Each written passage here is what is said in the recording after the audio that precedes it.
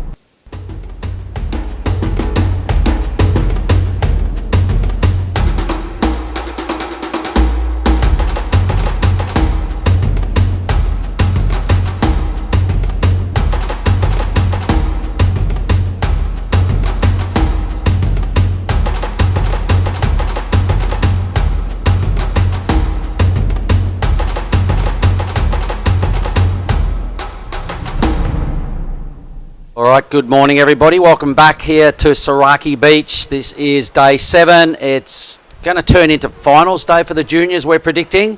Haven't had a good chance to have a look at the surf yet. I've only just arrived and to me it still looks pretty good, but we might get the official word from Billy hanging down there in the contest area for a pitch report. Over to you, Bill. Yes, thanks very much, Mark. Mate, I am down here with Philip Duke. You've been up all morning, mate, checking out the action from the balcony. Why don't you tell everyone at home what the waves are like and the wind and all that sort of stuff? It's offshore. Got a bit smaller, but it's still some fun waves, so it's going to be a great day of competition. Thank you.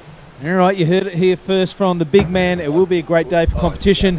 What we're going to do, we've got the men's quarterfinals to wrap up, and then straight into the semis. They'll be 25-minute heats. After that, it's on to the big show, the finals. They're going to be half-hour heats, both for the Pro Junior men and the Pro Junior women. You'll see this guy in heat number 2. Are you pumped up? You ready to go? Yeah. What are you going to do? Just surf? Yeah, pretty much. All right, hang around to see Philip Duke Jack surf because it's going to be great action. Give it there, brother. Come on. Best of luck. Don't go anywhere, folks. It's going to be a great day. Now check out this highlights package from yesterday. It's another banger. Good morning, everyone. Day 6 of the Nias Pro. The news is over my shoulder. The machine continues to pump out some really good waves.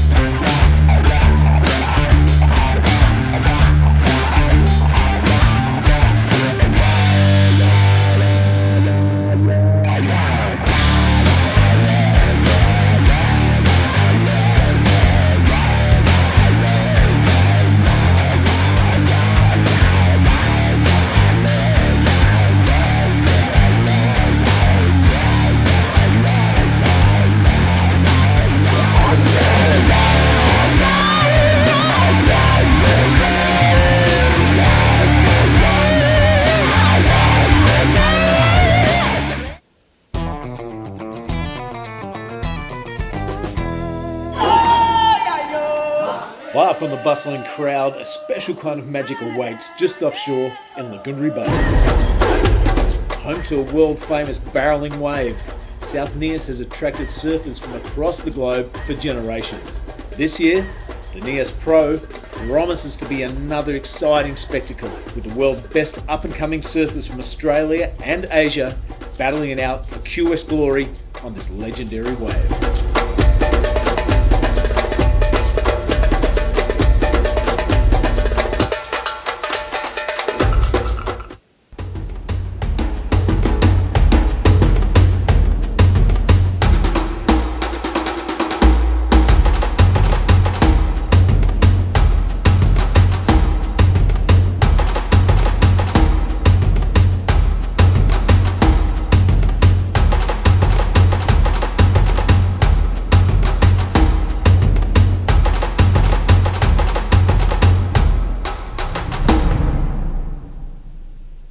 Good morning everyone, day 6 of the Nias Pro. The news is over my shoulder. The machine continues to pump out some really good waves.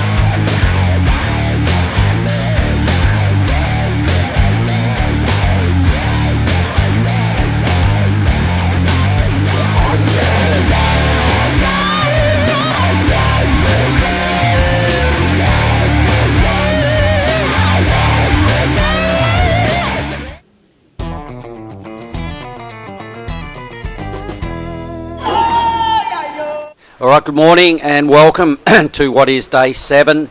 This is going to be a ripping day. It's all about the juniors down here today at Saraki Beach. We have junior boys quarterfinals rolling out right now. I am Mark Clift. I'm joined by Di Wacko. And straight into it is our surfer, our local lad. It is Kevin Wow.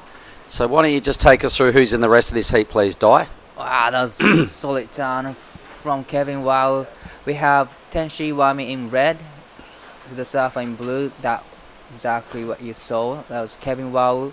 Made Mahendra in white, Julius Wow in green. So 2 Wow Indonesia. Yep, couple of locals, and 1 from Bali, and we have 1 Japanese surfer. So there we go. That's the state of play. They're 25-minute matchups, as you can see, everybody. Kevin off to a quick start. Much better than yesterday. He got a little bit wave-starved in his heat yesterday, and he's changed his tactic straight out of the blocks here this morning. It won't be a big score for Kevin, but he's got some runs on the board. Haven't had a good look at the ocean yet myself, mate. Been a little busy down here this morning getting ready. Have you had a bit of a look at it? Unfortunately not, I haven't. But looks like, you know, a little bit smaller, but still decent waves coming to the lineup. So hopefully see some more actions probably today than getting barrels. Well, these frothing groms, there's 4 of them in every heat, so I imagine the wave counts will be high, even though potentially smaller and less opportunity than the last few days. Kevin's wave in at just a 3.67. How good was that highlights package, mate? Oh, I was just watching whole way. It was great watching. Really loved the men's finals, getting barrel in the last few seconds. It's great to watch. It was so good. We had to see it twice. So thanks to the ASC media team for capturing all the stuff that went on yesterday, stringing together that highlights reel. It was so good. And you could see Winter Vincent threading a couple of draining barrels. He got his 2 best numbers against Josh Kerr in the men's final right at the back end of that final. I think he locked in a 9.67 on his very first wave, actually. And then he got it together and got another banger right at the end. And Josh Kerr, he did all the right things. He held on to priority for a long time. He had a good score. He was in the lead. And he took a wave, and there was a better one behind it. And Winter got absolutely barreled off his head. Took his first QS win, his first 5,000 win. And Alan McCaffrey played a pretty good game yesterday up against the young Oceana Rogers to take her first win, a big win as a 5,000. So congratulations to those two. But today we got a different story. The Groms are in the lineup, and this field, this field is very, very strong. We've got a lot of Japanese surfers in this. We've got, judging by what I saw yesterday out of those 8 grommet heats, we've got a lot of really, really strong surfers still in the draw, yeah? Right, especially Tenshi Wame, who's in this red, in this heat. He's really focused because, he didn't do well in Kurui QS and here in Nias Pro as well. And unfortunately, he was drawn out in the Kurui Pro Juniors due to the injury. So probably he's really focused right now, just trying to win this, junior event. So we're gonna finish off the finals, today. We are. That's what's on the format. So, barring perhaps any lightning or anything like that, there was quite a bit of activity going on in the morning twilight. Fair bit of lightning out to sea. It's still been raining, sort of dribbling down most of the morning. So it's a slightly different look down here. The ocean is still same. It's got that Indo glass about it here this morning as usual. The waves have backed off a smidge, which is why we pushed pretty hard to finish the QS yesterday in really strong waves. Yeah, this is the first day actually we have raining whole morning. Yeah. And lucky that we didn't have thunder action going on. A little bit of thunder, but it was all out to sea. Fair bit of lightning out to sea, out to the south. You can see right in the distance some darker sort of clouds. That's it's probably fairly intense down over the Tallow Islands. They're located not far from here, straight off the top of the picture there, south Tallow Islands. And generally that's where the weather comes from, the nasty weather when it does come.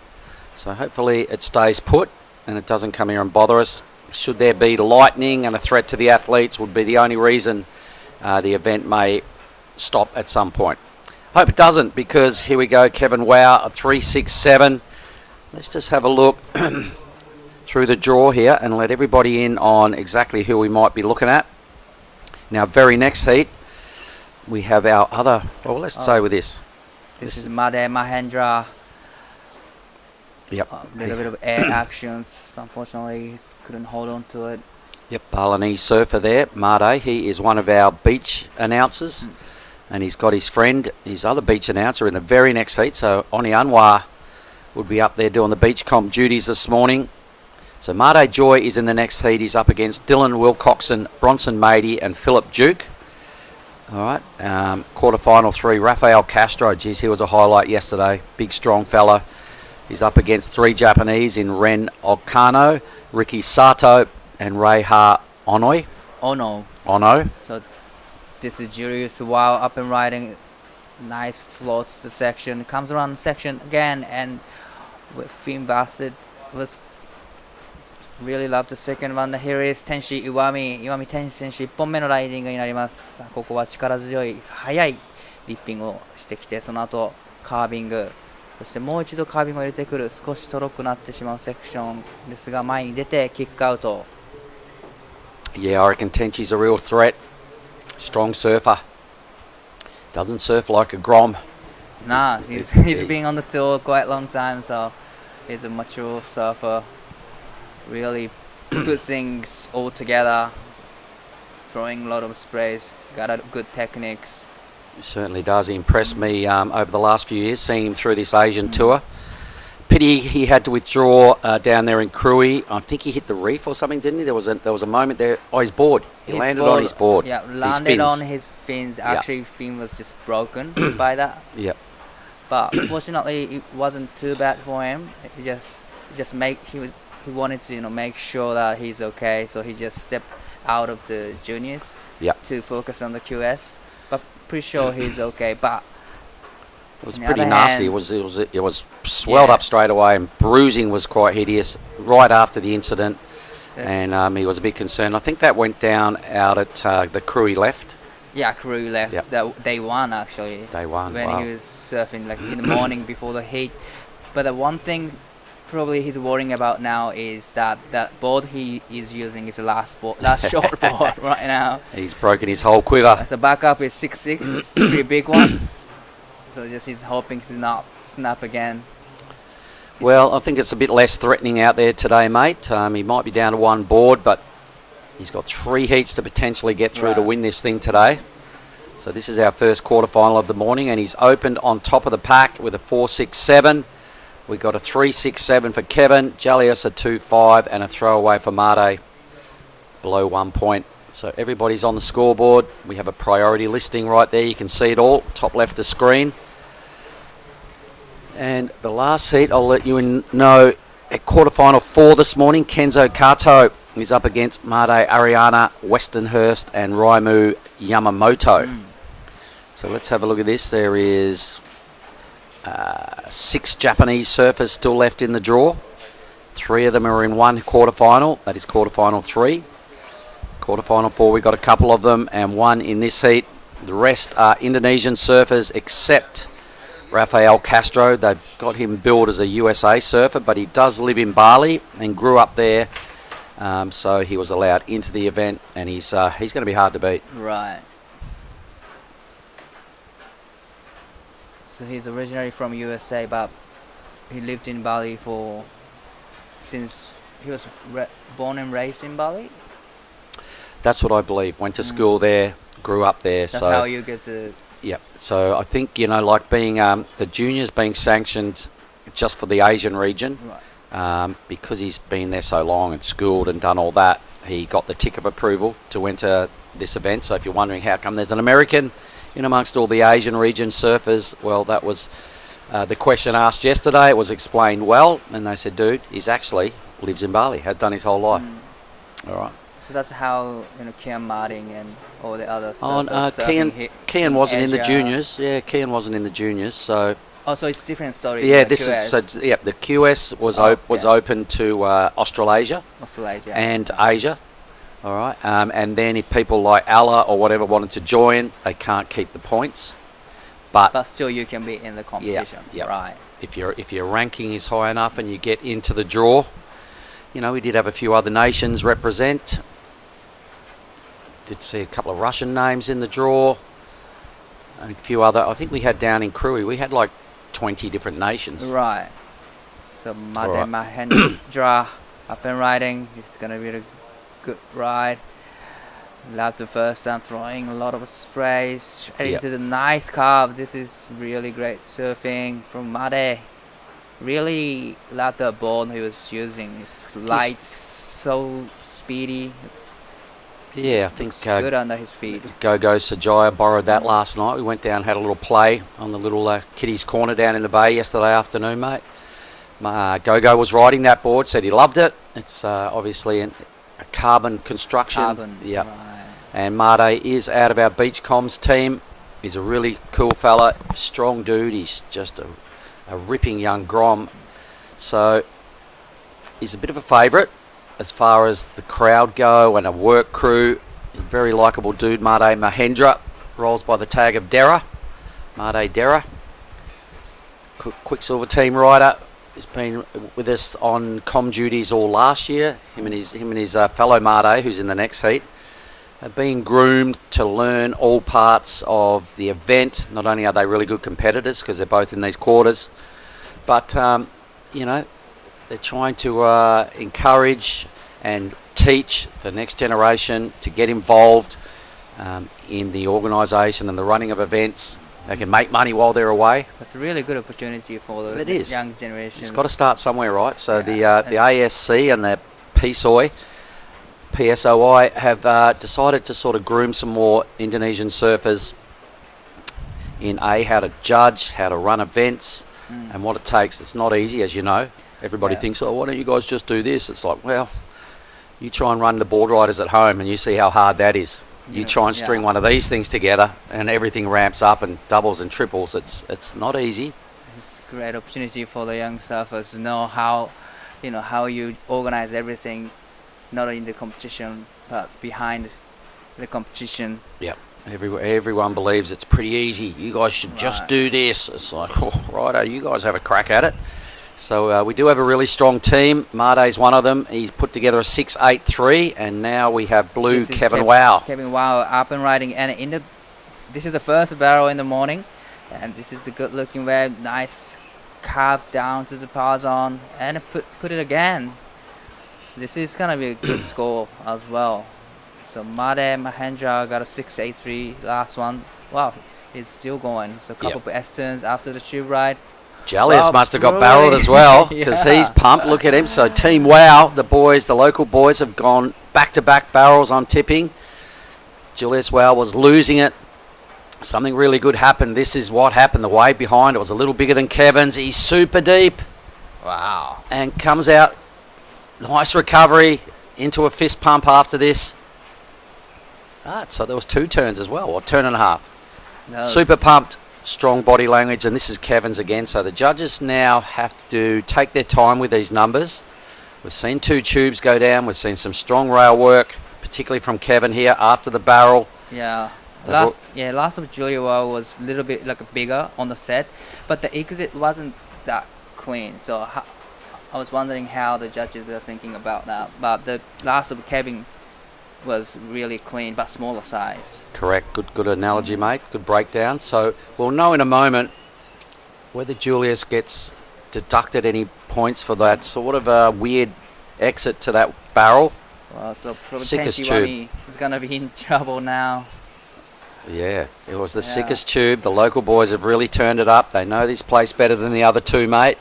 They've got the 2 best waves of the morning. The numbers coming through for Kevin is a 6.17.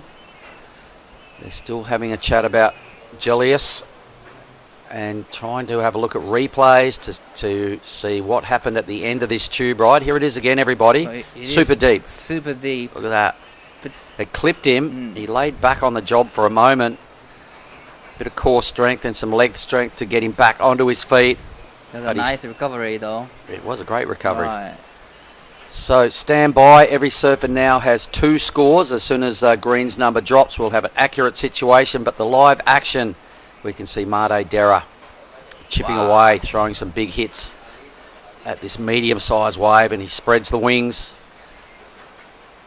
There he is again. He is a powerfully built Balinese surfer, leggy arm board rider.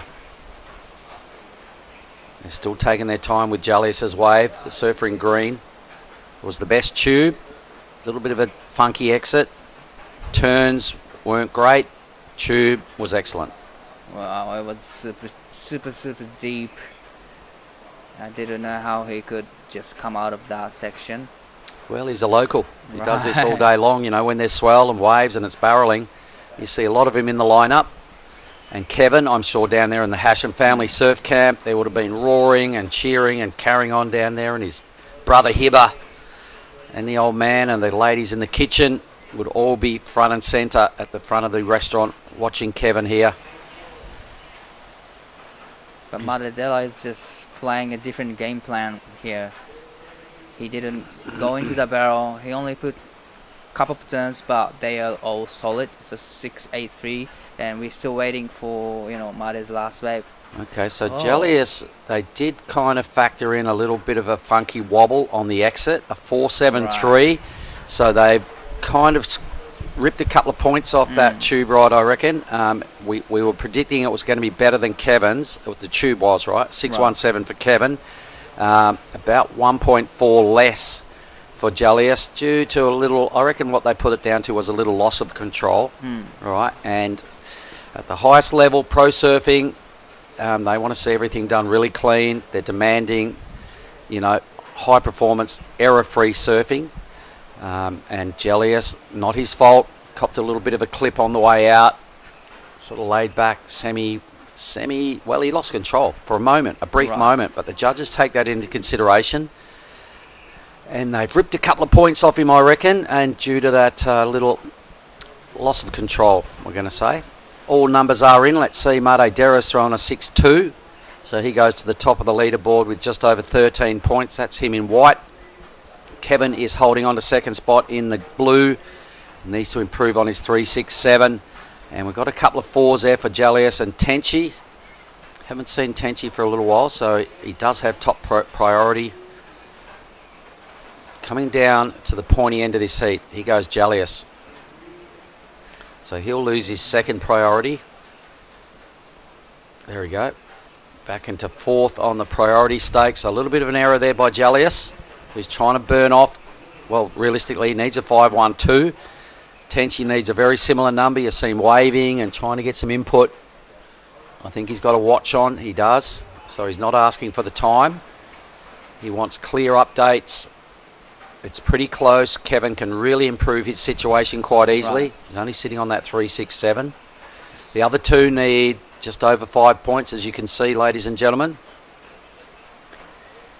So let's have a look. It's just after 7 a.m. down here in southern Sumatran time. I hope everybody around the world that's tuning in hangs in there with us today. We have 10 heats to finish off both the Pro Junior men's and women's. These first 4 quarterfinals are really stacked. There's one spot up for grabs on the Asian rankings for the juniors, for the men's, to go into the junior world titles. Right. And I think it's a similar story on the women's side of the draw. So there's not a lot of margin for error. You've got to win these events or place super high. There's only a handful of them around the world. This is, I think, event number 3 for the junior rankings.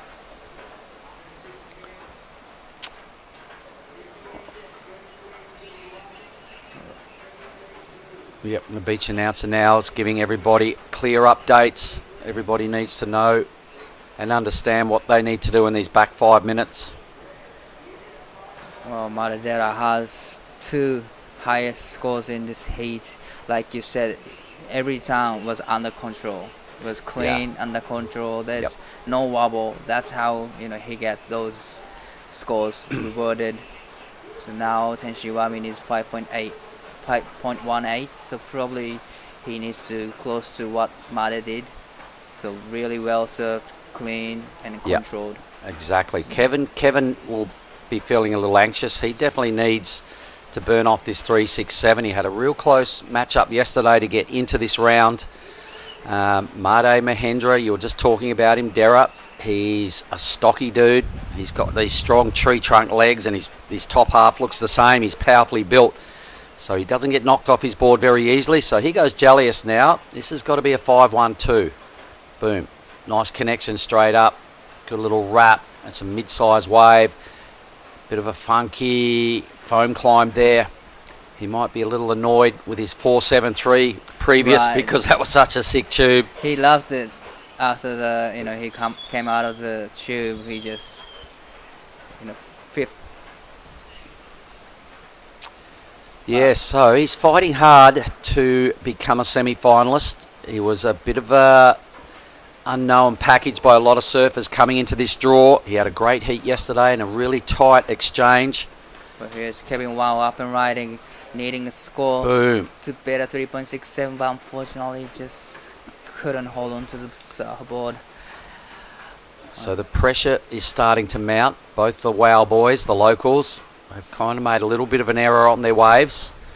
So they probably won't improve their situation. Jallius's number kind of does. Judges give him a 4.3. So it improved his 2-wave total, but it didn't improve his situation. He still needs a 5.12. Time is ticking, 3 minutes and 30 seconds remaining. So pressure's on Tenshi Iwami, but he's up and riding. Tenshi Iwami 選手、3本目のライディング、これは重要なスコアになってくる。5.18 が必要ですが、素晴らしいターンを2つ、3つと入れてきました。So Tenshi needed 5.18. Wow. And wow, that was a great surfing. It was smaller size. It was not on the bomb, but still managed to put 3 turns in. It was really solid. Strong. You know, that'll be one of the best waves. It'll be right there with all those other high-end numbers in this heat. Trust me, Kevin's about to drop out a second. Jallius will go down to 4th. Probably it's gonna be close to Mare's Here it is second best again. wave. So let's have a look at this, everybody. So Tenchi was saying is really strong and polished. So that was just an A-grade connection. And again, even better on his second hit. Yeah, the judges are going to love this. They want to send the message that that's the sort of surfing they want to see here on finals day. Sure, there was no tube attached to it, but I think the tubes are on limited supply. 6.4, right. So right there with one of the best numbers. Time for Made Dera to answer back. He's still in the lead. Here we go. So in comparison to Tenchi, A little bit of mid-face carving for Yep. the first turn. yeah, So the, probably, the judges will squarely look at that, die, and go, right, compared to this fella, not as good. Right. Well, just quick in and out from Tenshi Iwami. So 2 minutes remaining, and Tenshi is now in the second. So now Kevin Wow needing 4.91 to go into second. That is a big carve straight into the second. Good combo. Great combination from Kevin Wow. He really liked it. But is it gonna be close to Tenshi's last wave? He needs a 4.91, Kevin Wow. Not a big score. It's not a big score. It was a small wave. It was strong surfing. I really liked the combo. That first hit looked great. And that's the way he laid the straight back on rail into a ripping second move. So this is a combination of big hits. You watch this, no downtime. Crunch, boom. So he didn't waste a second of opportunity. He wasted no wave face. Judges have got a decision to make here. I'm not going to preempt anything and make any predictions. I'm just going to let the judges roll this one out. There is 3 numbers coming, so even Jallius got a wave. So But here's Tenchi. I think he needs this. Tenshi Iwami アップライディング5本目のライディング、ここでバックアップを広げていきたい。セットの波に乗っています。さあここはメイクしてこれず。That's a little bit of a mistake from Tenshi Iwami. Wow, Made Dera. So this heat's just gone nuts right at the back end. That was a heavy back foot hit. Again in the pocket. Handles it well. A little bit of a fluffy error out wide. A couple of big hits. He's trying to improve on a 6.2. The back end of this heat has really come alive. Everybody's staking a claim to become a qualifier and a semi-finalist. I've got no idea who gets through this heat, folks. You've all watched it. You've seen exactly what I've seen. There might be some replays coming out of shortly, but either way, there was some A-grade surfing coming out of blue, red, white. Wow, this is a great smooth carve from Maredera. Yep, so the heat is over. Got no idea who gets through this. So what do I think we'll do? This could take a while, so we might throw to an ad and get back with Heat 2 and the result of Quarterfinal 1 right after this. See you in 1 minute.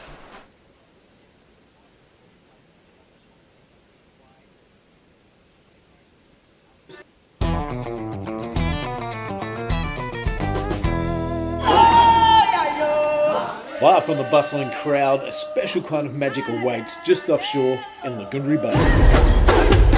Home to a world-famous barreling wave, South Nias has attracted surfers from across the globe for generations.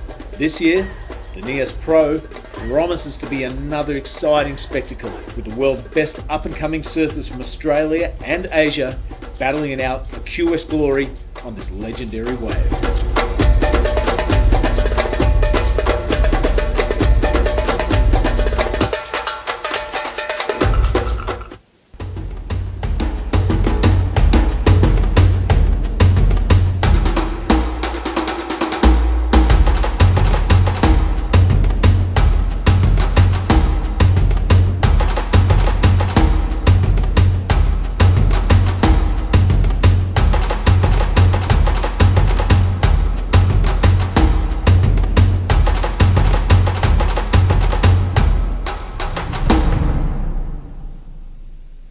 Good morning, everyone. Ladies and gentlemen, we still have no idea who wins. Numbers are all starting to filter in. We've got one more score, but I think it's all academic. It's looking like Mate Hendra is going to hold on to first. He's still got his last scores dropping now. It's a 6-7, so he increased his lead. Tenchi Iwami, the Japanese surfer in red, hangs on to second narrowly by 0.17 over Kevin Wow. So the judges, you know, they had a lot to decipher out of that last exchange. It was gnarly close. Kevin will finish in third, Jelius in fourth, wow. Billy Hangen, good morning firstly, and what a blockbuster finish to that heat. G'day mate, that was super exciting. The right-hander coming alive in the dying moments of heat number 1 for the morning. So congratulations to Mate and Tenchi Iwami. Solid performer, Tenchi. Always dangerous. Look at this, heat number 2 is going to feature my co-host this morning at the pitch report, Philip Duke, Bronson 80, Dylan Wilcoxon, and Marty Joy Satoriawan, an all-star affair for heat number 2, quarterfinals. This is the Pro Junior. Yep, they don't get any easier, do they? We've got a full Indonesian lineup here. Mate Joy straight out of the comm duties. You can see Tenchi Iwami. Yep, he's just heard the news. Throws his head back. Surfed a good heat, mate. He's a quality act. Strong surfing on a few good waves, probably 3 good waves.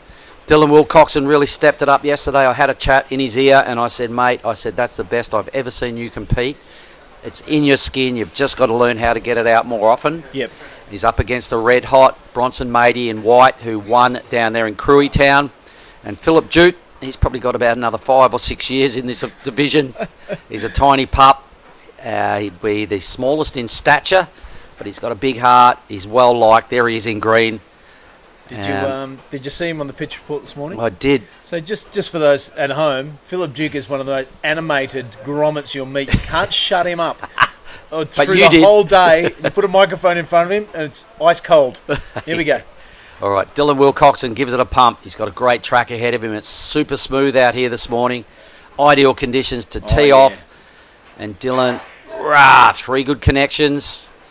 Won't be a brutally high number, but a good way to start. Confidence, 3 good hits, finishes your wave on your feet. And I'm really loving the fact that he got one early. Keep that belief. His dad will be down there out of the Kandui Resort. Good on you, Ray. Loving the fact that he brought a little squadron of Mentawai surfers this year. It's all a big learning curve. Yeah, it's great to see all that Mentawai crew down here. It really helps if you can travel in a gang or a big pack, because not everything is fun and games. It's not just surfing these heats out in great looking waves. You've got to make sure the tribe gets fed. You've got to make sure the tribe gets somewhere to sleep. And you've got to make sure the tribe is happy. All right, mate, have a look at this. It looks Wakadai's surprised by something, but he shouldn't be surprised by the winner of the last heat. Take it away. Madedera, how are you? Good, really good. You look so sharp out there. You had a really great heat. So tell us through your heat. How was it? It was really good. I just wake up and get the first heat in the morning. Feel stoked. I got my carbon board working good. Yeah, feels good. Yeah, your carbon board really, working great under your dimension. What's the size? This one I got a 5'9", 27 liters. So a bit smaller, but I got a lot of liters, so it's fine. Oh, it's a small board, but still you throw a lot of sprays, yeah? Well, you're going to be surfing probably in a couple heats in the quarters, so... in the semis. Yeah, wow. How you feeling? Feeling great. I just want to make the final. Last com in Korea, didn't make the finals. Pretty bummed, but I try to make it now. Last year in the Pro Junior as well. All right. You're solid, so you'll be fine. Well, this is first Bembe in the morning, and good luck in the next semis. Thank you. Thank you so much. Back to you guys. Unreal. Thanks, Di. And it's always good to hear from Dara. He's a ripping lad, mate. And that was his partner in crime in red we've just seen. So they're both off the beach comm duties for the time being. But we can see Mate Joy on screen, Bill. He's going to have a good number to drop as well. Yeah, he scratched his way into a good-looking set wave, dude. It's that 301 and made the most of it. Really hit the lip once that I saw on the replay. But Dara, his goal is clear. It's his last year in the Pro Juniors, mate. He wants to take this thing out for sure. Well, keep surfing like that and step it up at the right time and every chance. So the numbers coming are middle of the range. It's going to drop in at about 6 points. 5.83, there we go. Still a pretty good start. Yeah, you that's know, good. and even for young Dylan, a 4.4 drops in for Dylan. So a completion by both those boys. They've still got more in the tank built. We've seen a couple of tubes here this morning. Did you see Julius Wow in that last hit? Did you see his tube? No, I was busy. Okay, so he got a really, really good tube. Plenty of height attached to it. Just and a long travel time, right? Right at the end of the tube as he's coming out, the lips clipped him and he sort of... Oh, no. He didn't fall. He sort of half fell, recovered instantly and rode on for another little mini move out on the face. But the judges, it was definitely going to be in the sixes. Yep. Kevin got the wave before and got a 6.17. Jellice's was a better tube, but the judges looked at that loss of control and probably took a couple of points off that. So he'll be... he's had the best tube this morning, Jellius. Right, gotcha. Yep, that's what Just I'm that going. messy exit. That's Messy going to cost exit. him a couple of points. Yep. I did see Kevin's last wave. It was a good combination of moves, but the wave was pretty small. It was. There was no danger about it. You know, it was very well executed, but there was no criticalness about it. So on the right path after the wows, that's for sure. Maybe conditions not suiting the local lads today. Well, look, Kevin's a really strong dude, and he showed us, a strong act on his last wave, and he got his 6.17 was a really good, nice tube with some good rail work. He's got, I think, plenty of time still in the juniors, but win, lose or draw, last year he also did really well in the men's side of the draw. We're talking about Kevin Wow. He's strong, he's stocky, a bit like Made Dera, and I'm sure one of these days when this Nias Pro rolls around onto his home turf, he mightn't have got the results this year, but I can see him featuring and at some point getting a podium finish here in the Nias Pro. So keep the belief, Kevin and Jellius. I salute you as well for that tube. Boom, boom.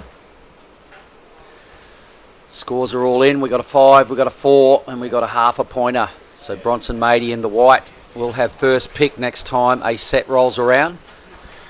Yep, the only one not with a wave to their name is the most dangerous surfer in the lineup, in my opinion. Bronson Mady, a great tube rider, but there's not many of those around today, so the turns are going to have to be big, and doesn't he have an arsenal of those? Oh, he sure does, and he's a real got a weapon of an air game as well. Has had for a long time, coming off a major knee injury.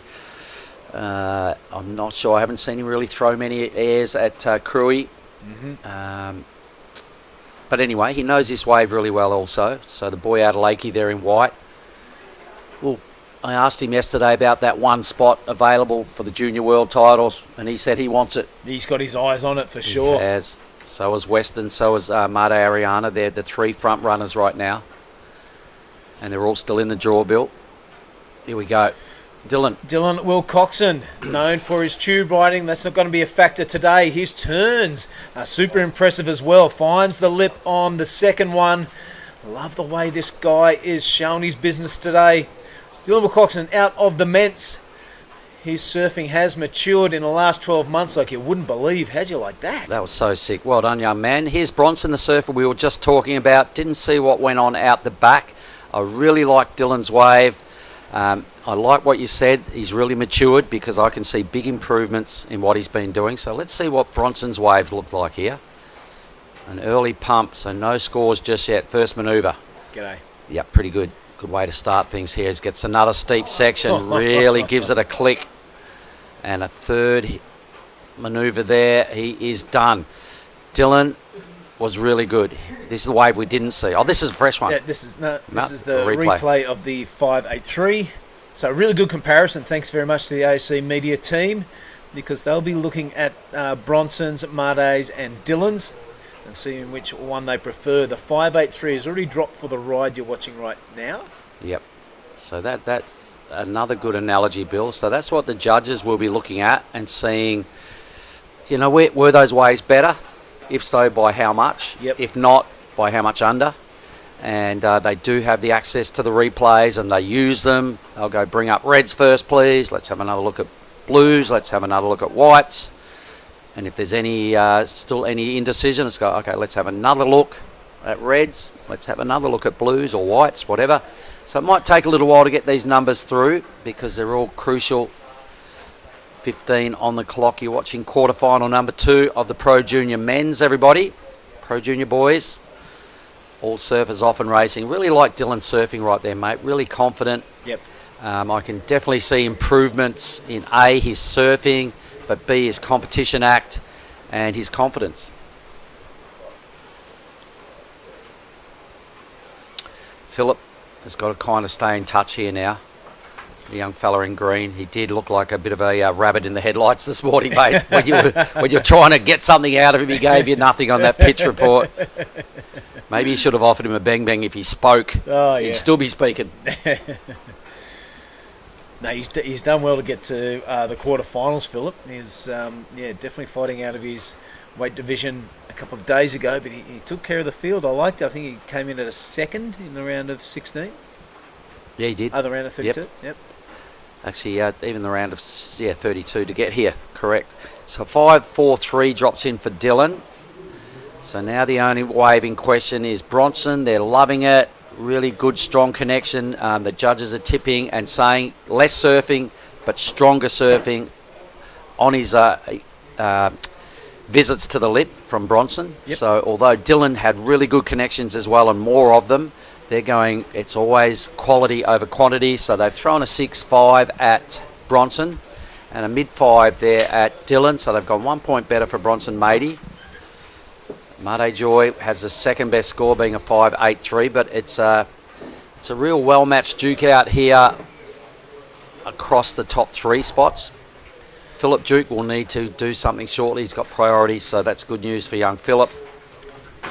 Yeah, that second turn of Bronson Matey's, that was money. Yeah. That was real good connection. Absolutely flushed it.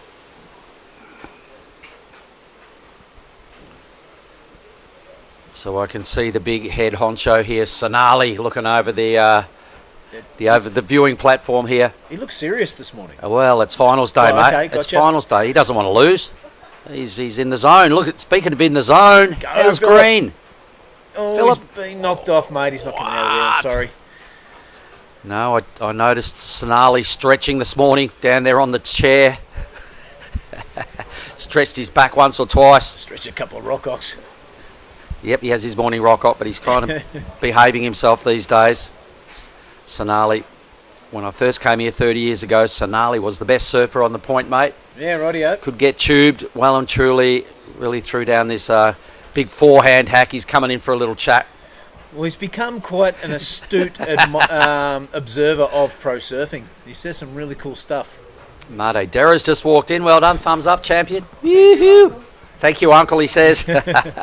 It's all about you today, mate. Keep the belief. 3 heats to win this thing today, mate. These are quarters, semis, and you've got to peak and do it at the right time in the final. Dylan Wilcoxon in the lead. He's got a 9.83 two-wave total. That's not going to be enough to be safe. Bronson Matey and Mate Joy do not have second numbers. A little moment there for Philip where he did not add anything substantial to the scoreboard. I'm sure his folks are watching on. His dad was here with him earlier, and he had to go home for work. So Philip's kind of playing it solo now on the point. I think he's been orphaned and adopted by other crew to help him out and get him back to Bali. Yeah, well, when I found him this morning, he was sitting up there with Luke Studer high on the balcony, checking out the action, flying solo, but a lot of these kids super independent at a young age who are brought up around Indonesia. There's a lot of travelling in between different regions when you live in Indo town, and the surfing family is really big. You know, you can know Ray up at Kandui's, and you can know someone in the south of Indonesia. And if a kid needs a hookup or you need a place to stay, everyone's just too happy to do it. Yeah, that's really well said. They are like a big family. The Balinese are really tight. They all look after each other. The Mentawai crew are here on force. Team Japan kind of, have got each other's backs. So Probably the best example, mate, is that guy on the screen in white. Bronson, Yep, he's from. he's from Lakey. And where's he live now? Yeah, he lives in Bali. And the Tanjungs took him under their wing. Rizal and Varun and Chandra said, righto you, how about you come and live with us? Have some Bali time. We can see you need it to, really hit his straps and get every bit of goodness out of the Bronson foundation that was made at Lakey. He's recovered from a big knee injury, but looking at that last effort, mate, he's in red-hot form. He's still got an air game to go to should he need it. And he said to me he wants in on the World Junior titles. He's in second spot. Mate Joy is threatening with a 5.83. Dylan Wilcoxon will have to burn off that 4.4. And Philip, I want to see him get 2 good waves.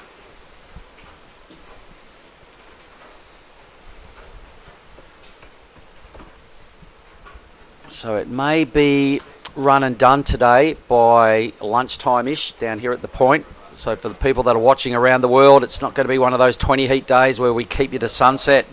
We're going to be done by about lunchtime. But this little Grom is on. He's Philip Duke. Yeah, come on, get inside that thread and come out. He doesn't. Pops his head up through the sunroof, and that's going to do him. Yeah, another throwaway number there for Philip. Just not able to find the A-grade waves. A little bit less inexperience up against these other 3. He does do really good in comps in Bali. He's been around the contest scene for a little while, Philip Duke. But, he's got, when you're up against Mate Joy, who he's been doing it for a long time. He's a fair bit older. Bronson Matey, who's 20, and he's well established. He's been doing events for probably 9 or 10 years. Big rigs. And then you're up against Dylan Wilcoxon, probably the pride of the Mentawai region right now. Yep. And then you've got little Philip, who's been adopted by somebody on the point this week. I'd adopt him. I reckon he's a ripper. Me too. I love his act. Can kick a football too. I've had a few kicks with him over the time, and he's got some AFL skills, mate. Well, he spent a bit of time in Australia. Remember we saw him down there for the small fries a few years ago? Yep. When he was even littler. Was that possible? You mean he shrunk? Little quiet achiever, Philip, but he's in trouble. He needs a 5.44 as a dead set minimum because both white and red sitting on one wave. That can change quite easily. The boys are having a chat out there, I reckon. Are they Joy's all smiles? He's all smiles, but he's in third position. Yep. 8 minutes. So even Dylan's looking quite relaxed, but I reckon under the bonnet there's still some nerves. Well, both Bronson and Mate in pretty good positions, Mark, because the 6.50 for Matey and the 5.83, should they become backups, they're the biggest ones. Two best numbers. Yep. Sitting in second and third. So Dylan Wilcoxon can't rest on his laurels here. I think he's got to take some confidence out of that 5.43 because he hit it hard. His connections were really crisp. There was no bogging. His confidence to me looks like he's on, but he needs to find a better wave now and burn off that 4.4. Something's going on, Bill. Who's got Prioritas? Prioritas sits with Meta. That is red, and here he is. This is Mate Joy. Pumps that high line to get a bit of speed. He's got to show some power. He does that. Bit of a check turn because this wave is running off. Finds the lip, but cannot get the completion. Mate Joy, 7 minutes to go. It's back to the drawing board. Yeah, mate. He'll move into second. He only needed a 0.68, so for sure goes up a spot. The first turn didn't connect at all. It was just a half move carved down. So he was probably feeling a bit of pressure to go big on his second move. So he tried it, spun the wheels. It was a hard to hit section, and the error came. So he'll be scored and assessed off his one carved down, a 193. Yep. So a little wasted moment there for Mate in these limited minutes. You've got to capitalise here and pay some homage to the fact that he's up against Dylan Bronson with a 6.50 in the box seat now with priority. So any sort of score for Bronson will help. A 1.26 or better straight to second. And he'll probably need a couple of points better than that. So he probably needs a 3.26 or thereabouts to go to first. Probably a 3.4 would get him into first. So everyone that's watching around the world, welcome to our last day of competition. Right. It's been a big 7 days, Bill. We're going to be finished about lunchtime today. We can have a breather and down tools and enjoy the rest of our time here at Lagundri. Yeah, it's been a good 20 or so days away by the time we get back to respective homes around Indonesia. But what a fantastic time it's been. First in Krui, now in Nias. Really enjoyed it. And to my boss, back at Limbongan at Largo, I'll be back soon. Thanks for the time off. But it's a great time and really rewarding thing to do, traveling around with these young kids in this division, and then the older young adults in the QS 5000. Their energy is contagious. It's a really cool scene, and I can't wait to do it again next year. Yeah, so the women's rounds are coming up as well today. They've parked themselves in semi-finals. Just glancing through the draw, there are 5 Japanese out of those final 8 women's. They're going to be on directly after these 4 quarterfinals, women's semis. But Bronson needs a wave, all right? So we can see him right in the middle of the screen in the white. If Mick's watching this morning down there in Pachatan, Salamat Pagi, brother. Philip Duke, a little bit bummed that he hasn't got the waves. We know he's much better than what he's shown, Bill. Yep. A small guy needs a tube, or he needs a couple of really big hits. Bronson, though, can really upset the apple cart here just by riding another wave and just playing it cool and doing Bronson things. He's another person for me, mate, that has improved his competition act. Yes, free surfing's always been featured on every highlight reel coming out of Indo for years since he was a little kid, but it's a different beast when you put the rashi on, get out there. There's different pressures, there's different tactics. He's done well. And because he's been such a high-profile person, getting clips all his life, and he's made a movie, signature movie, being Bronson, he put the rashi on. Sometimes he felt like he had to surf for 12s every time, you know, like, and he was making errors, and maybe he felt the weight of expectation being Bronson, but you've just got to play the game. You've only got to beat 2 other people each time in these 4-person heats, or you've just got to do enough to get to the next round, and then blow up in the final.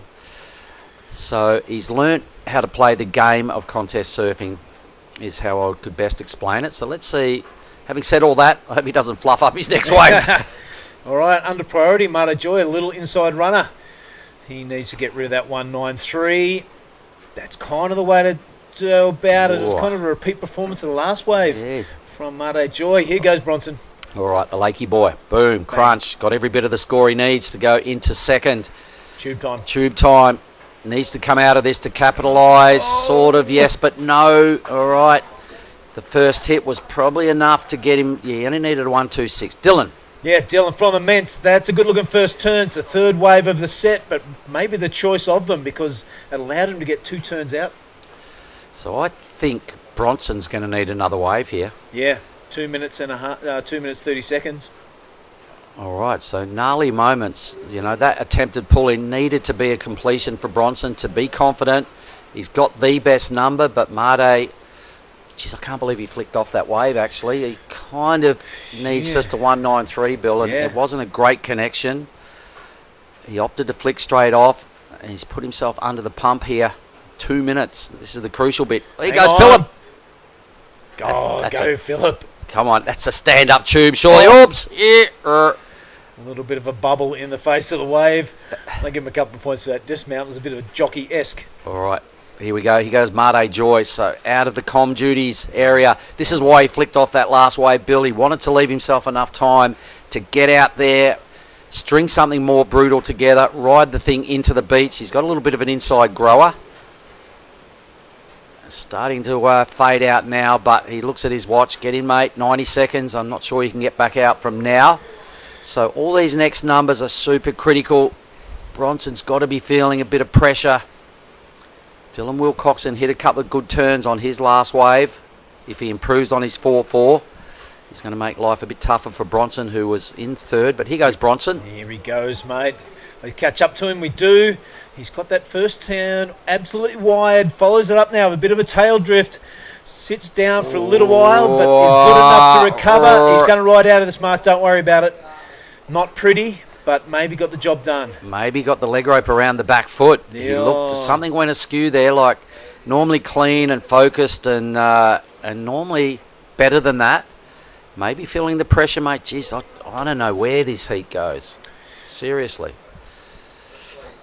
Yeah, we're only doing 10 heats today, Mark, but the judging panel been flat out already. They have, and we saw that the dramatic finish to that last heat, and we're getting another one. There's only 30 seconds to go. Philip got an overhead wave, and basically most waves are today for Philip, but he kind of hovered around the tube without getting tubed realistically. A 2-4 drops in for Made Joy, but I've still got another number to come.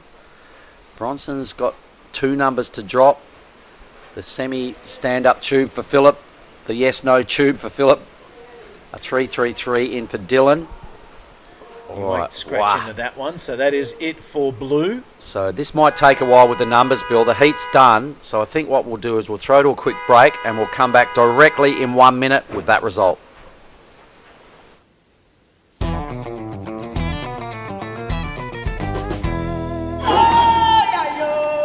Far from the bustling crowd, a special kind of magic awaits just offshore in Lagundri Bay. Home to a world-famous barreling wave, South Nias has attracted surfers from across the globe for generations. This year, the Nias Pro promises to be another exciting spectacle, with the world's best up-and-coming surfers from Australia and Asia battling it out for QS glory on this legendary wave.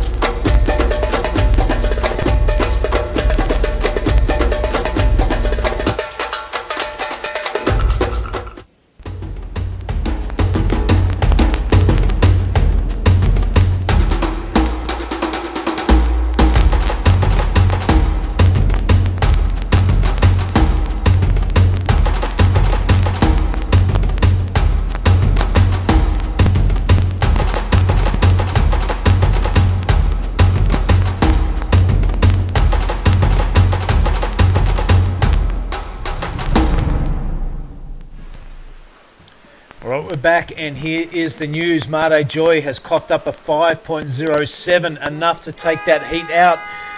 Bronson May 80 has been rewarded a 3.53. That is enough for Bronson to go in second place. Dylan Wilcoxon can consider himself quite unlucky not to get through that because he surfed a great heat.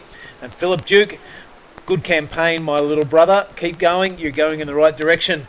Welcome, Di. Run us through these surfers, please.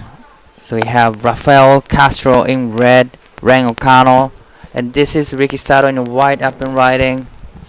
Really great turn right there. Unfortunately, the wave just fat out, but we have Rang O'Connell in blue, Raiha Ono in green. So 3 Japanese surfer against USA surfer. High drama in the first 2 heats of the day. We've had to go to the scorecards after the final buzzer on both occasions. But it has been Made Joy Satriawan and Bronson May 80 in heat number 2. Quarterfinal number 2, if you don't mind. Both of those guys will progress into the semis. 4-man heats the entire day today. 4-man heats in 25 minutes heat. Yep, when we get into the finals for both the Pro Junior men and Pro Junior women, we're going to extend to 30s. Right. But it looks like there's a lot of options coming into the lineup this morning. Last couple of heats I'm watching, but there's so many waves ridden. So it's a good sign for all the surfers, gets like enough opportunity to showcase their surfing.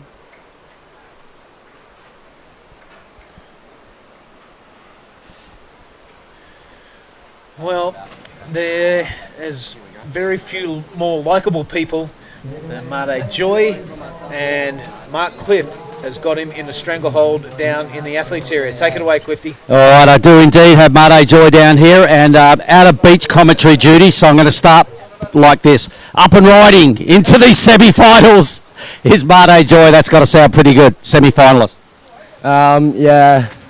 It's been my first time to go through to the semi-final, especially in Nias, and I've been enjoying this QS since 3 years, so it's gonna be feel good for me and my experience. So all right, well, you're ripping, and I know he's a little bit fluey, guys, so we're going to just ask him one more question. You've got one of these carbon boards as well, and man, oh man, it looks really good. Can you tell us what it is? It's actually shaped by Warner, and the model was a TNT, I guess, and Warner made me, it was kind of thin one and super light. For sure carbon is super light, but yeah, this one is, I think, way more lighter board than I ever try. So I try a couple of time in bits break back in my home break. So it's feel great. And then I bring to Nias. It just felt like fast and a lot of control, like speedy Mick Fanning. He's a speedy Mick Fanning, folks. Listen, I'm going to let you go and stay in the zone. I'm going to shake your hand. I'm going to give you a bang bang, all right, and let you go and recover. And I'm just going to wish you all the best of luck. 2 more heats to win this thing. Keep the belief, bro. Thanks, boys. Yeah, good on you, Clifty, and good on you, Made. So blackboards go faster, apparently. Ty Graham, what have you started? Everyone's got on the blackboard. Right. Probably just, it's got a little bit smaller, so carbon will do best. But here it is. 小野ライハ選手、これはすぐプルアウト。So not much actions going on. Not much action going on, mate, but there is Rafael Castro. He is a dangerous opponent. We saw him get absolutely shacked on every wave he took off on yesterday. He couldn't find an open face to do a turn, so he just parked himself in a barrel. Got about 10 in one heat, and he was unstoppable. Yet to catch a wave. さあ、小野ライハ選手、2本目のライディング、ここはスコアをまとめていきたいところ、少し肩が張りづらい波ですが、一発きちんと入れてきました。Here he is now. This is Castro looking strong off the top. Love the way drift the tail on the second. This is going to be a great wave if he can complete it. He does. So Rafael Castro off and running. さあ、佐藤力選手、2本目のライディングになってきます。ここは際どいところに当ててくる。そして大きなカービングも決めてきます。ここから少し波がフラットになってしまい、キックアウト。さあ、続けて岡野蓮選手、クイックなターンを入れて前に出てくる。そしてここはエアーに行く。しっかり板にホールドしていきますが、前に出てこれず。Oh, I like that attempt from Ren. Right. He was looking standing on the first couple of inches of his surfboard when he landed, but a great attempt at a good old air rev. It was great attempt from Ren Okano. So this is a replay of Green. Why how no? Really like the fin drifting off the top. But unfortunately, this wave just died out. But here is man in red. Rafael with some great layback turns and really rotating the tail on the second and third. It was a great combination. A lot of variety in surfing from Rafael Castro. さあ、こちらのサーファーが3名の日本人のサーファーがクレジットされています。岡野蓮選手、そして佐藤力選手。That is a really healthy number to open up the heat. Yeah, mate, 750 is going to look very good in the back pocket of Rafael Castro. He's a solid performer. He was late. He was late to getting to the contest site. He pretty much got off the aircraft down at Gununstuli. Right. Jumped in a BMO, got up here, put his rashi on, went out, and he's dominated ever since. Still under 21. Looks about 30 years old. Yeah, Surfs about 30 years old, but he's still young. So just he's in on the QS tour. He's been surf guiding up in the Mentawais. Oh, right. And a bit of inside info from Ray from pushing his own. This is the Pro Junior Men's division. That's going to be Kenzo Kato on the screen. Coming up next, quarterfinal heat number 4. We have Kato, Kenzo, Ariana from Indonesia, and Westernhurst and Raimu Yamamoto coming up next. Yep, Indonesia versus Japan. Right. Get in your corners, cheer on your charges. It's going to be great fun. So this is Ren Okano, Okano Ren 選手2本目のライディングです。Now, you notice up here the Pro Junior division is only open to surfers hailing from the Asian region. Right. So Rafael can also represent USA in the Olympics. Wow. But as far as there's a whole lot of stuff you've got to go through, you've Mark, this is Ricky Sato. 佐藤力選手、これは重要なライディングになってきます。必要なスコアが 5.77。ここはチェックターンをして、そのままチューブの中に少し波にかぶりながら出てくる形になってしまいました。Tell you what I have noticed about the Japanese surfers, Dai. there's not much emotion shown after they finish a ride. Right. Some surfers you can tell if they're disappointed with it or not, or they're really super happy. I mean, we've seen celebrations coming out of those big gaping tubes, Right. but from the perspective of their opponents, you don't know what they're thinking. Are they happy with that, or are they just a wave riding machine, a little bit cyborg-esque? Look at this, pulls off. You don't know, is he happy with that? Is he not happy with this? Did he get a good ride? I don't know. Right. So I think it's a real strength for the Japanese surfers to stay super calm, super in control, and not give anything away to their opponents. Another strong quality for our Japanese team. Well, a couple low scores coming in for Ricky Sato. So the last wave comes in 2.53. So this is not going to be his best 2 scores.現在メンズプロジュニアクォーターファイナルヒート3が行われています。第2位のポジションに小野ライハ選手、佐藤力選手が第3位のポジション、逆転に必要なスコア 5.77、 岡野蓮選手4位のポジションで逆転に必要なスコアが 6.04。 佐藤選手、そして岡野選手、ちょっとセットの方に乗れていないという印象です。ここからしっかりプライオリティを使ってセットのいい波を掴んでいってほしい。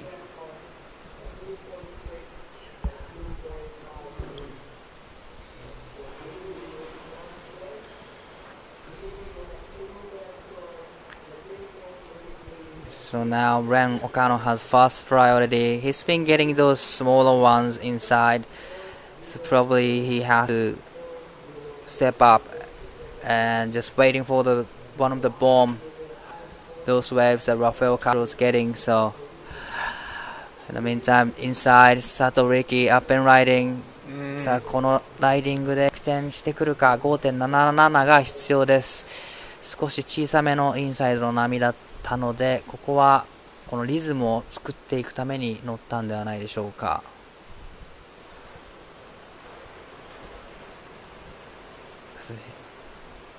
Here's a reply of lots of white, the smaller size waves, but he managed to put a couple turns in, but probably it's not gonna be his, or could be his best score, but not gonna be a huge score. So probably he's trying to just get in the rhythm first, feeling the ocean.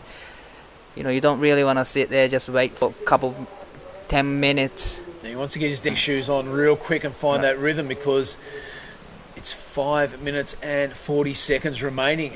He needs a bigger wave, and he needs to string together turns just like we saw in that last one to knock Raiha out of that second place. We'll see it filtering through now as suggested by Wakadai. It's not massive, but it does improve his scoreline. A 2.77. Enough for Raiha to go to second position. Ricky Sato now looking for a wave. Well, here comes a set. So Okano ran up and riding. さあ岡野蓮選手、これは10位のスコア 6.04 が必要。さあここクリティカルな場所に攻めてきています。もう一発入れてきた。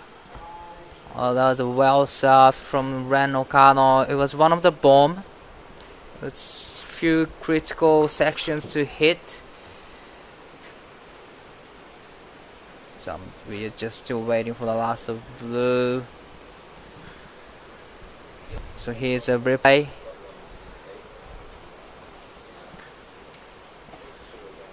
Well, Yeah, a couple of nice slices. That was a better turn in the pocket for Ren.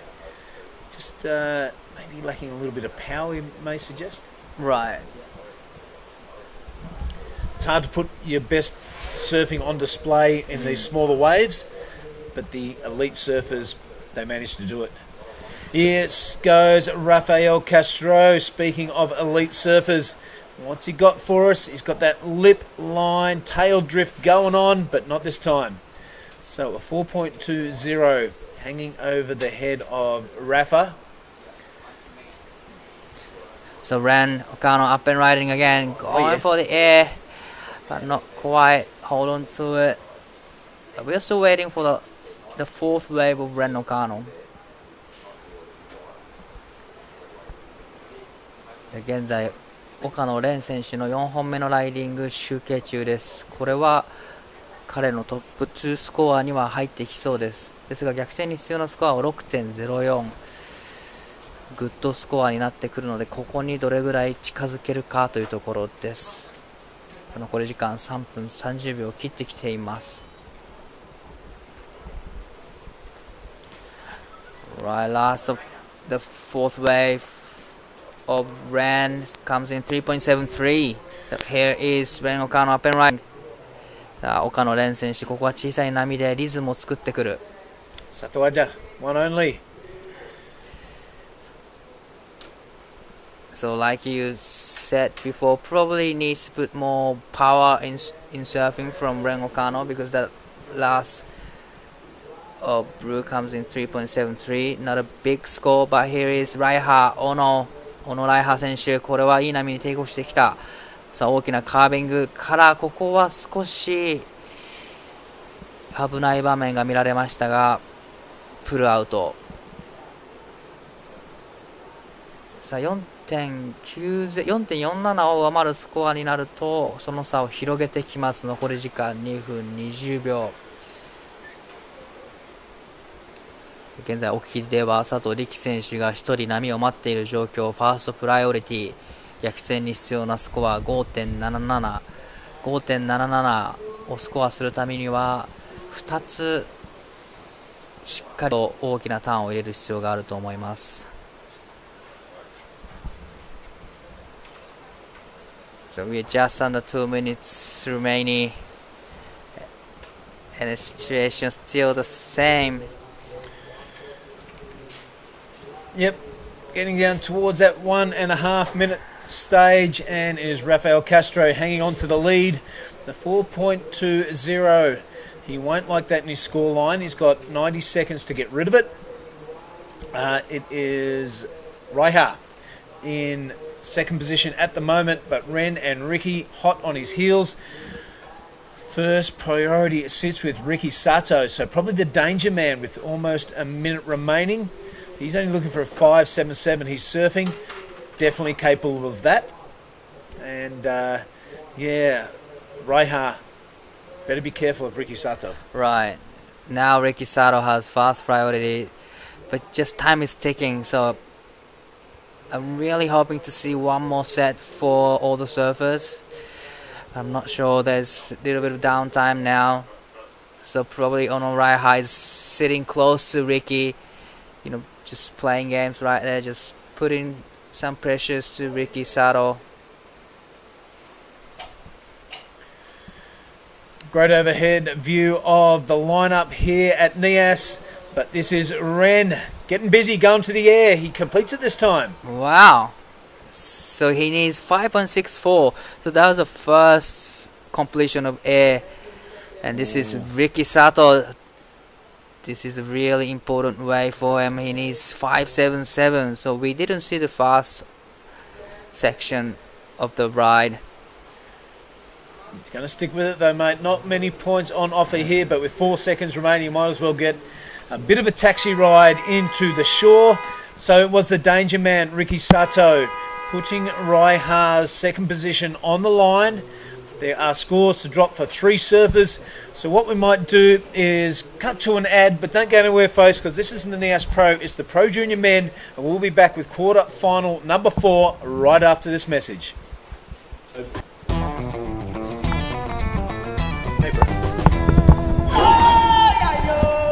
Far from the bustling crowd, a special kind of magic awaits just offshore in Lagundri Bay.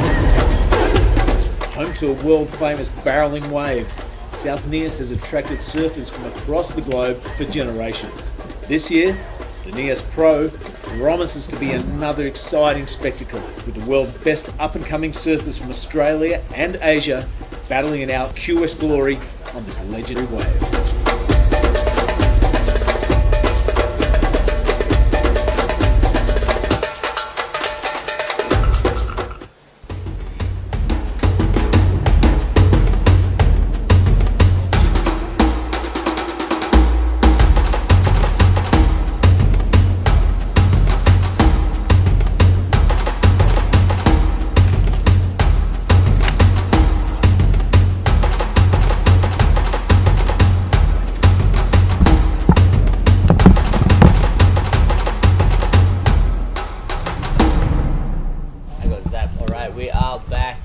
Good morning, everyone. This is our pro junior men's in the water. Still waiting for that last score of a surfer in blue. It's fourth place right now. So still waiting for that last heat score of a blue. Need a 5.4, but not enough. So there you go. We are going straight into our next heat. Good morning, good morning. So, Giada, how you doing? Like, it's the dangerous game to play with when you're waiting for so long, or you're pushing too hard, and that will play against your result of the. And here we go, a replay. Wow, surfer in red. I love how he set it up high line. This deep bottom turn into a smooth curve. Throw spray this one. I love this second turn too, Giada, like that. Rah, smooth. Of Fanning, how smooth he's carving. Yeah, I like that he really pushed the tail on that second turn. So that wave of Kenzo Kato comes in at a 5. So good way to start his heat. He was, below everyone. No one really could reach it. So that was a good start for our man in red.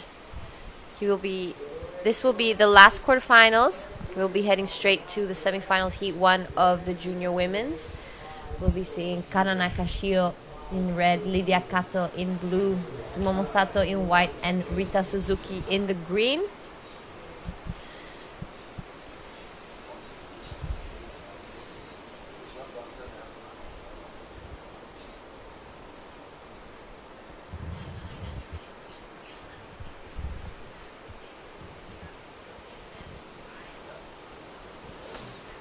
All right, and in the semifinal 2 of the Pro Junior Women's, we will see Mirai Akeda, Jasmine Studer, Kokona Kawase, and Kia Hewer.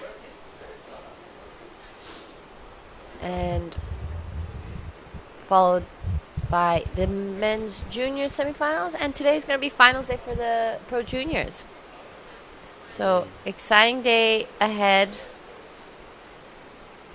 It's going to be a few sets rolling through. Look at the indicator, Oni. What do you think? Is he going to reach them or not? Yes, definitely will come. You hit this point where all the surfers sitting. As you can see how deep is white is waiting at the front. He's really waiting for that big set to come because that's where the big score are. So if you can just be separate that deep and he can paddle like from at the back. Pretty much, just the dangerous spot is that he doesn't have a priority right now. So if he paddles to a point where blue and green can snake it, because it's a first start of the heat, you don't have priority, so you gotta fight for your first wave, and that's the battle, positioning yourself and trying to make sure that no other surfer is snaking you. But once everyone take a wave, that's where priority board can control the lineup. But right now the position looks like Weston is gonna go, but he's gonna say, let's see how he can control the lineup. As you can see now is surfer in blue, Na Made Fajar, all the way from Sarangan, sitting a little bit inside. So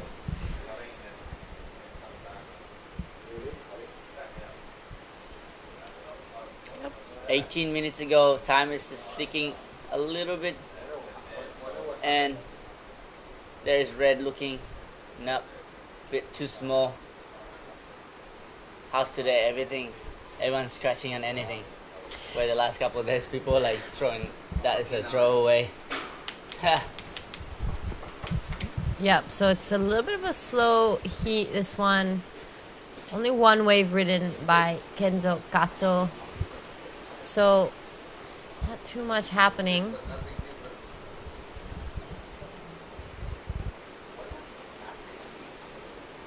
I'm sure we'll be hoping for some waves to get through.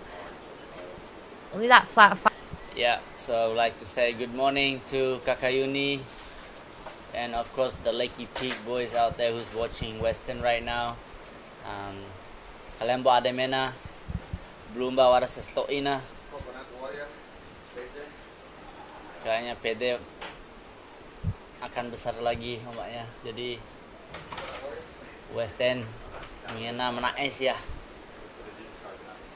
Semoga wara belum gaya podarul West End. Shout out to Troy.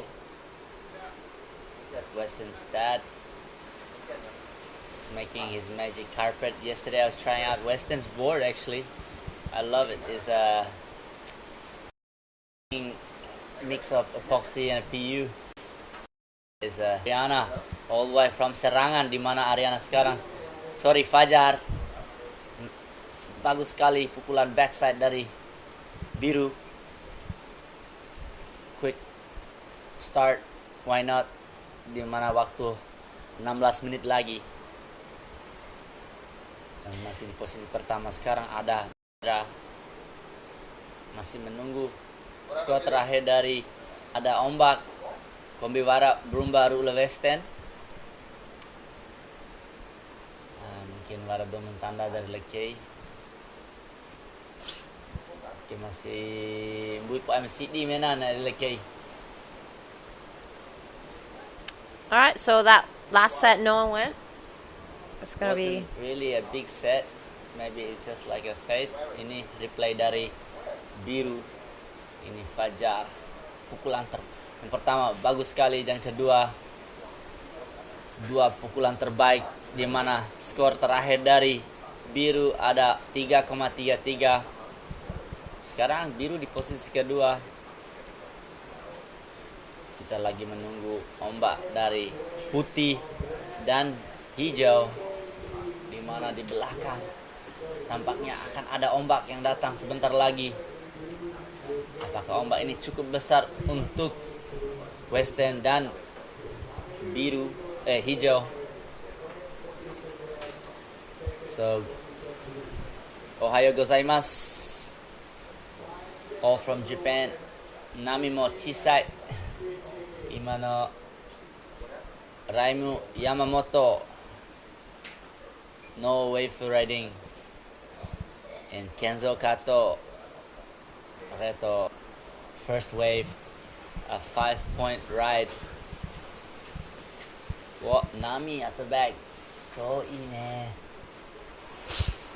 alright. So looking like there might be a few waves on the way. Hopefully those make it to the lineup. I would love to see Westernhurst and Raimu Yamamoto open up their account here in the quarterfinal heat 4 of the Men's Pro Junior. We'll be going straight into the semifinals of the Women's Pro Junior and finishing it off all today. So we have Kenzo Kato taking a look at that one. Wasn't really convinced. Yeah, so not too much happening on this heat. It's been pretty slow.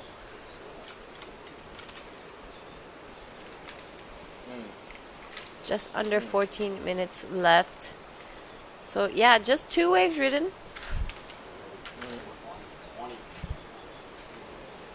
So what have been some of your highlights throughout the week, Oni? Well, a lot going on in this event, and I'm really grateful to be here and witness this beautiful event of Nias QS 5000. I really enjoy watching how good of a barrel riding of all the Japanese and Australian, Indonesian. It's a good show for me to be here to actually witness the young generation. There's a new name coming up. There's a new talent, So those are the highlights for me in this trip, and seeing like a surfer from Japan going good on backside, good on front side. We have this all-rounder surfing, and sitting out there, the highlight is like watching on sunset, just sitting there and look how perfect the wave is, and a lot of throwaways of wave the last couple of days. Everyone getting speeded out. It's like a surf trip pretty much. Come in here. So it's my highlight Jetta. As we can see, our surfer in green. This is Raimu Yamamoto. Looked like doing a nice turn here. Oh, almost fell, but we came out with a nice control. There you go. So now Western Hurt at the back. Di mana Western sekarang belum mengambil ombak dan Western mempunyai prioritas pertama sekarang.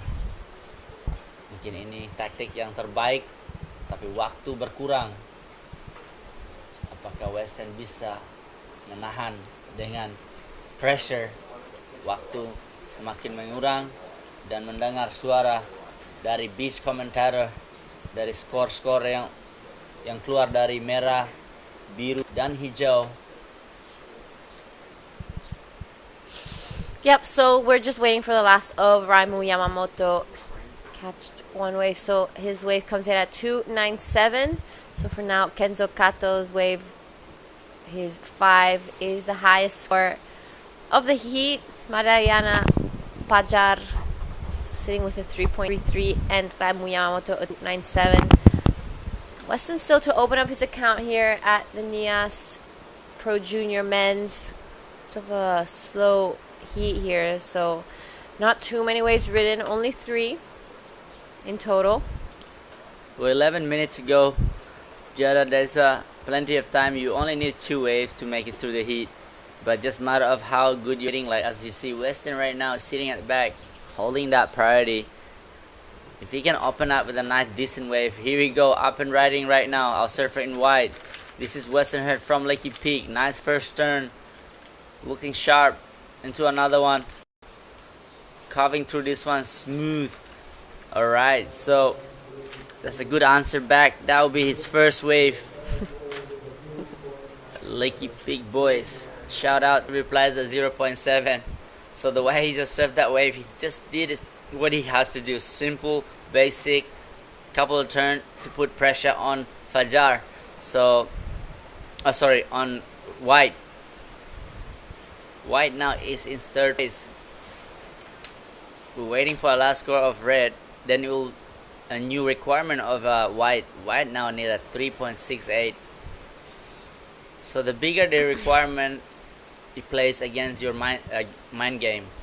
So the smaller is the easier to think, oh, I only need a 1, but now I need a 3.68. Let's see our replay. Surfer in red. He knows this here. You need to replace a 0.7. All I need to do, nice first turn, a simple carve.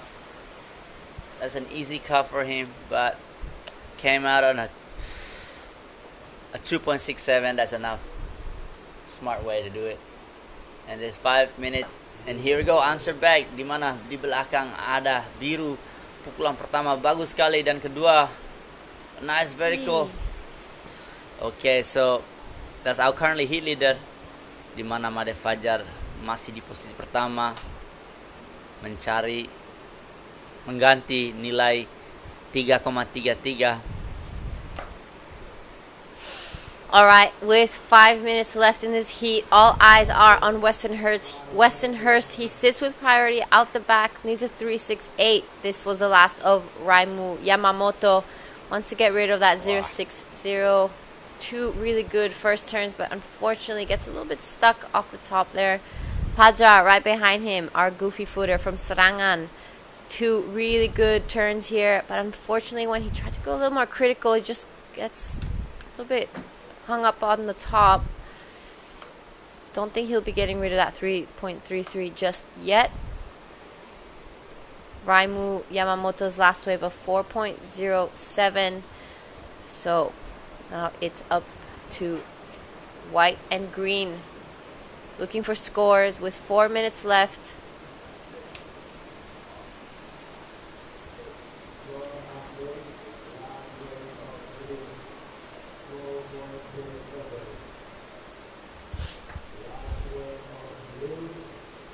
Here we go.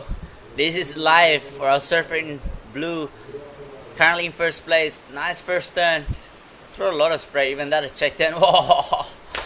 Little bit of spice. Why not? But Western Hurt. Di mana waktu 3 menit lagi. Okay. Western Hurt sekarang menggunakan prioritasnya. Jadi dari berasal dari Lakey Peak membutuhkan 3,68. Alright, looking for a small score, just a high 3. What do you think? You think you got it? Look, in that draw angle, that first turn, it was nice, but sorry, that's not a draw angle, but I want to see it again on the replay. But it looks like it could be in the border around threes, but let's see, because there is a smooth riding from Fajar. And here you go, answer back for a surfer in red. Look how nice of stylish polish this guy serve. Love the Tehal taking it easy, taking his time to do his carve, holding the rail. Nothing much exciting, but the way he set up everything, just on point. It just makes everything look smooth, and that's why he's in second place right now. Need to replace at 2.67 to put bigger pressure for our surfer in white and green. All right, so this is Raimu Yamamoto. Good looking wave, nice first opening turn, straight up second, falls off, so it's gonna be a little bit of a that could be a really good score. Yeah. There's an answer back for our surfer in blue. Blue really staying busy. That turn was nice. Into another one. Throw a lot of spray in this one. Wow. Blue looks on fire right now. Looks like he's gonna come in with this one. Yeah, look to finish it off. What is he gonna do? Another one. Wave is still running. Oh. Wow, this is the longest ride probably of the day so far. Yep. Scores to come in for all four surfers now. 1.5 minutes remaining. It's gonna be a bit of a buzzer beater finish. Buzzer beater, he's already winning. Not for him, for the other surfers. Oh yes, okay, yes. So everyone's looking for... Did you have your morning coffee yet? Yes, I'm currently having it right now, thank you. It's not kicking in yet, but everybody is watching now. There's 1 minute to go. Situation are coming. There is score coming for Western, but also we can't tell. The situation is gonna be... It's gonna be tight. This last score of white came onto a 4.07, put him in second place, but still wait for a last wave of red and green. But I don't think it will be enough. Let's see, he need a 4-point ride for green, and red need a 3.07. Oh, it's gonna be hard. All right, here are some of the replays. So this is Kenzo Kato. Good first opening turn. Wave goes like a little bit more flat here, so I think all the points are going to be from that first one. He only needs a 307. Yeah, I think that's it. I think for me, is there at the back for Western? I'm not sure, but this guy coming all the way to the shore. Let's just wait for the score, because this red requiring a 3.07. There's another wave of red. Yep, so while we were waiting... Oh, there you go. So answer back for sure, because 3.07 is a requirement of red. I think that's already enough. And smart tactics, staying busy. Right, so at this moment, blue is in first place, second is white, third is with red, and fourth with green. But I don't see any good wave from green, because that first turn was nice. There you go, the scores are in for red. Jump in second place, push down Western Hurt in third place. Got eliminated in this round of a junior heat number 4, but I think we're gonna call it that result, but let's see. But let's wait. Okay, we're gonna go for a quick break. For everyone who's watching, stay tuned. I'll see you soon. Yeah, and it's not gonna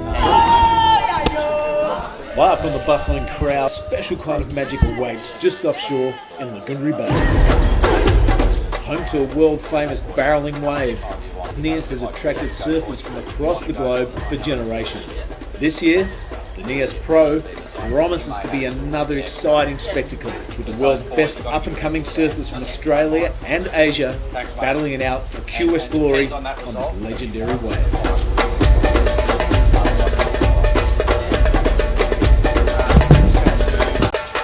No one did the last heat. No one did the last heat interview.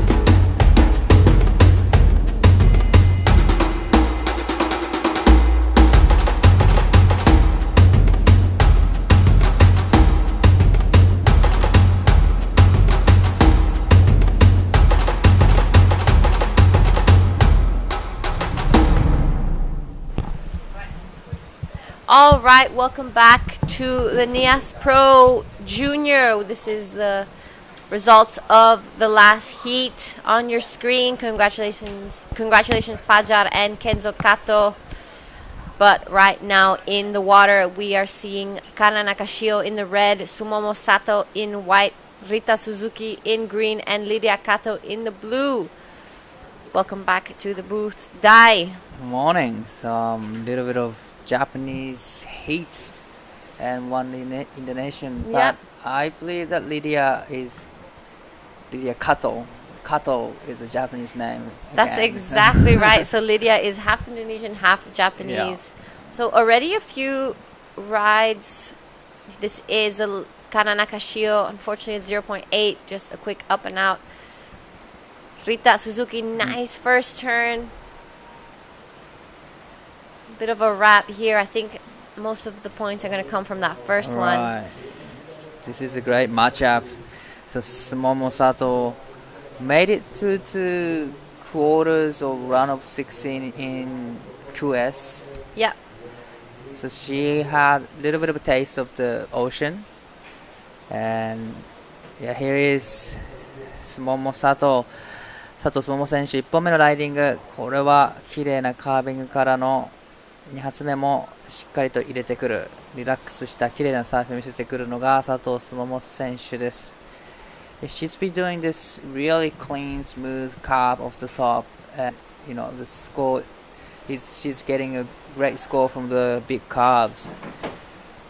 Yep, that's right. So Sumomo Sato has been in the quarterfinals for the QS Pro. This is now the Nias Pro Junior Women's semi. So good first turn, wraps it around there. You're right. She has been doing these really great wraps and super tight in the pocket and gets really close to that whitewash when she comes back down.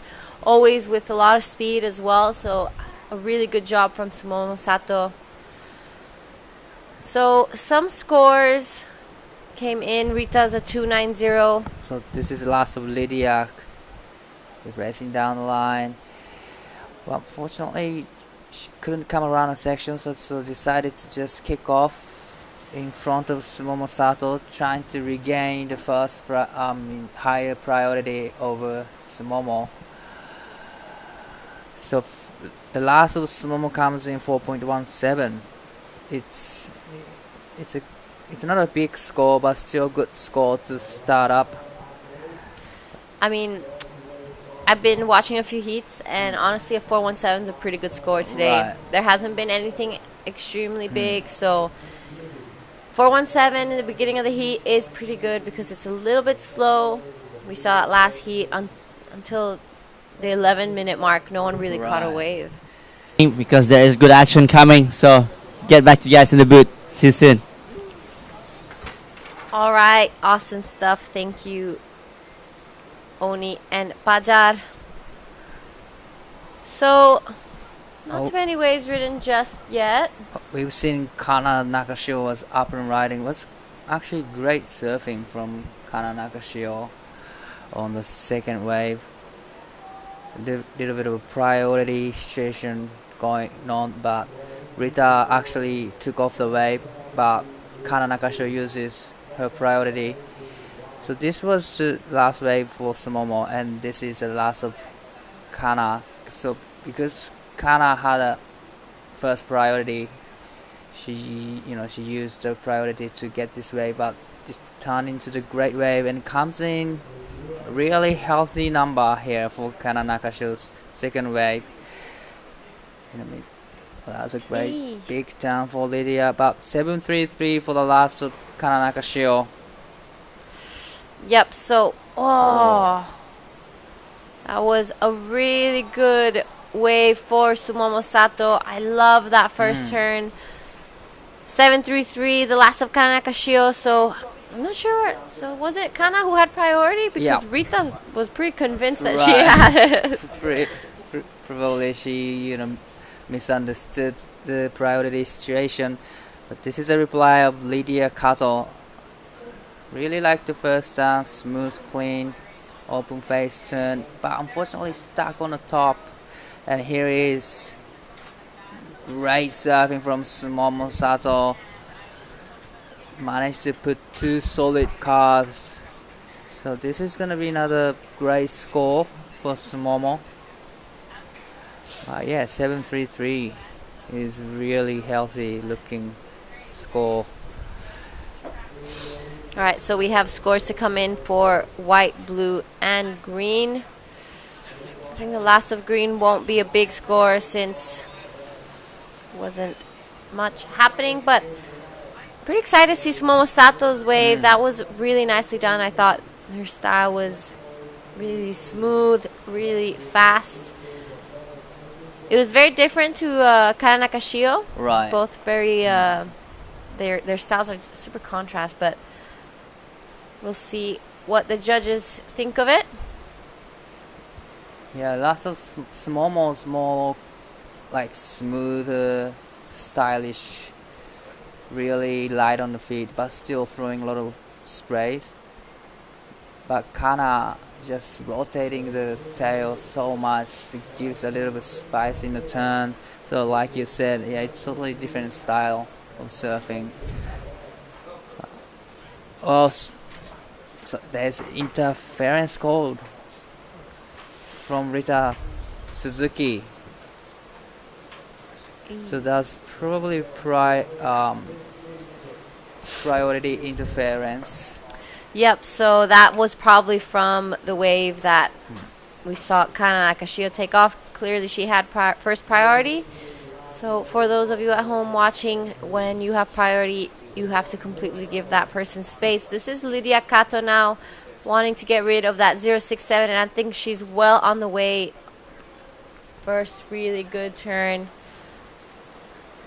This is Rita Suzuki now. Nice first turn.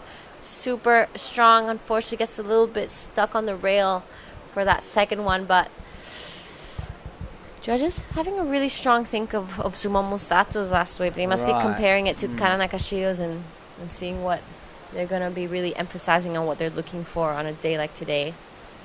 This is the last of Lydia Kato. Really like the first turn, throwing a lot of sprays into the check turn, so pretty much one turn only, and this is Rita's last wave.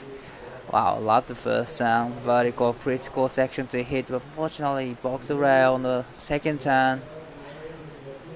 So we are still waiting for 3 scores coming. 残り時間13分30秒を迎えるところで、こちらウィメンズのプロジュニアディビジョンセミファイナルに移ってきます。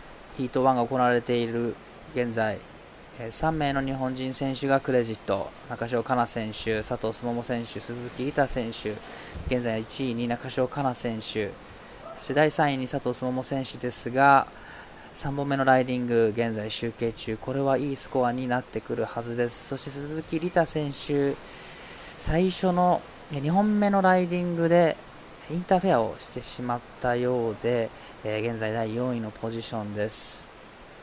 So last of blue comes in 4.60, but we're still waiting for the last of white.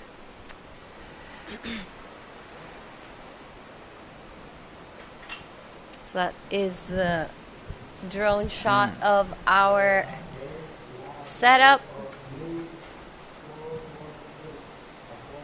Judges Tower.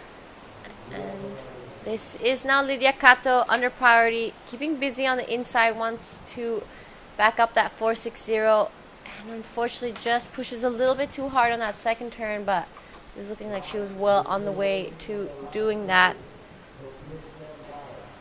Still waiting for the last of white, so they're having a really strong Right. think about it. Probably similar surfing from the last of Kana. So probably comparing one to like one of the Kana Nakashi's wave. It's a 733. So I got a feeling it's gonna be really close to the score. This is a replay of last of blue. That's really unfortunate. That was a great turn, but not able to hold on to it.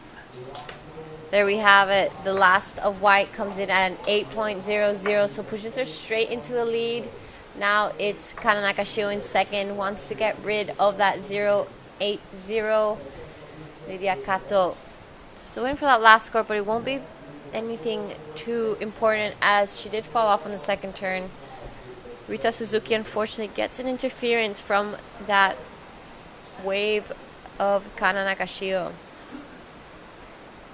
So Rita should have just kicked out, right?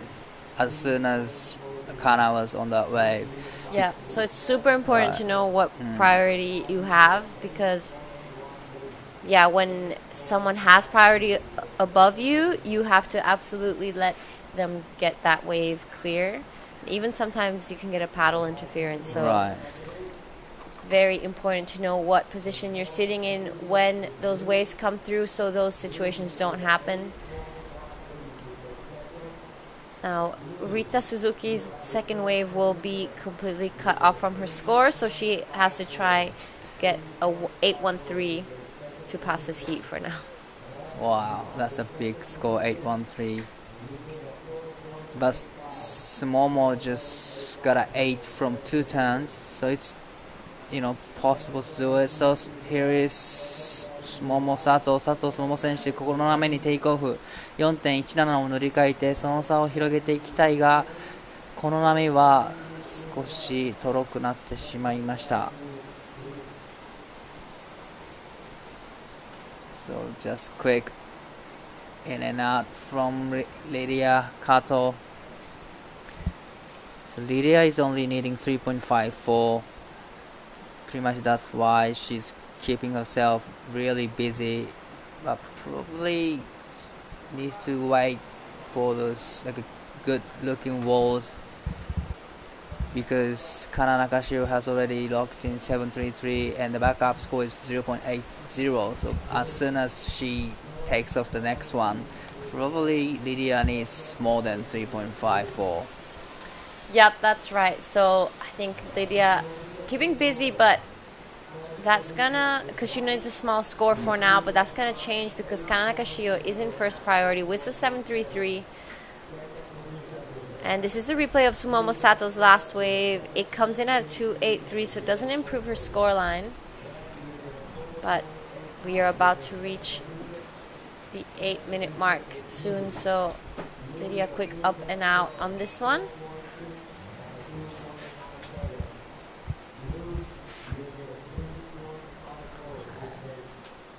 So the condition has been a lot of changes compared to the last couple of days. Not much opportunities for barrel, but a lot of opportunities for big actions today.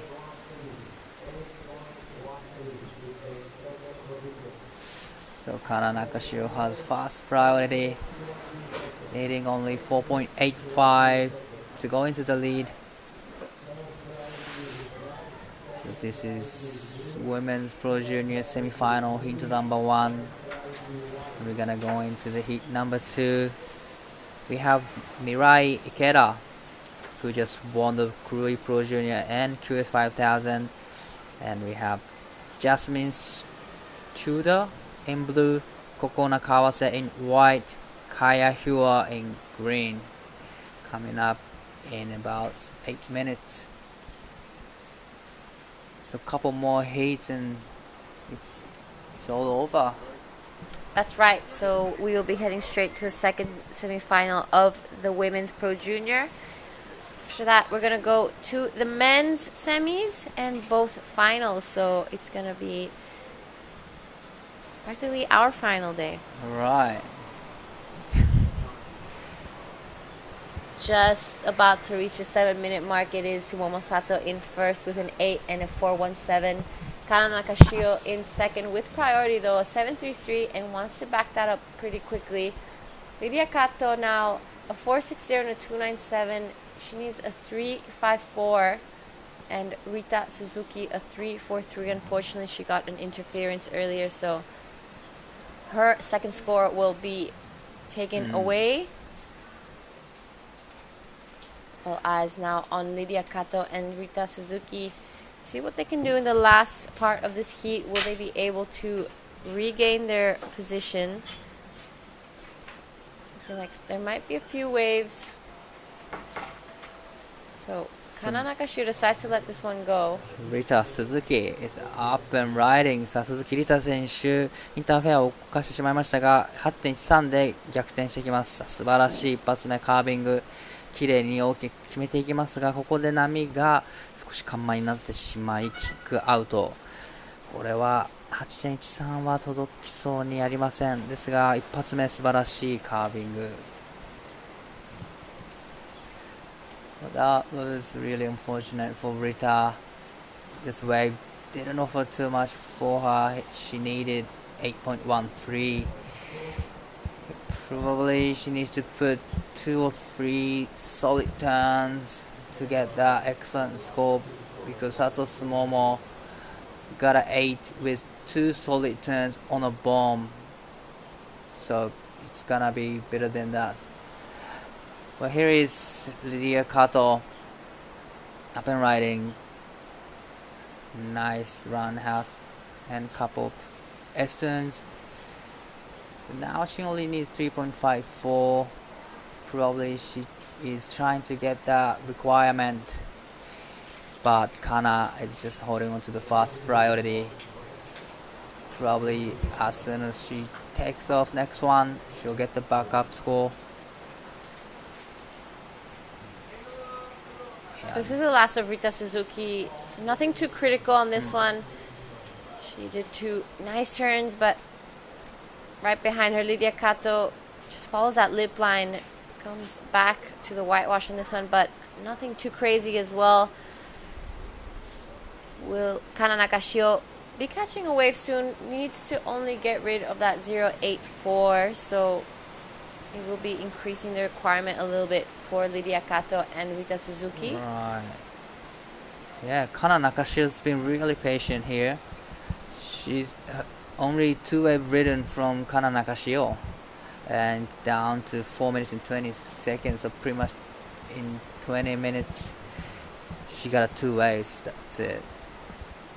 But she is with first priority. She's very strong competitor. She can wait for quite a long time and she can manage to get 2 scores in, so there's still plenty of time for her.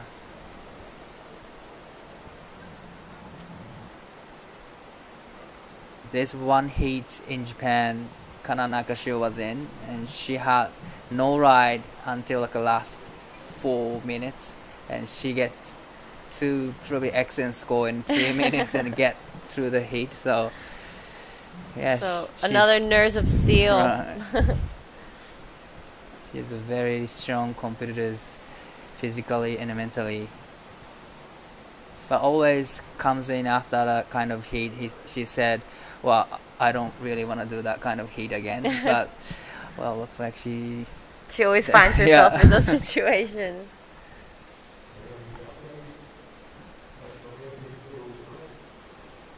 So just 3 minutes left in this semi-final heat 1, and it's looking like Sumomo Sato for now has 1 foot in the final.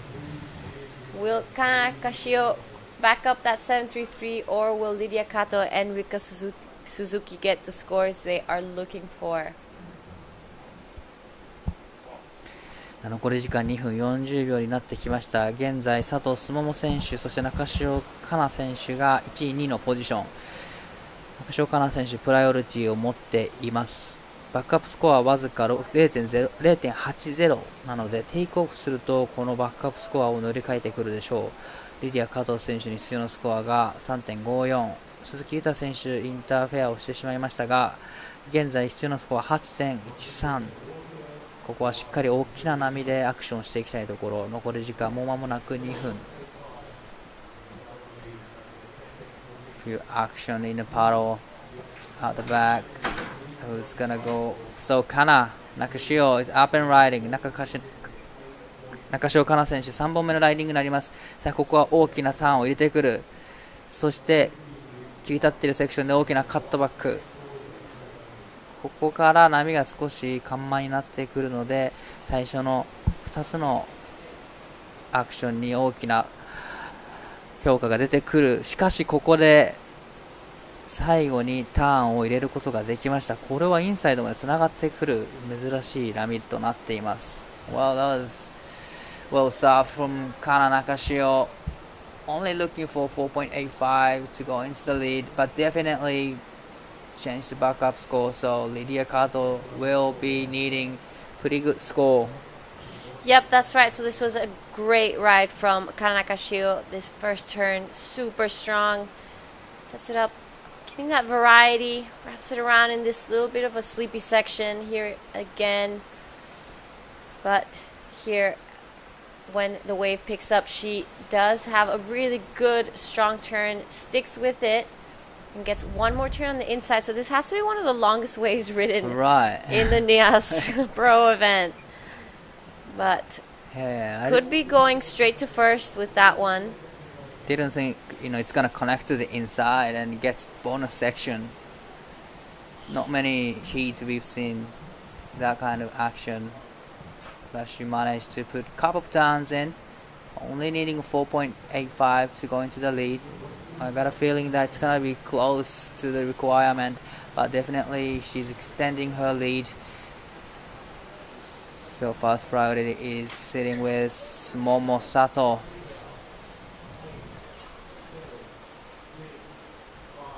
So there it is, the last of Kanakashio, 767, pushes her straight into first. Congratulations to Kana Nakashio and Sumomo Sato. We're gonna go to a quick break before starting off our next heat.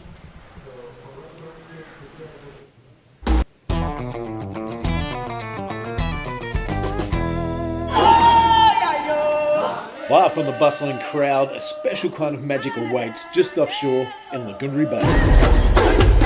Home to a world-famous barreling wave, South Nias has attracted surfers from across the globe for generations. This year, the Nias Pro promises to be another exciting spectacle, with the world's best up-and-coming surfers from Australia and Asia battling it out for QS glory on this legendary wave.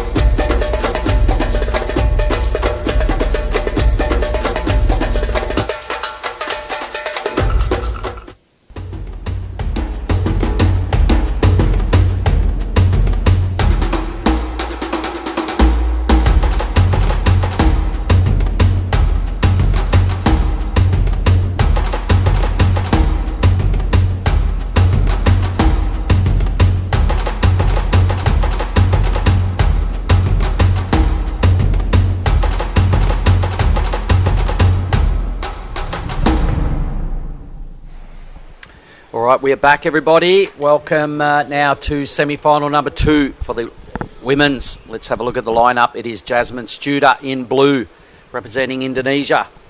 Kokana Kawase out of Japan in white. Mirai Akita in the red, also out of Japan. She's paddling for this wave as well. And Kia Hoya is the surfer in green, and she is another Indonesian surfer. So Team Japan against Team Indonesia. And on the inside, it is the youngster Mirai Akita. It's Mark Clift and Billy Hangen. G'day. G'day, Bill. So young Mirai goes on her giant killing ways throughout Cruise. She took down 2 divisions right there. Yep, it was a massive effort. And here goes young Kia out of the Mentawise. Really cool young lady. Lots of good vibes, positivity. Lots of good vibes, mate. You're right. This one is Kokona Kawase coming unstuck. But yeah, Kia, as well as her surfing, has just been about caddying for everybody on the point during the week. It's been a lot of time in the water. One of the cool crew from up in the Mentawai Way. All right, so we're off and racing. Everybody's got a wave now in this matchup. The results of that last heat, red and white, Samomo and Kana, will make their way into the GF.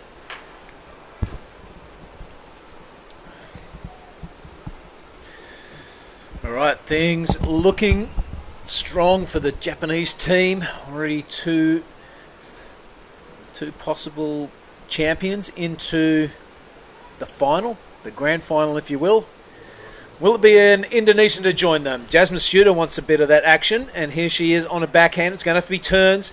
Got that Pink Floyd spray job going through the inside. That's two good-looking attacks on the lip line, and now a bit of a carve. Things looking good for the Indos.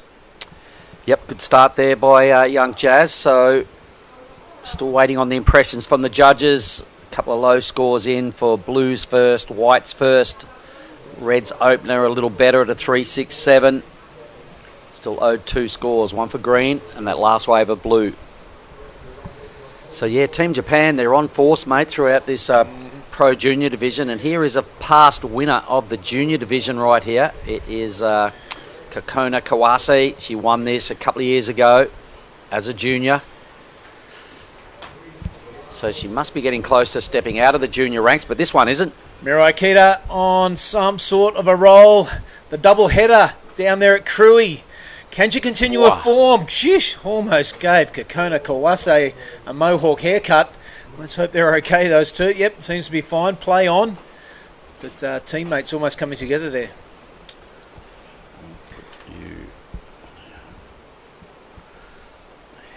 Kevin Wa'u doing the caddying duties, I would imagine, for Jazz. Out there in the channel. All right, there's the scene of Saraki Beach in the background. You can see the sign. It's, well, big photo opportunity. Lots of the domestic crew come down here and park up in front of that sign, get their photos. You can see some crew going for a paddle around the back there. So the event does officially wrap up tomorrow. Day 8 of the waiting period is a Saturday. There will be a big closing ceremony. It's a huge deal. The Indonesians love a ceremony. So there'll be the major presentations going on tomorrow at the end of our finals here today. A bit like yesterday, we will do a temporary presentation to capture the moment. But speaking of capturing the moment, we're going to throw down to Dai Wacko, who's going to have a chat with Kana. Go for it, Dai. プロジュニアディビジョンセミファイナルヒートは見事勝利しファイナルに進めました中潮かな選手お疲れ様です。お疲れ様です。よくあるヒートのシチュエーションだったと思うんですが最初前半部分でしっかりとグッドスコアをスコアしてその後最後の最後までバックアップを揃えられずいたんですが最後の波でしっかりと揃えてきましたがヒートいかがでしたか。キャディーを秋田さちゃんに頼んでてもうとりあえず1本依頼できたらもうセット待ってそれでまたこう点数塗り替えた方がこう試合の流れ的にもいいなと思ってたので、そういう流れで、とりあえずできたのでよかったです。その本当言われたアドバイスをそのまましっかりと組み込んでやっていたと思うんですがそのでも待っている間こうちょっと緊張じゃないですけどこうなんか少し体が硬くなったり、メンタル的に緊張したりっていうのはなかったんですか。ドキドキはしますけどそんなにメンタル弱くないって思ってるのでじっくり待って自分のいいライディングすれば点数出るっていうのも頭の中でこう考えながら波待ってました。素晴らしいメンタルですね。So in a heat, her caddy was Sarah Wakita, and she gave her a little bit of advice that when she gets the score, gotta wait for the right ones, and she did that. But in last second, he got the backup score with a 7 and 7, and a little bit nervous, but still, she knew that if she gets the wave, then she could, get the right scores, and she did it, and she got through to the final. ではファイナルもありますので、見てくれている人に一言お願いいたします。このニアスでファイナル行くの初めてなのでいい波なので自分のライディングして優勝できるように頑張るので応援よろしくお願いします。次のヒートもしっかり楽しんでください。ではこちらベンベンでしっかりチャージしてください。Alright, back to you guys. ありがとうございます。 Back to you guys. ありがとうございます。 Alright, back to you guys. ありがとうございます。 ありがとうございます。 Back to you guys. Good on you. Thanks, Dai Wacko there with Kana. Booked herself a spot in the grand final and took along with her Samomo. So 2 Japanese already featuring in the GF bill. 2 Indonesians trying to ruin a 4-way Japanese final. Wow. And young Mirai Okita is already in the lead. The best number, only a 3.67 in this semi-final. So she would be expecting herself to get rid of that number. And her backup, Jazz Studer, a 2.93 into second. We just saw a wave of Kia Hoya go down. What does she need? 2.11? Yeah, she's going to get that by the look of things. Yeah, a couple of nice, tidy looking... Maybe just, maybe not. ...slices off the top, but the judge is not too impressed. A 1.93 mark. All right, so big moments down here. Last of our qualifying semi-finals here on the women's side of the draw. Here's young Kia again. Yeah, she's a lot on of notes. The replay of this 1.93. A lot of surfing, not much turning. So it's just that one in the pocket and that little snap which came in stuck. Yeah, so you get no credit for finishing moves if you do not ride out. Here is the youngster. She's well versed in what the judges want to see. She's got a ripping wave, but still no scores. First scoring manoeuvre right there. So young Mirai with the matching pink board, the red rashi all over it. Kia, the youngster from the Ments. That's a better looking first turn. Comes down with the lip line. It's going to squeeze off a few more. The youngster giving it a good crack. It's been busy all week, and that is fantastic to see. Yep, she's really invested in these couple of events, hasn't she? She's been everywhere. She's full of good vibes. She's happy to caddy. She's always happy to come and say hello and chilling around the scene and soaking it all up. Huge experience for Team Mentawai.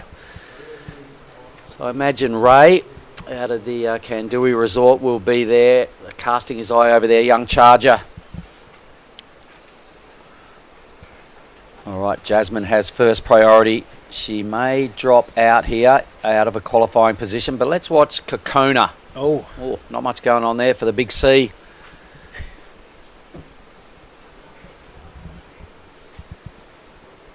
Still a couple of scores to come. It's going to have a bit of a bearing on priority. On the leaderboard. Yep, Mirai goes upper space.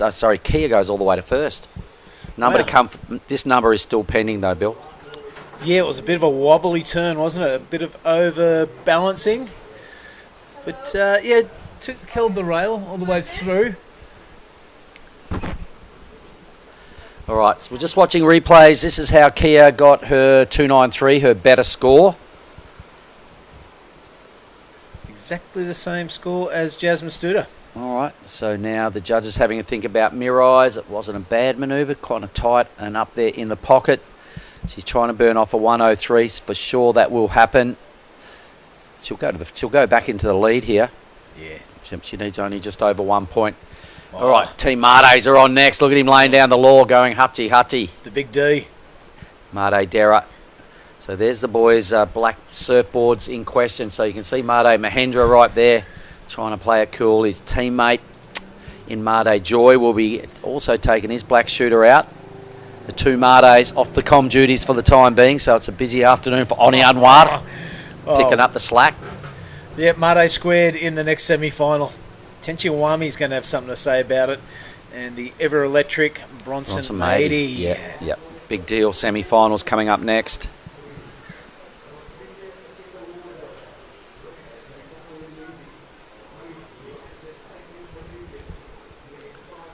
$14 minutes. It's all about the grommets here today. Day 7, the waiting period. We're going to be wrapping the show up here this afternoon. We'll do a little prezzo down there in front of the athlete area and just make it official. But let's have a look at blue. So Jazz Studer's been waiting a while for this opportunity. Really strong first turn in the pocket. Nice work, young Jazz. Oh, yeah. Another wraparound cutty. The wave gives her a third opportunity to score. Out she goes. So she was chasing a low number, a 1.94. You would think that's moving her into second. Her best number is only a 2.93. Pretty tidy first move. It's going to rack up some points. Here it is, Bill. What did you like about Jazz's ride? Well, she seems to have got a bit of flow going on. Brings that shooter just about all the way around. I like the first turn. The other two were a bit out on the shoulder because that's all the wave would afford her. Yep. So, but looking sharp, looking good. Yep, I reckon her best wave. So good, strong opportunity to catch the judge's attention. First manoeuvre in the pocket. Her old man shapes the boards on your Luke. Shapes my boards too. Yep. And what was that? What was the model you come up with? The ordinary bloke. The ordinary bloke. Billy's signature model. He said to Luke Stewart, I want this, this, and this, and the board. He's gone, oh, well, what are we going to do? He goes, oh, I'm kind of an ordinary bloke. Let's go there. Good looking set, approaching. Everybody a little too far inside. Waves that size are kind of rare here today, so they've got to capitalise on those opportunities. But it is Mirai into the lead. Her last are 4.93. Yep.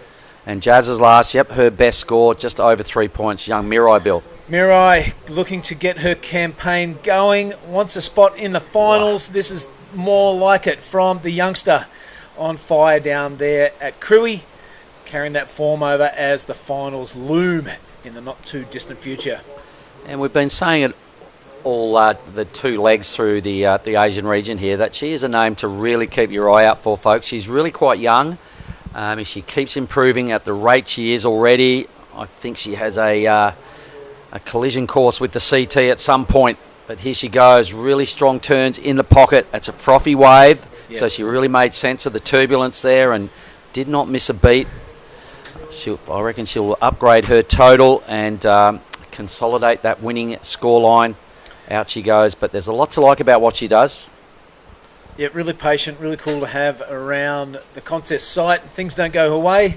It's no big drama. It's back to the drawing board and see what's going to happen in the next contest or the next round. Yeah, really cool competitor. So Mirai will extend the lead, we know that. Jazz Studer holding on to second via a 3.37, her last effort. So Kia chasing mid-3 and Kokona needing a high 4. We can see Kana and Sumomo sitting in the grand final. We've got some junior semi-finals coming up next to confirm the 4 grand finalists on the boys' side of the draw. And as you would expect, it's been not even surprisingly tough, but it's been a really tough junior round. Some of these heats, Bill, when you look at some of the crew that got knocked out yesterday in the round of 32, it's like, whoa, hang on. Are you kidding me? And I really started taking notice of just the quality of what's going on here. We've got Made Mahendra next, Tenchi Iwami, Made Joy, Bronson Mady, if you don't mind. Heavyweight semi-final. It certainly is. 4 of those guys could be champion. Yep, that could be the grand final, but it's not. 2 of them are going to get culled, and 2 of them will be happy as Larry, taking some big points through to try and become the sole Asian junior representing in the World Junior titles. Oh, so there's a big carrot. There's a big carrot being dangled. Jasmine Studer has dropped that 3.37 mark, enough to take her into second position. 3.37, the exact requirement for Kia. Mirai's last, the biggest number. Those 2 really good turns in the pocket with a nice third move out wide as well, a 6.67. So the judges want to see the ladies surfing top to bottom. They want it tight in the pocket, and let's see if Kia Hoya can stick to the theory. That's pretty good. Oh, yeah. A little bit of a wave to the crowd on the way out of the move. Wrap around, cut back. What does she do? Does she flick off? She does. That's it. All right, well, her low score will go. She's got a 2.93 as her better number.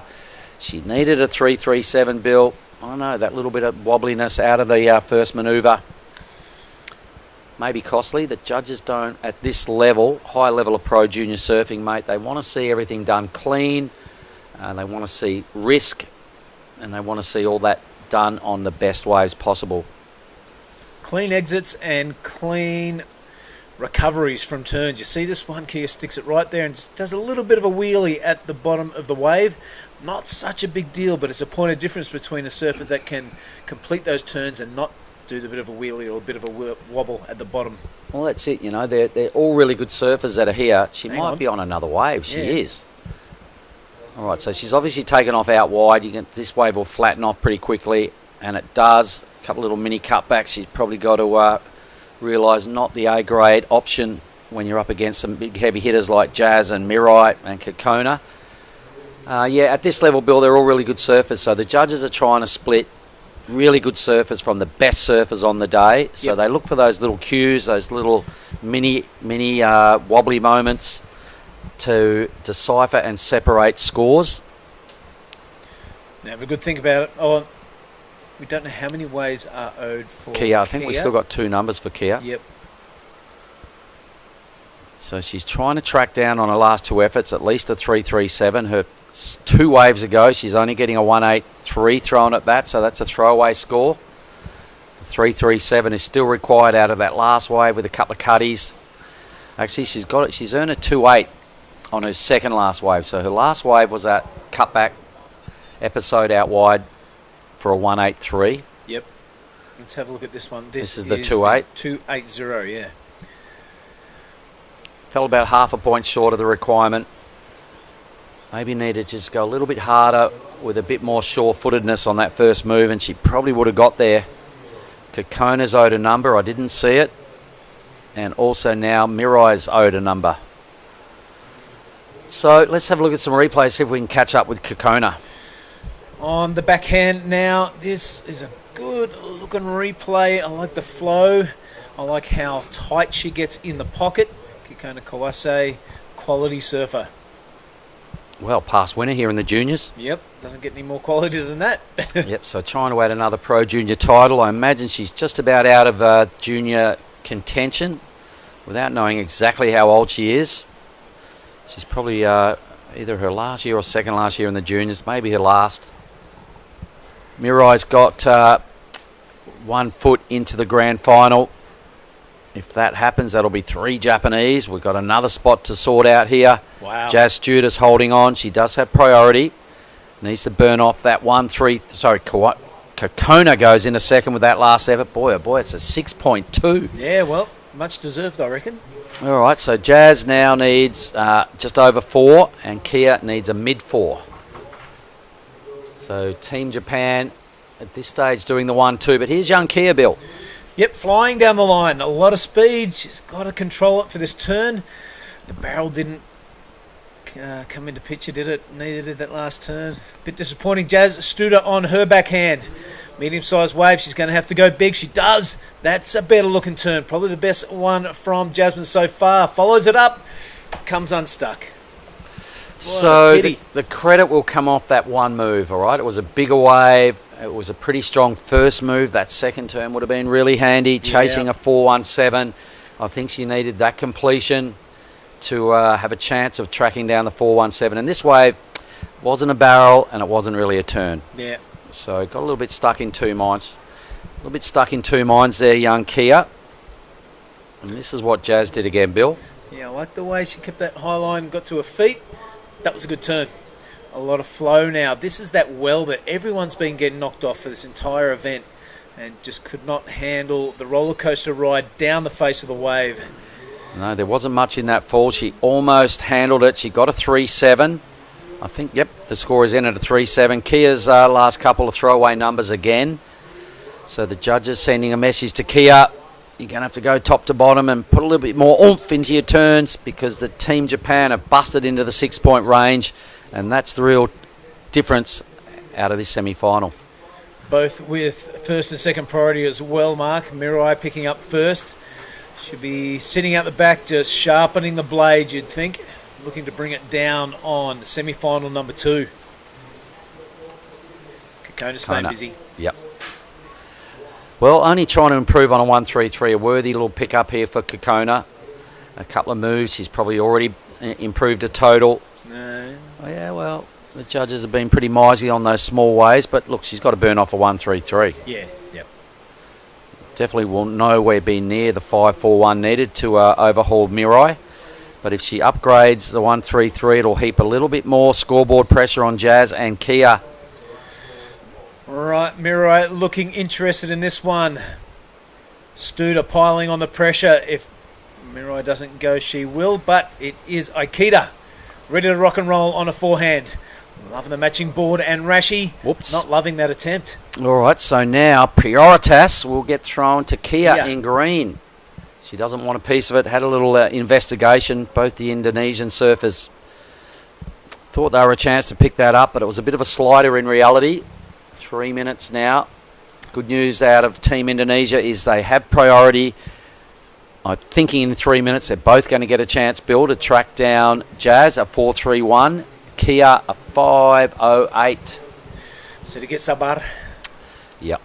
They're going to have to be patient here, is what Billy was saying. They need that mid-range number. They haven't gone there yet when you look at their score lines. Jazz has got a high 3 and a low 3, a couple of high 2s there for Kia. So they're both going to have to bring their A game now. No mistakes in these last 2.5 minutes. Yep, time to deliver. Kokona's thrown down a 1.8 for that last mini wave. Did add about half a point to a total. So tense moments here for Team Indonesia. Yep, we need 2 wave set, don't we? could be a 4-way Team Japan final. At this stage, it is, unless either blue or green can rock the boat here. Green has priority mark and looking very interested in this, so everyone else will have to give way. Young Kia up and riding, looking for 5.08. She's going to have to go big. There haven't been many fires being thrown around. It's kind of out on the shoulder, and this wave filling up full of water and shouldering out into the channel. You can see with her body language, that ain't going to be enough. No, she knows that's not enough. Probably needed to get a bit more invested in that first section, like a slow down tube or take off deeper to get a quality tube. Let's have a look at the wave. Oh, this is Kokona's 1.8.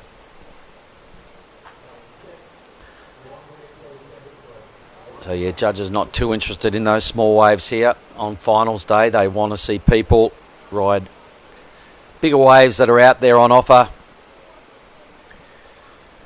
Right, mate, just getting down to, sorry to interrupt, 1 minute and 10 seconds.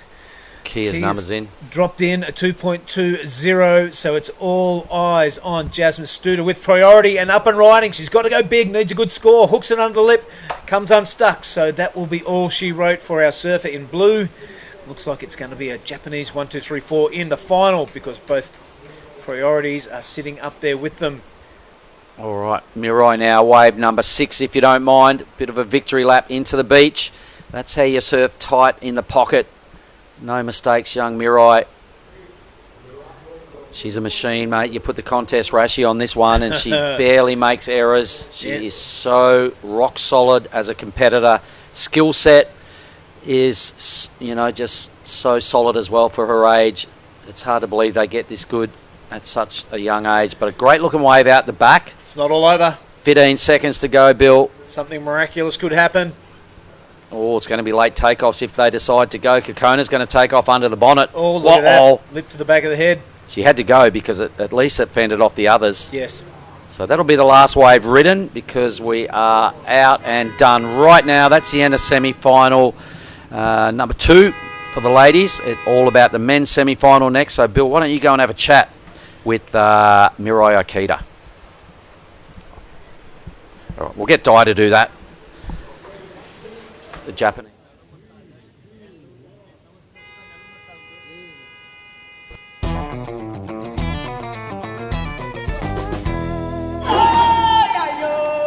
Far from the bustling crowd, a special kind of magic awaits just offshore in Lagundri Bay. Home to a world-famous barreling wave, South Nias has attracted surfers from across the globe for generations. This year, the Nias Pro promises to be another exciting spectacle with the world's best up-and-coming surfers from Australia and Asia battling it out for QS glory on this legendary wave.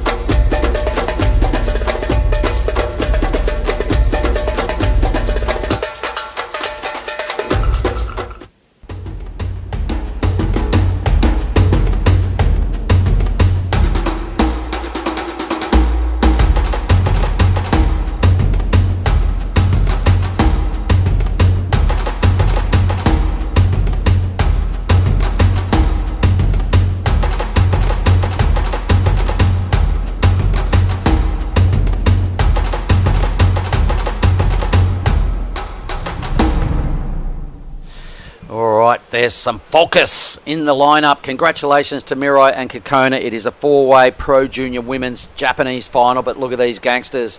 It is Made Mahendra in red, Bill. Tenchi Iwami in the blue, Bronson Matey in the green, and Made Joy, if you don't mind, rounding out a heavy-hitting semi-final, mate. Yeah, no passage in this one, that's for sure. Semi-final 1 is going to be a barn burner. I've said it before, I'll say it again, because semi-2 is exactly the same. Kenzo Kato will take on Mare Ariawan, Raiha Uno and Rafael Castro. That will be in 23 minutes time. So that'll be another ding-dong battle. But have a look at this one in the water, Mark. I know. Mare Squared takes on the ever-dangerous Tenchi Iwami and Bronson Maedi. Can't wait to see what he does in this heat, this semi. Yep, this is for a spot in the GF. It's 4 spots up for grabs, 2 of them vacant and about to be filled in the next 22 and a half minutes.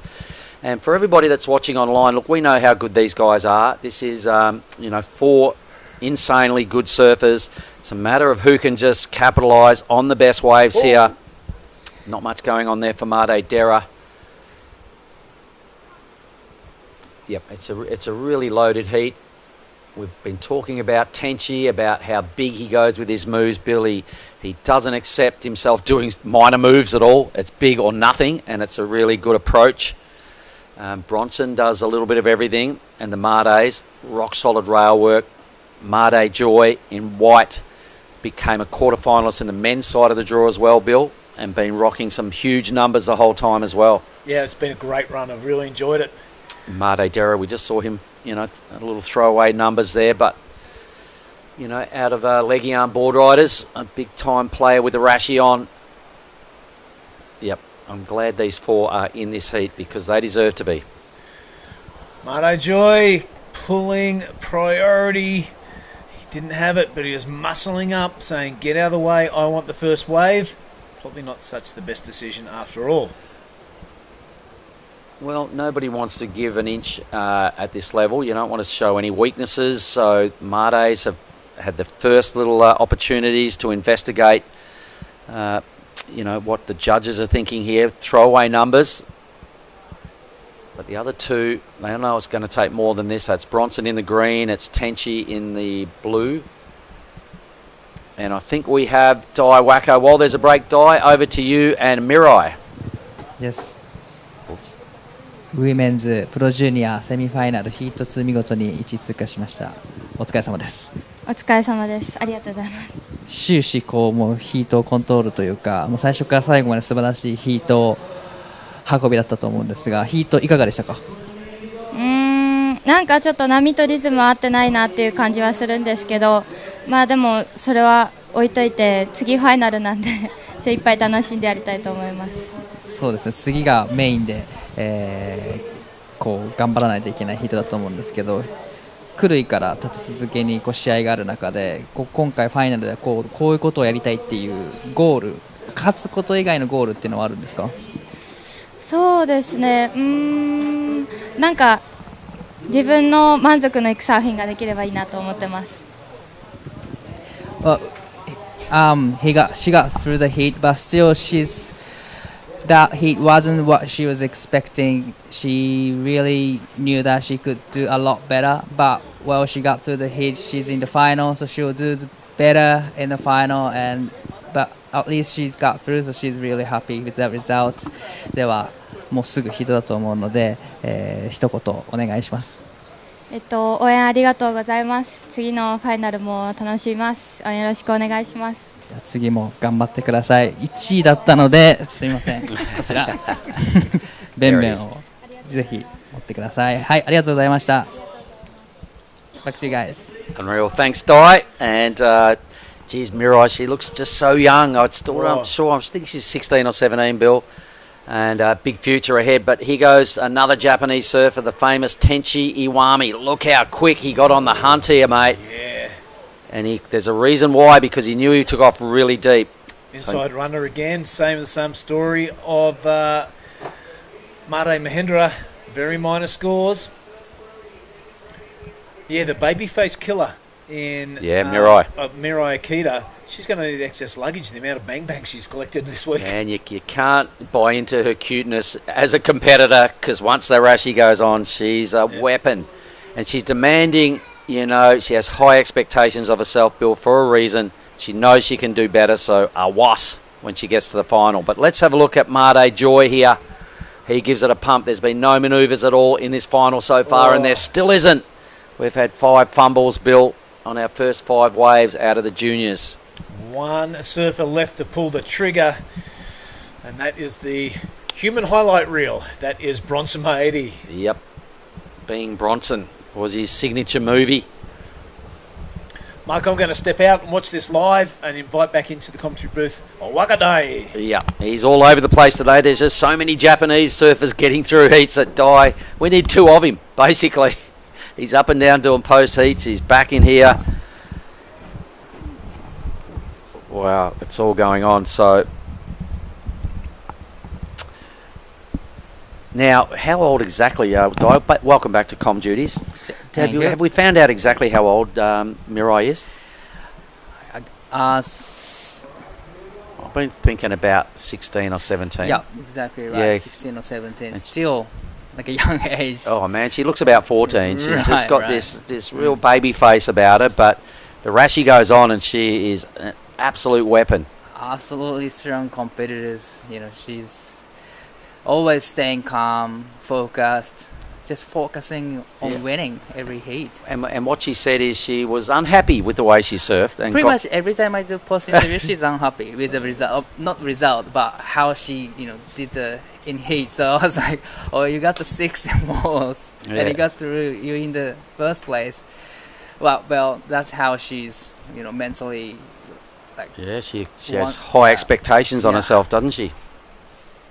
And it's that sort of mentality though can take you a long way because when you're searching for perfection and that's obviously her approach. It's really going to help her drag herself up and not accept any sort of weak moments or underperforming, high expectations. I'm sure she's got hefty goals in reality. So maybe if we get to have a chat with her again, maybe ask her what her goals are in the future.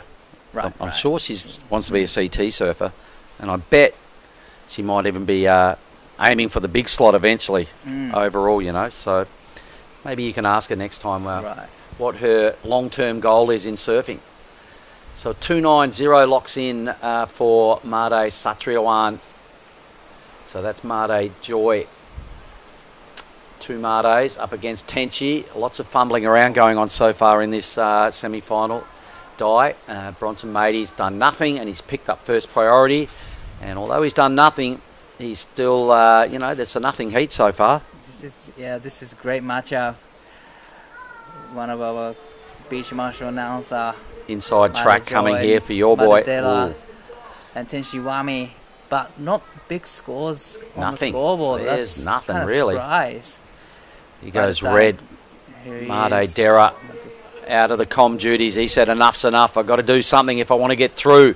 So speeding down the line, first scoring opportunity is right there. A nice slice. He's got a second section, but he's a bit late to the party, so the pressure is mounting. So who's in the tube? This is Bronson Maedy. He waited a long time for this, He got a barrel and managed to put a couple of turns in. So this is going to be great score for Bronson Maedy and well worth waiting for. Here is Tenshi Iwami. Iwami Tenshi 選手。2本目のライディングになってくる。ここはしっかり決めていきたい。さあこれ決めたのか。ここで引っかかってしまったようです。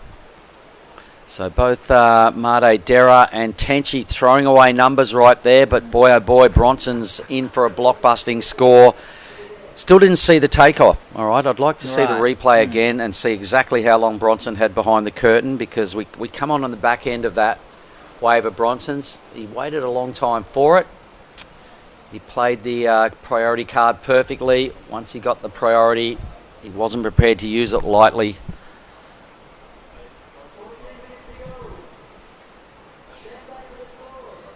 So this is going to be a difficult day, Dai. There's so many Japanese getting through. Right, so we're gonna I might have to put Bill on this one here and give you a break because I'd like you to maybe. You're going to have to probably help with this one as well. Maybe the women's final. So Bronson. Here's the replay. So let's have a look at this. Bronson is still waiting his number. The judges are trying to decipher all this madness. Lots of Bronson moments right there. Some big turns. You can see there was another Bronson moment. He can do just about anything. So he's just trying to sign off with a bit of flair. So in the meantime, Madedela got a 4.27 the last wave. Yep, and he fell off. All right. Wow, so Yep. could have been great score if he pulled that off the second turn. But now Brunson made his last wave, 7.33. All right, so this is what the 4 looked like, 4.27. Great first turn, really late to the party right there, and he knew it. Kind of had a bad read on that wave overall. A 4.27 for one good turn, though. You can see his strength and the quality of his timing. Bronson Matey perfectly played the priority card. First 10 minutes, big advantage to Bronson. So Bronson Matey got a 7.33, and only one ride, but he's in the lead already. Yep. Wow. Yep, he's a cool customer, mate. You know, he's been around for so long. He's only 20, all right? He's done a lot of training in recent times, coming off an ACL reconstruction. So he was telling me that by doing the training and getting himself back to the level he is, he's really got this extra belief now. It's a similar story, you know, with Mick Fanning years ago after his huge injury. He got back and started winning his world titles. But let's have a look at what Mate Joy can put together. Racing down the line, comes around. This is a nice looking wall ahead of him. That was a really big, nice carb. And this was Manizan. That was solid. It's going to be really good score because Madedela's last leg comes in 4.27 for one big carve. Yep. But Mate Joy managed to put 2 turns in. So I got a feeling it's going to be better than the 4.27. Yeah, I tend to agree because it was, you know, part of the criteria is combination of major moves. All right, now he did that really strong carve down and put it straight on his toe side rail. He got a bonus steep section. We'll watch this. You'll see what I'm talking about. So he first of all gets the required amount of speed. Then he throws down this heavy carve. All right, and then straight on the rail and a really steep section that he totally gets up there and stabs. So in reality, his first turn wasn't bad, but more of a setup move for that big vertical stab in the pocket. The judges are still throwing a pretty respectable number at this, a 6.67. So second best score of this semi-final is handed down to Mate Joy in the white. So now Tenshi Iwami is having a look at this. さあ、Iwami Tenshi 選手3本目のライディング、ここは重要なライディングになってくる。さあ、一発目大きなカーブ、ここは引っかかってしまう。And that's just Tenshi's approach, isn't it? It's always flat out. You know, he doesn't peg it back to try and get a number. He redlines all his turns, and you could see just how on edge he was through that whole manoeuvre. And right at the end, it proved a little bit too much. An uncharacteristic error there by Tenshi. Really uncharacteristic from Tenshi Iwami's last wave. If he doesn't get through, that moment might have been a bit of a turning point. But let's have a look at red now. So it is Made Dera. Can he get in the hole? He doesn't want it. It was there. He's going to turns. Grinds it around again. Steep second section. Nice. Yep. And maybe get a third little bonus. No, he doesn't want that. It was a really similar, combination to Mate Joy's last wave. Probably there's a 2-stage bottom stand after the big carves, but still was a great wave. Here is Bronson Matey. Been riding, already got 7.33 under his feet. Oh, that's stylish layback carve into the critical section to hit. This is going to be another healthy score too. And at the back. Out the back we have a tube ride going down. It proves a bit too much for Mate Joy. But Bronson's played the game really well again. You could see he was just sort of pacing himself. He wasn't surfing in top gear. He was still getting off some quality moves, but he's got more in the tank. But he wanted a second number because his last heat, his quarterfinal, boy oh boy, he dodged a bullet. He almost got knocked. All right. So he's now got his head back in the game and gone, righto, 2 waves. Then the shackles are off. So we're still waiting for the last of red, green and white. And I'm sure if we see the replays, I think Made Mahendra may be ruining the fact that he didn't try and pull in off the takeoff. It looked like there was a hole there. Let's have a little look at this. So this is the wave I'm talking about, folks. Watch this. So he's well positioned and he kind of thought about it. Then has to go to turns. Looking very similar to Mate Joy's wave. But this is Bronson. He gives it a bit of a pump. Let's see what the Lakey boys got here. Nice grind just to mix it up, showing a little point of difference. Two completely different moves. A third move out wide now just to sign off in style. Out he goes. Mate Joy, that was him behind Bronson's wave. A little bit too deep in the tube. Well, maybe a touch of the high tides might have cost him there. Getting pretty close to high, I imagine, right about now. So 5.93 for the last of red. That put him into the first place, but we are still waiting for green's last wave as well. And this is Iwami Tenshi 選手、重要なライディングになってくる。少しタイミングが合わないのか。Oh, he's fallen again. Wow, he's having a struggle. He's having a bit of a shocker. Getting a rhythm, right. Bit of a shocker, we call him in Australian, Bahasa. This is really shocker for Tenshi Iwami. Yep. Don't know what's going on with tactics, but probably he's trying to go big. I reckon he's feeling the heat. This is a tough matchup. So he's feeling the pressure, I reckon. He really wants in on the grand final. He's ridden 4 ways for a 3.50 as his best. So Mate Dera is in the lead. He gives it a pump.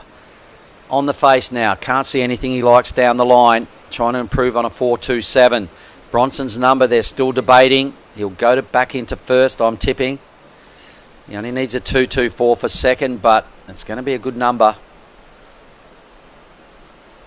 Yep, this will take Bronson. Here we go. One more number, a 5.77 for the rail work of Bronson Matey. Back into first where he wants to be. He's also got, well, second priority. Mate Joy needs to answer back now. Our surfer in white, our beach commentator, he wants in on the grand final as well. If he can get a 3.53 or better, he takes his mate out of second spot. Right. So it's a battling in between our beach commentator, Redera, and Mate Joy. So Mate Joy is sitting with first priority, needing only 3.53, so it's not a big score. He will definitely get that one next wave. So T now back into the lineup. Maybe he's just gone over and swapped boards or something, I don't know. He was a misfiring in the first 4 waves he's caught. He's down to 6 minutes. He can still do it. Needs a 6.7, and we know how good he is. But it's highly unusual that he's ridden 4 waves for a net profit of just a 4.57. Best wave of 3.50. I can't believe it. He's thrown away 3 numbers here. But Bronson's played this perfectly to this stage. It took him 10 minutes before he caught a wave. Right. He used most of those 10 minutes to just creep up the priority ranking into first priority, and the first bomb that came through, Bronson was on it, 7.3. So his game plan so far has been immaculate. Well, yeah, after the 7-point ride, he straight, into the second one, and he gets 5.77. Yep. 2 wave ridden and total score 13.10. That is a good, his strategy. So he just cooled it down a little on wave number 2 just for the completion. Still gets a 5.77. Surfing in second gear on that wave, I reckon. So you got to peak at the right time. Surfing in second gear and potentially still about to become a finalist. I think it's dangerous for everyone else in the juniors. Should Bronson get into the GF, and it's looking highly likely, I know he can step it up a little further, and that's a bit not good news for everyone else. Everybody that's playing along at home and watching this, 4.5 minutes. Our next semi-final for the men's is going to feature Rafael Castro, Reiha Ono, Made Ariana, and Kenzo Kato.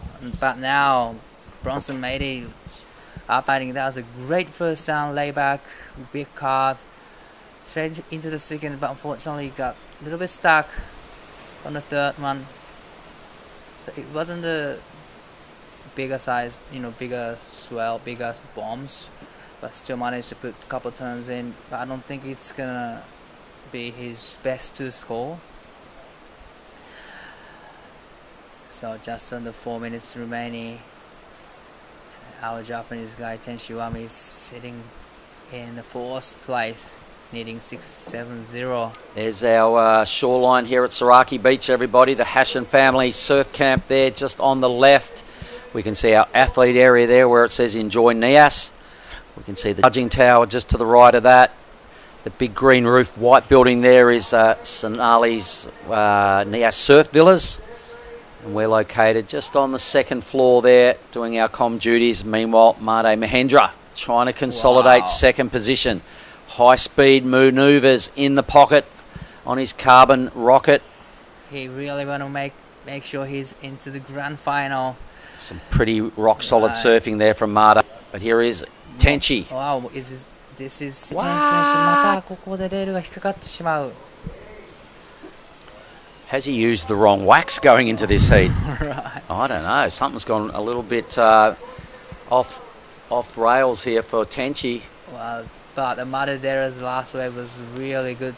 You know, 2 solid turns here. Power hack right there and straight in the second one with lots of space. The last and look at his body language here. Right. Wants to ride out. Does. He said this last year of the Pro Juniors. And into the air. Well, this is what I'm talking about. Bronson's got another gear in the bank. He's good with his airs. Excellent tube rider. He's got all the moves. He hasn't shown us his complete package yet, but he is in the final. In the lead. Last effort before that wave was a 4.43 throwaway number by Bronson. Replays here, Tenchi. So this is probably the second turn. Actually. Yeah, he might have done something prior to that. You can see the intentions here of Bronson. Widens his stance, throws it up, doesn't ride out. So his last 2 waves will not add to his total. But Tenchi's last service comes in 4.70. So now he's needing 5.51, but still we're waiting for the last of Red. Yep, last wave. Reds will blow that 5.51 well out of the picture. Wow, looks like really healthy numbers coming in for the Red. Yeah, good combination of faultless surfing from Made Mahendra. Rock solid rail work in the pocket. The judges are buying into every bit of it with a 7.47. Bronson drops into second. He won't like that one bit. There's only 0.3 separating them, so the requirements now for your boy in the mid-8s. For the other beach announcer, Made Joy, he now needs a 6.44. Priority sits with White. He's been on his giant killing mode throughout this event. He made the quarterfinals in the men's 5,000. He's on the hunt here. Bronson, meanwhile, a small wave, bit of transport to the beach. Is he going to throw down another air? Looks like he is. No. He'll just ride this through. Transport to the beach, please. He's in second. 30 seconds. Where is Made Joy? Tenchi. Tenchi Wami needing 8.40. Takes off on a smaller wave. Going to the air, but...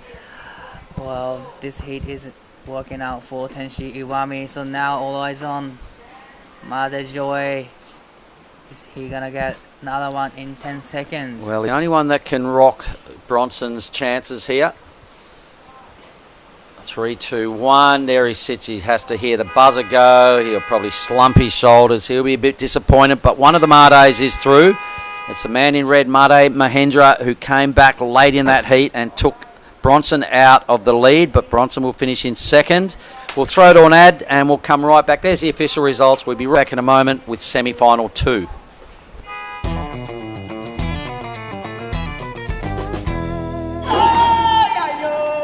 Live from the bustling crowd. Blue now. Behind him is Raiha Onu on the blue. Good first opening turn. Nice wrap. He sets it up for this second one. Unfortunately, gets a little bit stuck on the top and air drops down. So nothing just yet. No big scores, but these are all heavy hitters. So I'm excited to see this heat start off. This is now Rafa Castro. He's going to be looking for the barrel. Will he make it out? And it will be... I want him to come and do this because one of the Mades can do the beach announcing. So I need to come. All right, so no scores just yet. If you see him, try and track him down and say that. We're going to see some of the replays. Here we go. Yeah, this one a whole lot for Made. I like the fact that he knew he'd really connect and he went, nah, I can't try and milk that. And Blues Reha, some nice work there. I noticed he's probably one of the only surfboards getting around on the point with no stickers on it. So maybe sponsorless. He'll have the number. He did get one completed turn away. Raphael got 0 turns in the red. Made same. And Reha probably will just get one mini score, but maybe just under the mid-range. There it is, a 317 for Reha. Early days, that last heat, everybody fumbled the first 5 or 6 waves that were ridden, G. So no real advantage to anybody just here. Kenzo, though, sits patiently and picks up priority. And speaking of being patient, it's the boys down in the athlete area, Bill Hangen and Made Dera. Yeah, thanks very much, Mark. Tenacious D right next to me. Hey, it was really close between you and Bronson, but you stuck it to the rest of the field. Guess what? You're in the final. So stoked. Finally in the final. I've been trying to get one for like 3 years. Finally get one down to the final. It's not done yet, but so stoked. That heat before feels like a final already. Yeah, there were some big heavy hitters for sure. Now, this is your last year in the Pro Junior. You got your eyes set directly on the big W. Yeah, for sure. Straight focus. My last year, like you said, I want to win. What's it going to take, mate? It's take a lot of work, patience. Not too excited, but still have the excited. Stoked. Yeah, bro, you'll be on it. Everyone back in Barleytown, get behind your boy, because he's in the final of the Pro Junior. It'll be coming up later. Back to you guys. Bang, bang. Oh, yeah, sorry. There it is. All right. We'll take it from here. Thanks, Bill. Good work, mate. Saw Kenzo teeing off on his opening wave as well. So this is Castro, Rafael Castro, the big fella. Such a good tube rider. The tubes aren't as frequent as the last couple of days, G. But I like some spicy rail work from Kenzo. Did you see that? Yep, so that was while we were listening to Marede's interview. He's stoked to make it in the final. Been trying for 2 years now. But Kenzo did some work out the back while we were listening to that. So I'm excited to see what the scores come in for that. Unfortunately, Rafa Castro, his second wave, just fumbled a little bit on that turn. Just pushed it maybe a little bit too hard for what the wave was offering. So Kenzo with the best number of 367. So no big scores to make anybody feel comfortable in this matchup at this stage. We can see all the scores right there, folks. We'll leave you with it. 18 minutes. There's 2 spots available remaining in our final. 4 Japanese women, there they are, starting to get their groove on. Team Japan, just such a juggernaut, Giada. I can't say enough good things about just how well drilled they are, how polite they are. The rashies go on and they're deadly. Yep, that's right. And their surfing is so precise. It's elegant. It's good to watch. So elegant but aggressive. Yeah. So that is our next event coming up shortly. We've still got a little bit of men's business to get through here in Semi 2. So here's the drone shot coming over the athlete area, looking across into the Saraki Beach lineup. 4 surfers, 4 caddies, a couple of boats taking some pretty insane shots. Our water patrol out there just putting around as well. We've got a ski, we've got an inflatable raft. It's a very overcast day this morning. Giada, fair bit of rain, non-stop dribble, lots of lightning and a bit of thunder as well this morning. Yep, that's right. So this morning, but it keeps the conditions glassy, which is all right, and the weather cool. It's been some scorcher days, so yeah, if that sun doesn't pop its head up, it's going to be quite sort of user-friendly down here on the point. Yeah. If it does come out after that bit of rain this morning, boy oh boy, we're in trouble. It's going to steam up. White now on the hunt. So let's have a look at the goofy-footed Made Ariana out of Sarangan in Bali. Real strong 2-turn combo. Finish this thing and he's in for a big number. He's real flashy. He's really got a good pace about his surfing, Giada. Always looks well invested. His body language is always into it. Even at the crew he left, the other when we were at crew, second in the Pro Juniors. So his body I love that first turn. It was super fast, super powerful. The second one, pretty similar. Yep. Having said that, he does have quite a good rail game. Kenzo Kato, though, he's got work to do. He doesn't have a sort of one established number. So I reckon he'll be hoping he can get 2 more scores. He's unfortunately got 4th priority because everybody could upgrade their totals really easy, trying to burn off 3s, and Castro needs something better than a 1 to extend all their 2-wave totals. So this next final, Giada, you've seen all these young ladies surfing. What are your predictions? I have a feeling it's either going to be... I haven't seen much of Kokona Kawase, to be fair. But for what I've seen from the other 3 girls, I would say Kana Nakashio is looking like in the best shape to win this event. Okay, okay. She's been super sharp, very precise in the moment. She had a really good semifinal heat. Otherwise, Sumomo Sato could be very dangerous as well. They're all incredible competitors. I know they are. And then you got Mirai, who was just, you know, she has super high expectations of herself, you know, with her post-heat interviews. She's never really happy with the way she, you know, she's stoked she gets through, but she knows she can always do better. So she's expecting perfection. So maybe if she clicks into gear, you know, she's been impossible to beat down at Crewy. 1-2 divisions. Kokona has won here before as a junior, so she'll be taking that belief into the women's final. So the ocean's gone a little quiet. It's got to start playing on Kenzo's mind here. Best number is only a 367. I reckon Reha would be feeling threatened as well, seeing as his best number is only a low 4. I think Castro and Made Ariana are well positioned here, especially Castro having priority. Made has 2nd priority, so the 2 most obvious choices to get through at this stage for me have also top billing on the priority ranks, which is really going to play into this clock that's ticking away. A couple of people up there at spot X. Looks like there might be a ski involved. Next, our final is starting to edge their way over now. Everybody's taking caddies with them as well, even though the surf isn't as brutal as the last few days. It's really nice to have a friend in the lineup, giving you some rev ups after your waves. So Kenzo Kato taking a look at this wave on the inside. He has 4th priority, but no, D-grade wave in today's conditions. You're not going to get much joy out of the judges. So he's feeling the pressure. That's what I take out of that.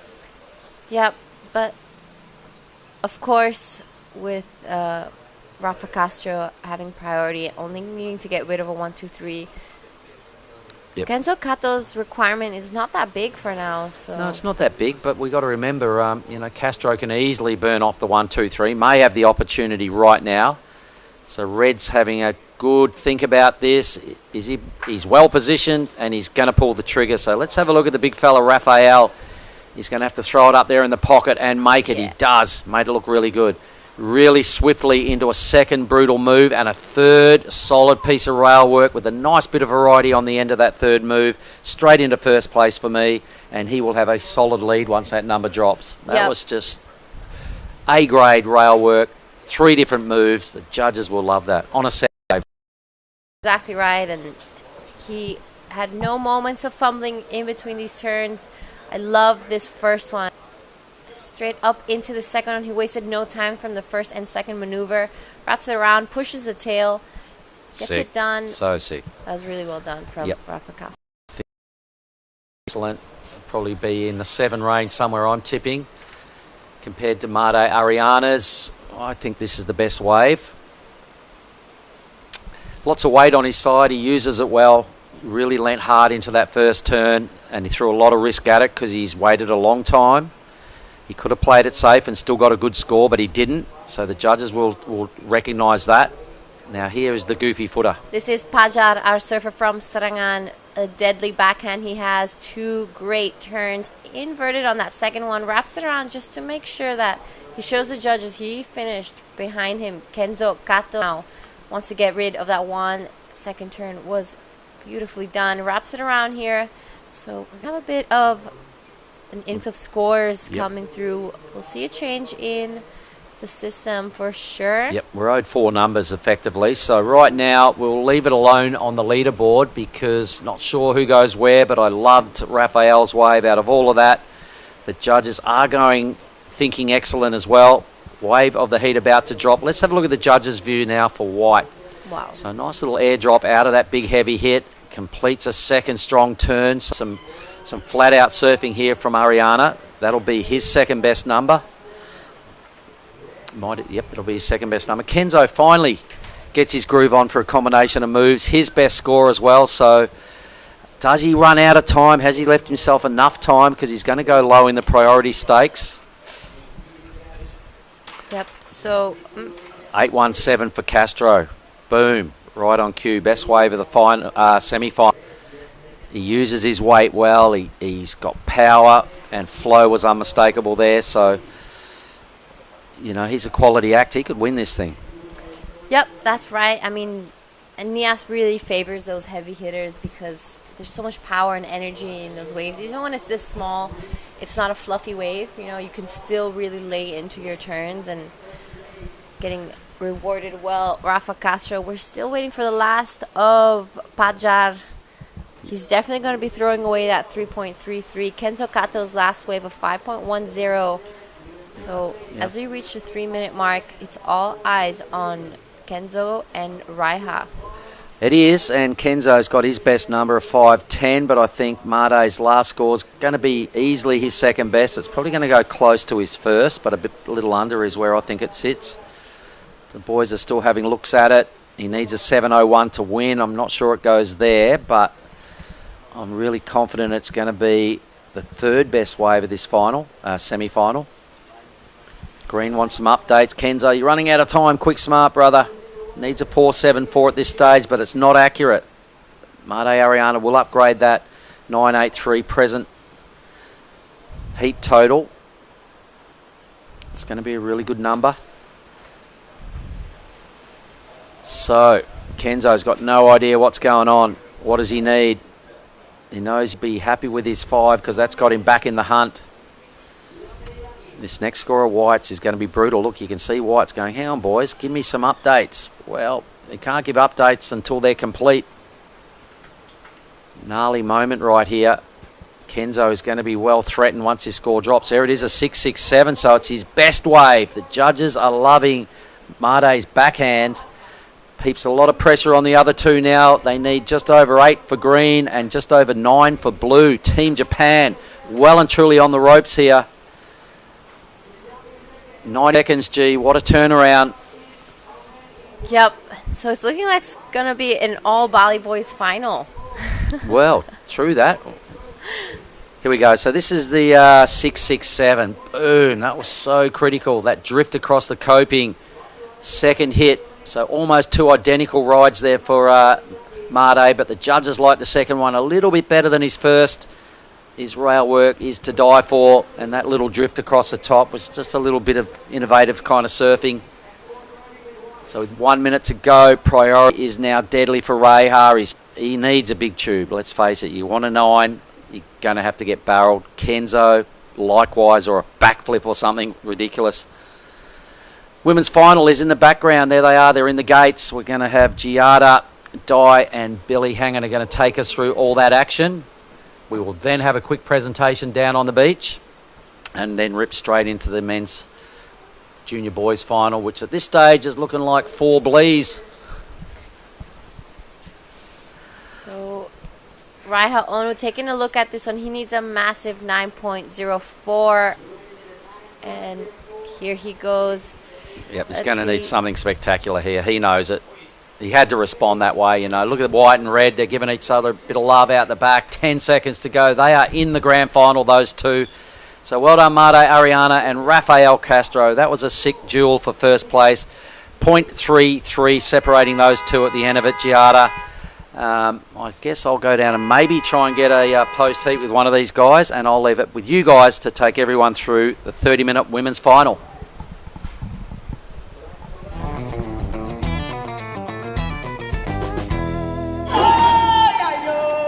Far from the bustling crowd, a special kind of magic awaits just offshore in Lagundri Bay. Home to a world-famous barreling wave, South Nias has attracted surfers from across the globe for generations. This year, the Nias Pro promises to be another exciting spectacle, with the world's best up-and-coming surfers from Australia and Asia battling it out for QS glory on this legendary wave.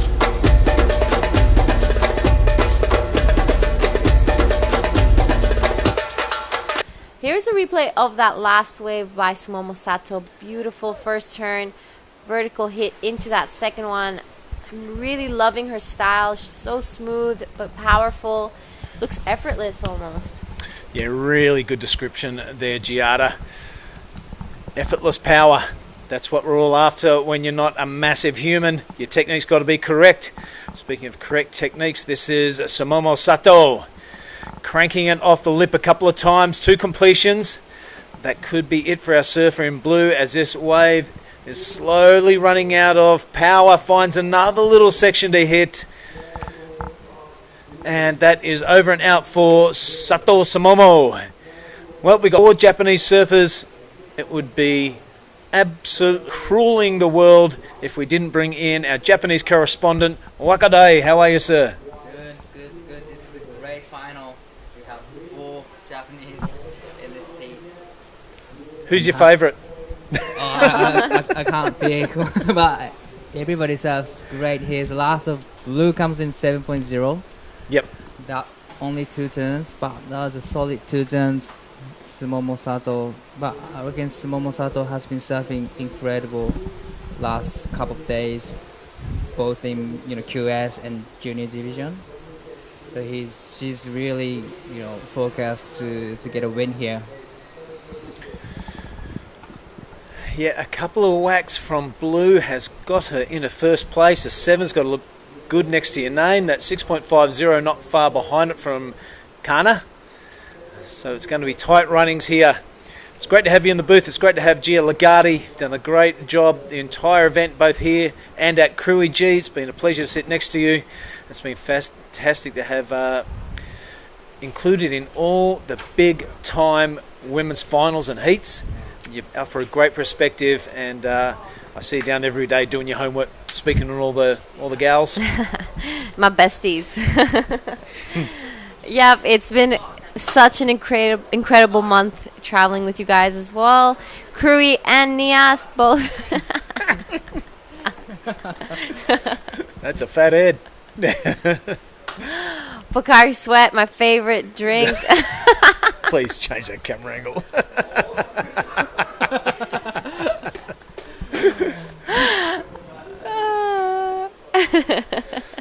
All right, I don't even know what we're banging on about, but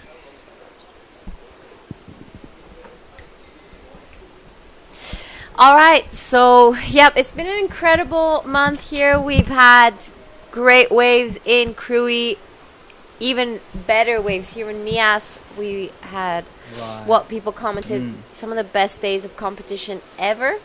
That's us. Rightio. Well, speaking of funky camera angles, that is us. Welcome. For the first time, the 2 contests we crossed over, we weren't ready. Here it is, Kokona Kawase. 川瀬心那選手、こちらファイナル1本目のライディングになります。このファイナルは4名の日本人選手がクレジットされています。残り時間21分30秒を迎えるところ。So this was my first trip to actually Crewy in Nias, and it's been amazing to see tens in one heat, a couple of other tens, and a lot of excellent scores. It's been amazing to just watch live and really enjoying watching actually Josh Carr's riding, because I've been watching him since I was a kid. So it was really great to watching his surfing on live. It's been unreal. And can you tell us, Dai, have the Japanese team, both the women and the men, have they appreciated having you around? So the post-heat interviews and kind of getting back to all the fans in Japanese, what we kind of struggled to do over the last couple of years. Let's call this wave first. 川瀬心那選手、これは小さい波ながら今になってくるが少しフラットになってしまった。Yeah, I hope so. I hope they enjoy my Japanese to English translator. Really enjoying. But I got a message that they really appreciate, that they can know what competitors, Japanese competitors thinking through their mind. So it's great to be here. Well, it's picking up momentum, professional surfing through Japan. It's great to be, he'll play a very small part of it, and it's really impressive to see the strength of the Japanese surfers. I've been saying for a couple of years that they are coming, especially the women, and this is reflected in an all-Japanese affair here in the Pro Junior Women. So Mirai Ikeda is looking for the second win here. Rui and Nias in the junior division. And here's some actions. So this is Mirai Ikeda. Good looking wave. Really love the first sound here. Can she come around a section? And gives a little bit of roundhouse cutback, but not much offer. Yep, I love that first turn from Mirai Ikeda. It was super solid. She was in the pocket, and there's a big fan of spray afterwards.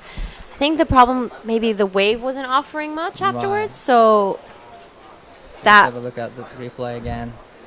She scratched super hard to get into it, but here, that turn was really well done. A lot of sprays. And from there, wave just, dies out a little bit. But still great first down.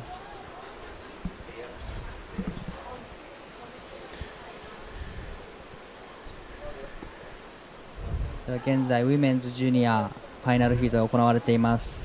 佐藤すもも選手1本目に7点をスコアしてきて第1のポジション、中潮香奈選手は 6.50 を1本目でマークし第2のポジション、この2名がグッドスコアをスコアしてきています。残り時間まだまだあるのでしっかり揃えてきてほしいです。そして池田未来選手最後の波 3.83 をスコアしました。 Last of wide comes in 3.83.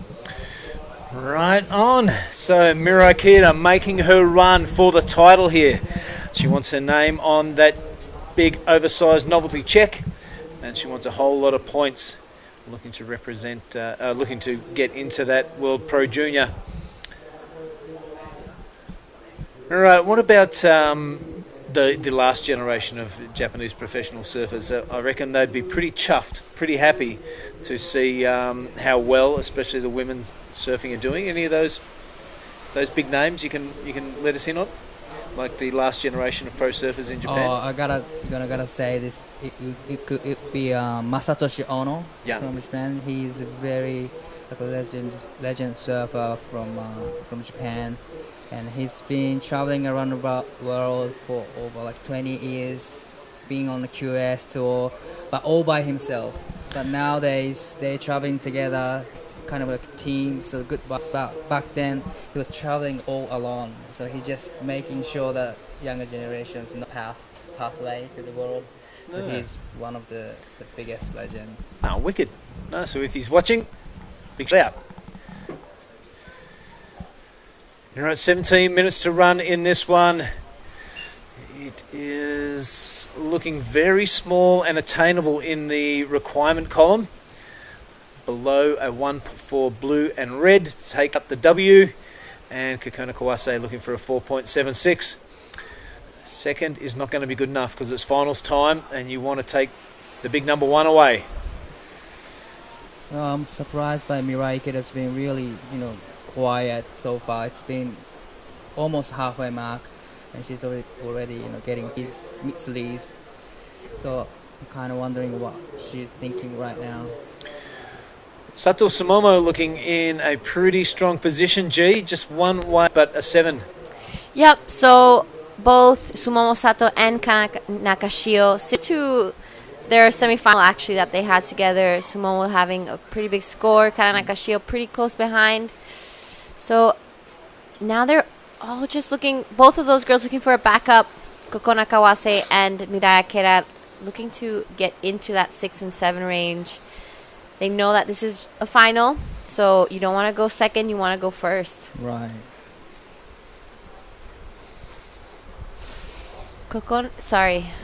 Sumomo Sato has been looking pretty solid this entire event. She got quarterfinal in the women's QS and now in the final for the the Pro Junior Women's. So she is looking pretty unstoppable, but we still have 15 minutes left. The ocean has gone a little quiet now, but I'm sure we're going to have a big exploding firework final. The crescendo. All right, I'm digging the 30-minute decision. The 30-minute finals makes it fair for everybody. You have a good crack at a couple of waves. It looks like Miro Akita staying the busiest of the surfers, and Sato Sumomo and Nakashio Kana playing the patient game. Half a point between them. It's going to be on. Kana Nakashio is really having the quiet heat pretty much all the time, but she doesn't want to have. Only needs a 4, 5, 8. That was a nice first turn. Sets it up for the second one. Sick. So unfortunately gets a little bit stuck here. It doesn't fall off, but I don't think that'll be a big problem because those first 2 turns were pretty solid. Solid 2 turns. The requirement is small, 4, 5, 8. It's gonna be really close, but here is the set. Rolling into the lineup. Oh, 50 seconds, sunset coming. Everyone put their eyes into the water because this could be the wave that Kekona Kawase needs to take it out. It's a massive ask of a 7.47, but it's a good-looking wave. The backhander now is getting caught up in the white water. Things not looking good, but that was a handy-looking first turn. Nice drawn-out bottom turn. Finds a pocket again. It would have to be the highest scoring wave of this final. Things are not looking good as this wave shoulders out into the channel. But Kekona sticking with it. 13 seconds now. We're owed 3 numbers. So we won't know the result when the hooter goes. But probably the danger surfer in Kana. So there we have it. Time is up. Sumomo Sato wasn't able to back up. And there we have it. Kana Nakashio's last one comes in at 6.77. Wow. So she is officially the Women's Pro Junior champion here in Nias. What a finish, gee. That was so cool. 2 minutes to go and Sato Sumomo had it absolutely sewn up. But it is Nakashio Kana coming from the clouds. The series, a couple of turns that were right on point, held the rail, found the pocket, and came up with a win. How good. There we have it. Right, so what's going to happen now, we're going to hand over this microphone to the big head honcho of the commentary team, Mark Clift. He's going to go downstairs, do a little prezzo with the, I imagine, the entire field of the final. We're going to get ready for the... We're going to get ready for the men's final and wait for Mark when he returns up. We're going to thank Gia Legati for the last month of commentary. You've done a great job. It's been an absolute pleasure. Anything you want to say? Yep, thank you guys for having me, and I'm super excited for all the results, and I'm going to be watching the Pro Junior Men's, so stay tuned. Good on you, G. Thank you very much. We're going to bring in Oni Onwa for the call of the men's final. And cut to a break. We'll be back right after this.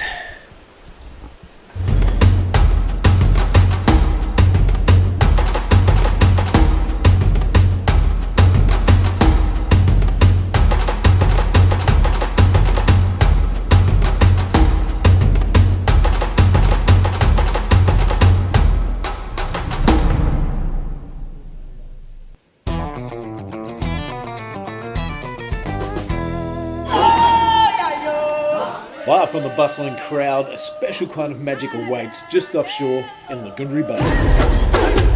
Home to a world-famous barreling wave, South Nias has attracted surfers from across the globe for generations. This year, the Nias Pro promises to be another exciting spectacle with the world's best up-and-coming surfers from Australia and Asia battling it out for QS glory on this legendary wave.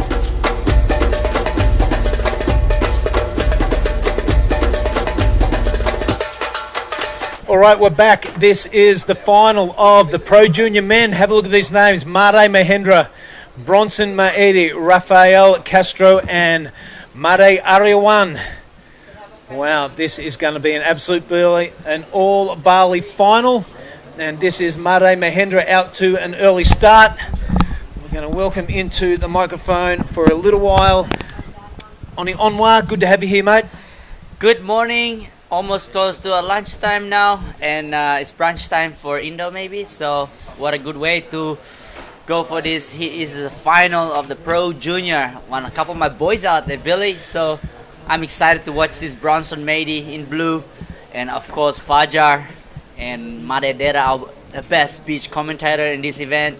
And also that Rafael Castro, he's been posting some excellent score the last couple of days, yesterday, and let's see what he can provide today, Billy. Yeah, yesterday it was an absolute pit fest from Rafael Castro. He went out there and just parked himself into barrel after barrel. It was something to behold. That's not going to happen today. He's going to have to go to his turns. But as we saw from the semi-finals, he's definitely got it. Yes. Have a look at the scenes on the screen right now. This is Kana Nakashio getting the raptures of the crowd. But the live action, this is the surfer we just spoke about, Rafael Castro, cracking the top off a couple. That's his first wave. Probably the first wave of substance. The first one from Made Mahendra, not much. So yeah, great scenes on the beach with the winner of the Pro Junior Women's getting shouldered up the shoreline into the presentation area. We hear some applause and screams from her supporters down there. So congratulations to Kana. What a feeling it must be. Yeah, must feel good to finish off this trip with a first place. Going home with that trophy feels amazing. Yeah, so, super cool. There you go. First wave of a surfer in white, a 4.67. Already put a good, decent score in this final of the men's Pro Junior. And that's Max Cleave and Daiwako.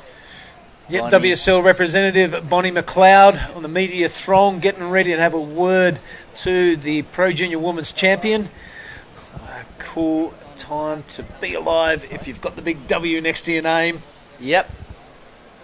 And it's only Pro Junior. That's what a future these people have. Yeah, yeah. It means a lot when you're young. Nothing else matters but surfing and winning and you know, carrying on like a energy crazed surfer. Yeah. It's super cool. Yeah. All right, some lines pouring through now. Only two people with waves to their name in Made and Rafael. No one's interested in that one. Can't wait to see what Bronson does, and I can't wait to see what Fajar does. Looking sharp, looking tight. Love the way he drifted the tail there, spun the wheels into action. He looks like he means business. Yep. I love how spicy he's surfing and throwing that tail with the control. And that's a hard thing to do, especially in the final. He knows he has to go big, because if you just going out there doing a couple of taps, that's not enough, because like what you said, the big W, that's what you're chasing for. Not second place, but the big W. That's right. And you gotta go big for that one, Billy. You gotta go big. There's no heat by heat stuff anymore. We'll see what happens. It's all bets are off. It's full throttle. Let's go for that first place. Let's dive a little bit deeper into this surface, mate. Bronson Mady, originally from Lakey area. Yep. Now living in Bali under the tutelage of the great Rizal Tanjung. Yep, that's it. But Made Mahendra, where is he from? Made Mahendra lives in Canggu. His dad at Brawa there. I known him since a little grom. And Made Ariana posted 517. He's from Serangan. Yeah, dari Serangan. Yeah, so I love Serangan. Good wave there. So I'm sure Made Ariana, Bapak nonton di rumah. Selamat siang atau pagi. Siang ke arah ke pagi ke arah ke sore. Yeah. Sorry guys, I'm mumbling a lot. But it could be afternoon time there, but it's morning time here. Yeah, morning. 1 hour ahead we are, right? Something like that, yep. Doesn't matter. But used to be called Turtle Island, do you know that? Turtle Island, Serangan, when it was an island. Oh yeah. Now it's not an island. Bali is it's a whole nother level nowadays. It's growing. Yeah. Here we go. Fajar looking to get a quick backup, trying to playing the pressure button with the boys out there. Oh yeah. And Yeah, looks little, good. Little bit of a bunny hop. Bunny hop. He's just playing. He's just playing out there. He's having fun, and he knows if he get the wave, like Bronson made, he's waiting for that wave, and Made Mahendra already posed a 0.5, maybe a big error at the start. Probably didn't need to do that, but I guess there's 4 people in the final. It's a lot of game plan, and you have to adjust a lot every 5 minutes in your heat when you're surfing against 4 other people in the water. But if you surf with the 2 people in the water, it's a lot more easier, so you can just control the line a bit. But here, fighting for that number 1 spot here, it's hard. It's really hard, but then that's why you're a professional surfer. You gotta master that and train a lot to become here to win.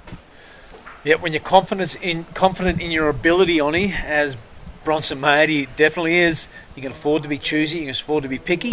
He'll be thinking to himself, I only need 2 waves and I can get the job done. Alrighty, we're looking on the screen. All the dignitaries are in place. All the surfers are in place. Wakadai, down to you, brother. Take us away with this presentation ceremony. So welcome back, guys. So here is 4 finalists from the junior women's division, and we're gonna have really quick presentation here. And the first place we have Kokona Kawase.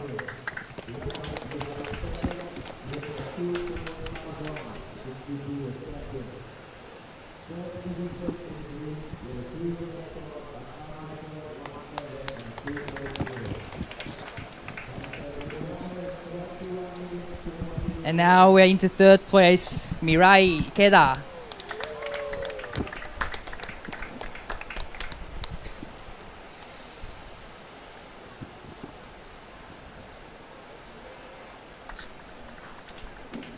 Now runner-up is Momo Sato, excellent surfing.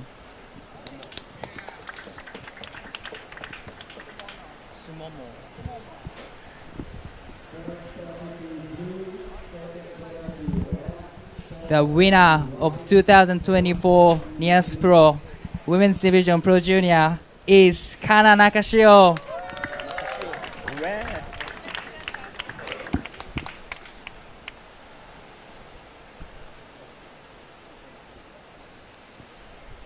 So we're gonna have a little bit of an interview with the winner, Kana Nakashio. では今のお気持ちを率直にお聞かせください。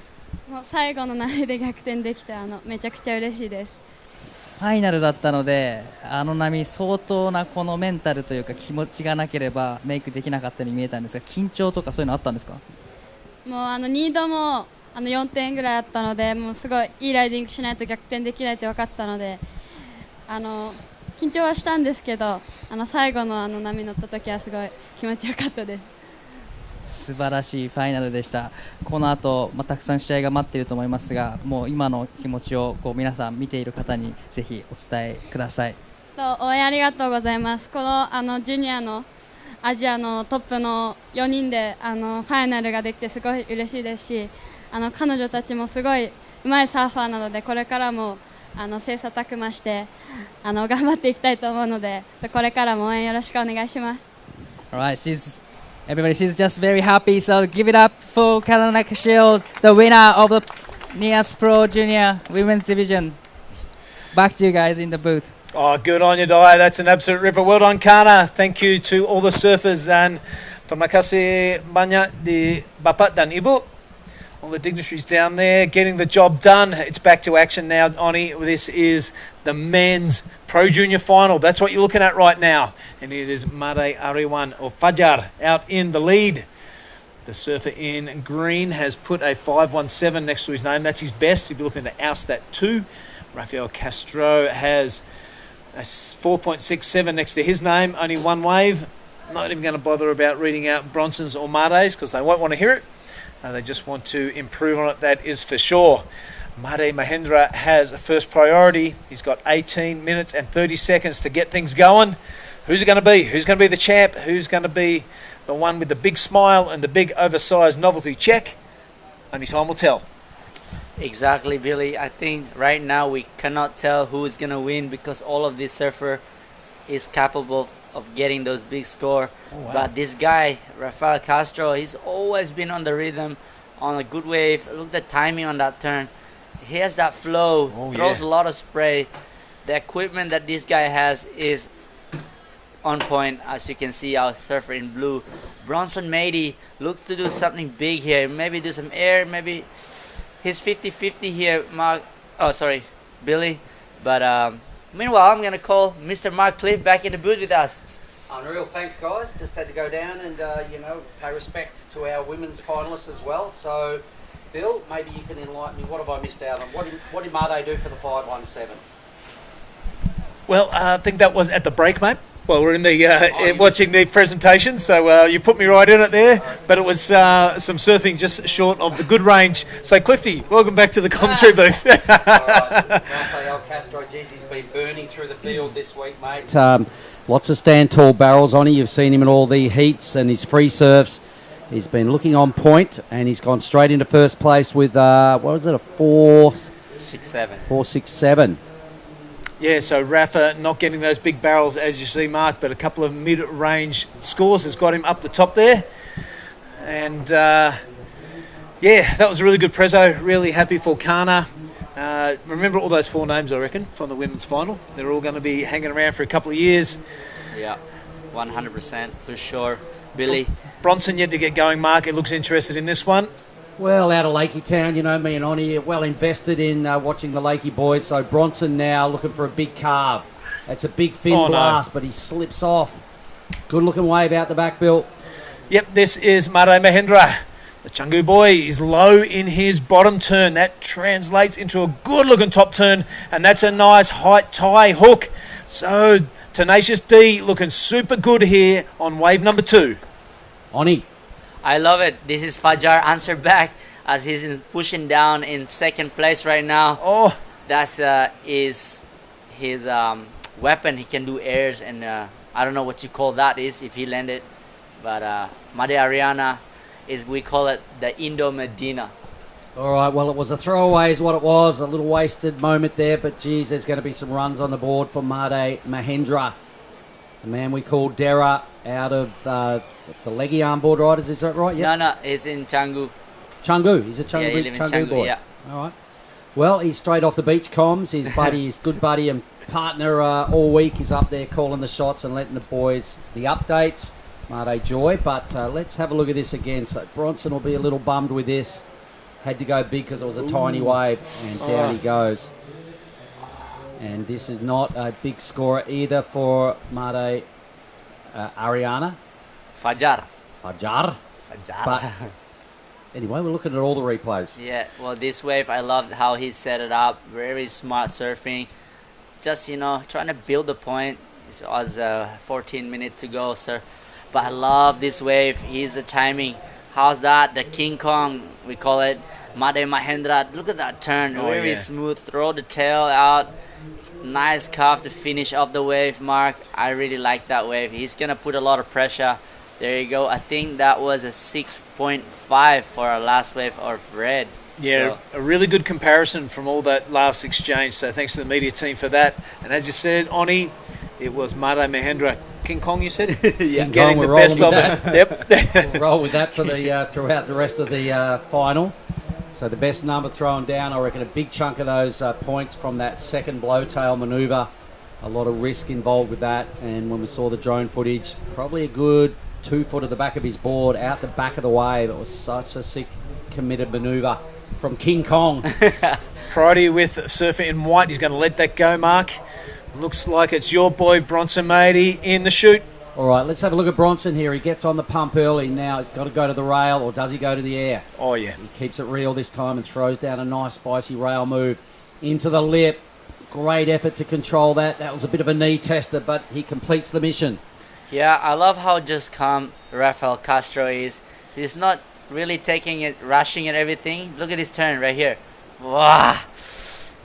I love it. This guy is dangerous. He's in the first place right now for some reason, Mark. So, but I would like to see a good score coming out from Bronson Mady of that last wave, because that second turn looks like he's gonna fall off, but he ride out perfectly. Let's go this one. All right, this is what the judges look at, everybody. We got to remember they lay down the numbers before they look at drone footage. So this is what they see first up. So their impressions and their original numbers get thrown down from exactly what we're seeing now. It was a really good combo here from Rafael. Once again, I like the maturity in his surfing, Oni. Full rail turns, you know, just really strong A-grade surfing all the time and mistake-free. So I loved it. You look at the judges and say, yep, eat that. I know the waves are small, but I'm saying I know I'm surfing good on these waves. Reward me. So we still have 2 scores are coming in, one for white and one for blue. Looks like a really good score for both these surfers. Definitely is going to change the situation here, Mark. Yeah, well, Bronson was sitting in 4th spot, had a couple of throwaways, needed a 7.17 to get to first, all right? So all these requirements are to win. His number thrown down was a 5.67 from Bronson. Moves him, well, nowhere at this stage, still sitting in 4th, but his requirement has come down, all right? So he's back in the conversation, still got 12 minutes of this final. Raf's number, though, I'm feeling it's going to be pretty good. It will definitely extend his lead. And everyone else's requirements to win are all on the right-hand side of the screen right there. There's our judging tower there, right in the middle, the big tower on the stilts. Our broadcast area is out of Snarley's place under that green roof. All right, so Castro, what sort of number do they throw at him? You would think this was his best wave, Oni? Yes, I think it will be his best wave because the way he surfed it really smooth and he throw some variation of surfing. So, but I'm not a judge. I will see what the judges say first, as I like his surfing. Maybe the wave gonna be smaller, but there you go, a 6-point ride. So I had a good feeling about that wave. Like the judges like to see a variation of surfing there, Mark, not just same turn. And you know what, I reckon he loved it too when he flicked off because it was just good connections all the way. 6 points a worthy number, Bill. Fajar, the goofy footer, I like that, and I like that turn too. Really whippy, really fast. Follows it up with the second one, drifts a tail a hell of a lot. And the third one, not much to write home for, but wow, 2 good turns from Fajar.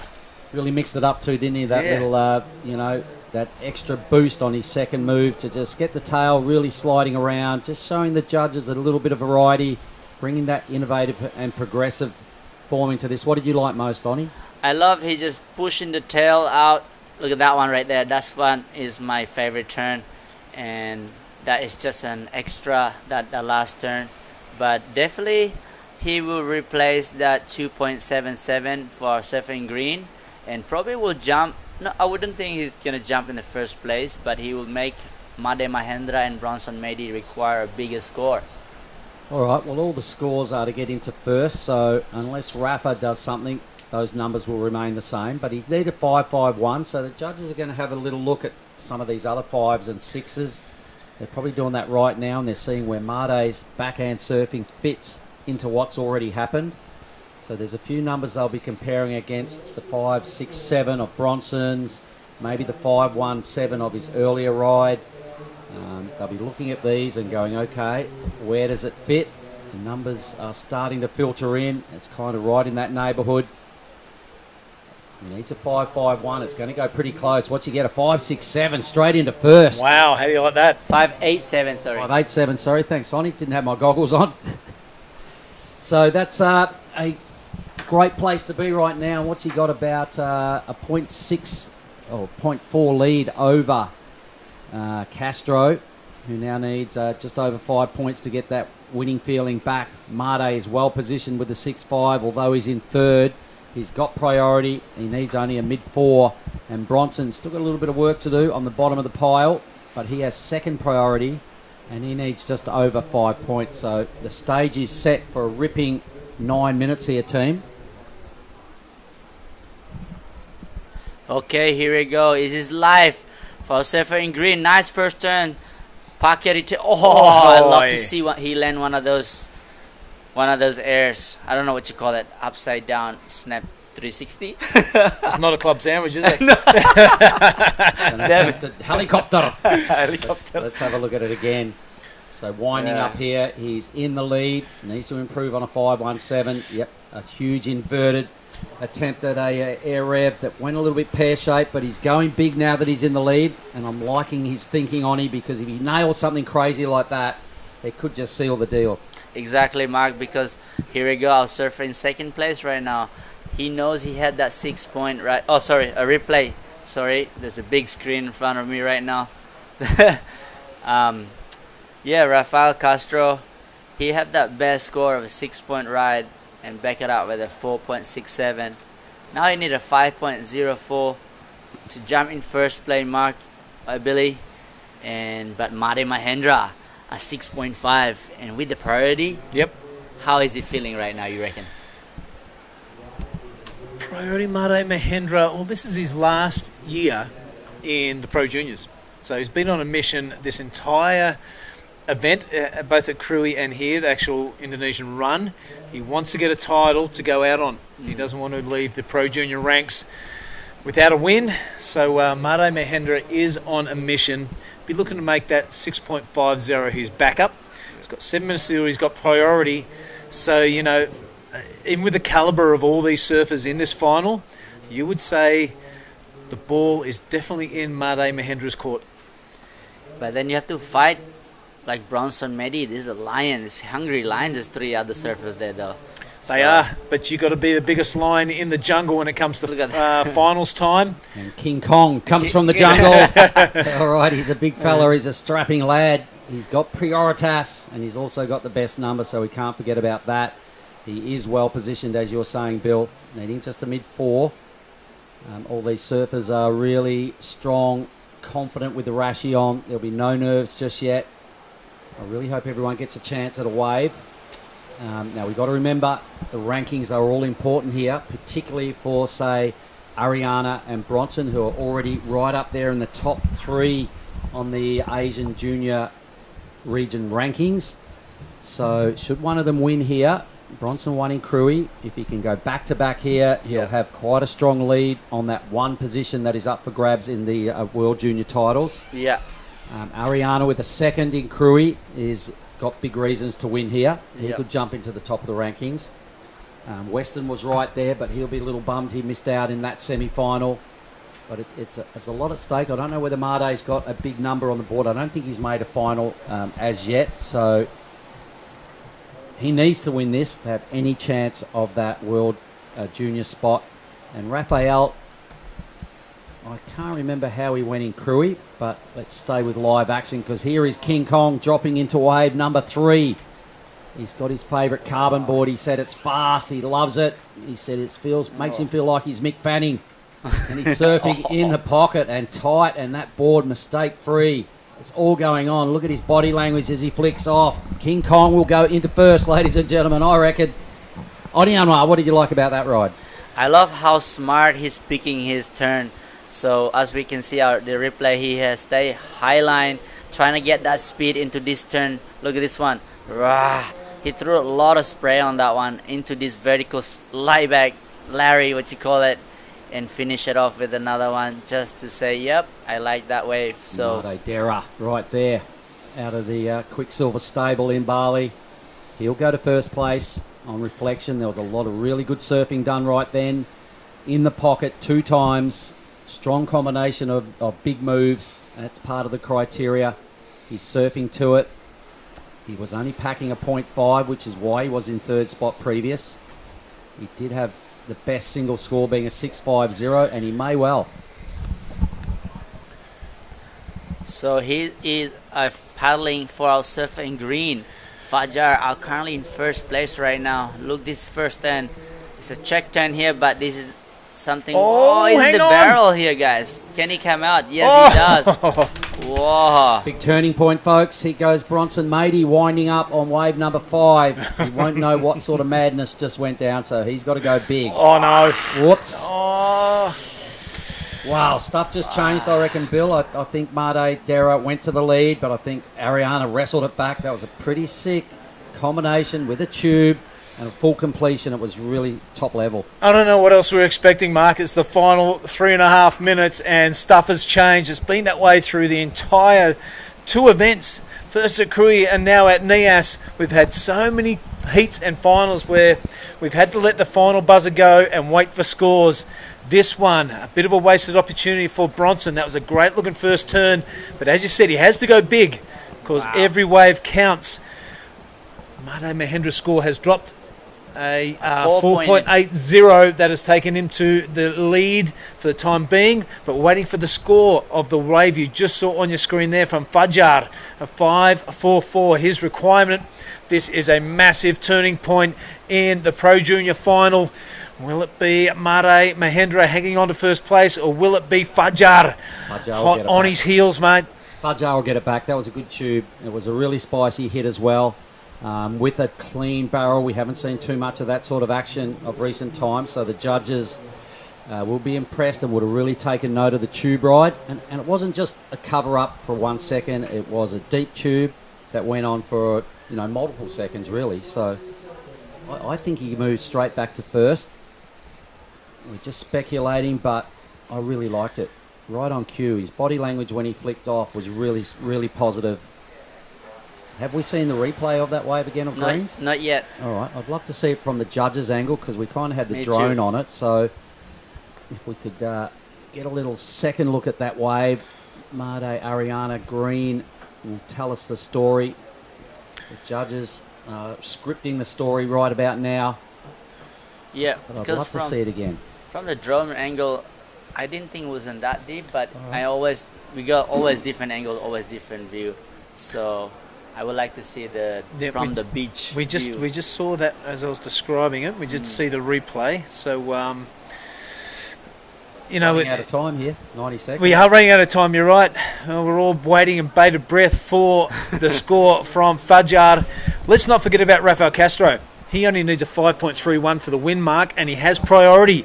This could be the danger man. He could come from the clouds. He's doing the Fijian wave dance, splashing the water up and down, and summoning a swell to come his way because it's the surfer in white that wants the win. He wants to upset the apple cart. So, waiting for that score for Fajar, but also waiting for sets. Well, they're all on the move. Yes. So something's happening. There's a little bit of motion out there. The number coming in is a 5, 6, 7. So Made Ariana back to first. All right. So just. When you have a look at the totals, there's 0.24, a quarter of a point separating him from Made Dera in red. Castro needs now a 5.54. Bronson needs a 5.68, a 5.88. Sorry. 35 seconds, all going to depend on that first and second priority. White has first priority. He doesn't care about getting through. He wants the win.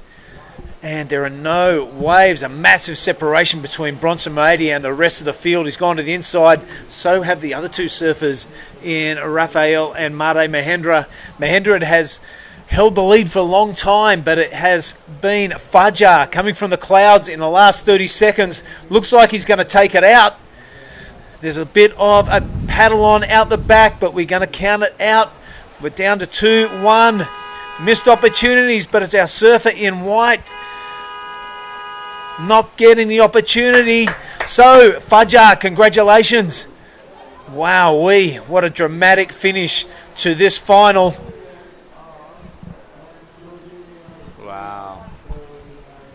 I don't know, is this a scored wave, guys? It's a replay. No, this is a replay from the beginning of the heat. All right. Yep, flying so this around. Is the highlights of our final, everybody. I'm probably going to rip down and help out with the Prezos, Bill and Oni, if you guys don't mind holding the fort. And then we'll come back for a little wrap-up with you guys. Maybe we can see... Well, anyway, it's all going on down here, and look at him, he's so stoked. He got second in Koori. I reckon he goes to the top of the rankings with this win here due to the fact that Bronson copped the fourth and Westernhurst didn't make this final. Yeah, right. Good points, Mark. Grab your microphone, grab your transducer, and get on down there. Present the massive, oversized novelty checks to the winners and the place getters. It's going to be good fun. Look at the ecstasy on Fajar's face. He's going to ride this whitewater all the way to the beach, and look at the double celebration from Mahendra and good mate Fajar. It's fantastic to see, and he's going to need someone to shoulder him up, but all his mates are in the water. Yeah. Shout out is Fajar's father at home watching. Selamat kepada Fajar sudah mendapatkan juara 1 di Pro Junior Nias Pro, di mana sekarang Fajar mungkin di posisi pertama di ranking Asia Region. Senang sekali Fajar sekarang paddling to the beach. I'm sure all the boys from Sarangan boys, shout out to the team, and the Bali boys watching, the Lakey boys, Canggu boys. Check him out. Victory lap, a little bit of a backside slap if you don't mind.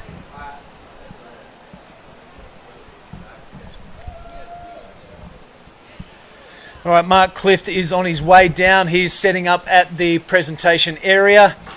No doubt we'll have the dignitaries down there, and Bonnie McLeod, Tom Charmanet setting up the proceedings.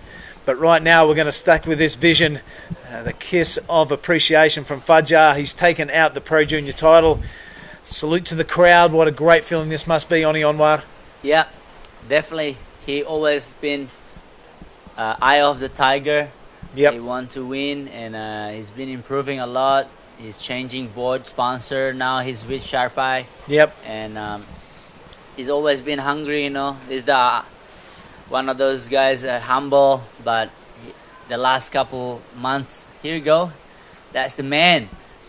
Yeah, what a time. Look at him. He's grown up over the last 12 months. He's filled out. He's got a little bit taller, but it hasn't affected his surfing performance or evolution.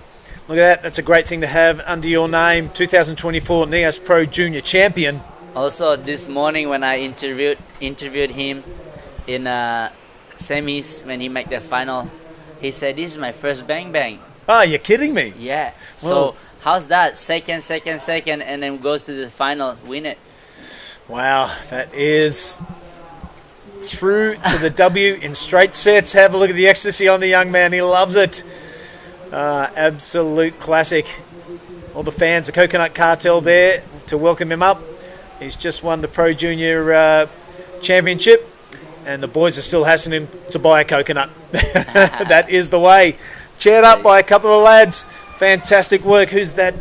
Santero Sakai and Dani Widianto is cheering him up, and behind it is Madenesa. So good, so good. What a feeling. Looks like Adi doubling up on the board duties. Adi as well. Adi. All right, the Mediathron will be Team after a little bit of attention down there. Congratulatory hugs and high fives. Super cool scenes down here on the beach. I tell you, it could be wild because a couple of the boys are enjoying a free surf out the back. But they're still out there. I think Bronson's still out there having a surf. And, yeah. Yeah, West End there, just looking at Fajar. Congrats, bro. Those guys are big rivalry. Deep type inside their heart. They'll have only love, but they're always against each other in the water. What a good sportsmanship. And that's how you push each other growing up. Look at next to each other like, yep, I want to beat you, but next time I want to beat you too. Yeah, that's right. You don't know what's going to happen, mate. When you're young kids to when you're an established professional, you don't know what's going to happen.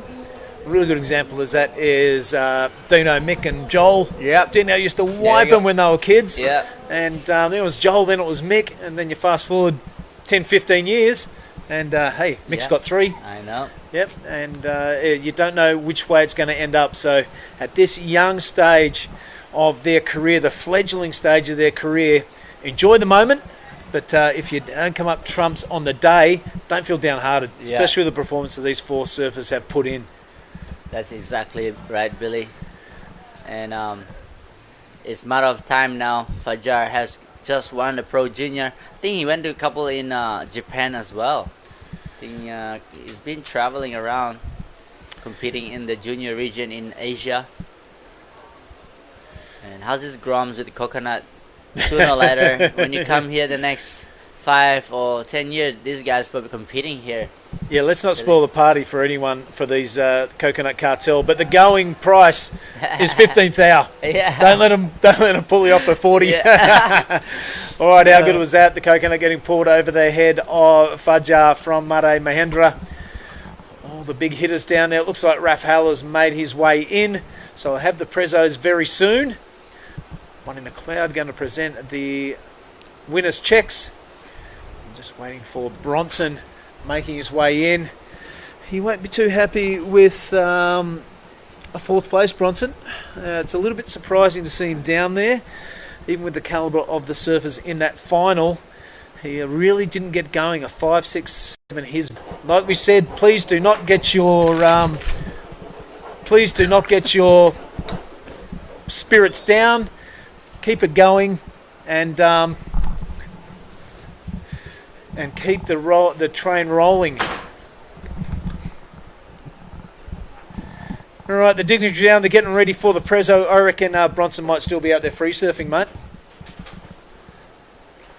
Yeah, Bronson's not probably knowing that he has to come in, and probably a beach commentator has to call him out. Yeah, there was a lot of bickies on the line. We've got Mark Clift in the camera. He hasn't got his earpiece in, so we can't talk to him. But yeah, chatting with the competitors there. Fudger super happy, and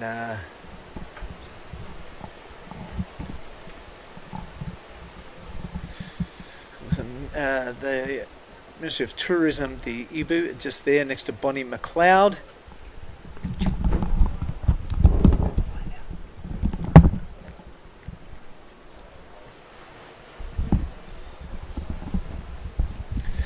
All right, I wish there was a magical way for me to tell Mark Cliff to put his earpiece in, but yep, we're just trying to give him a call.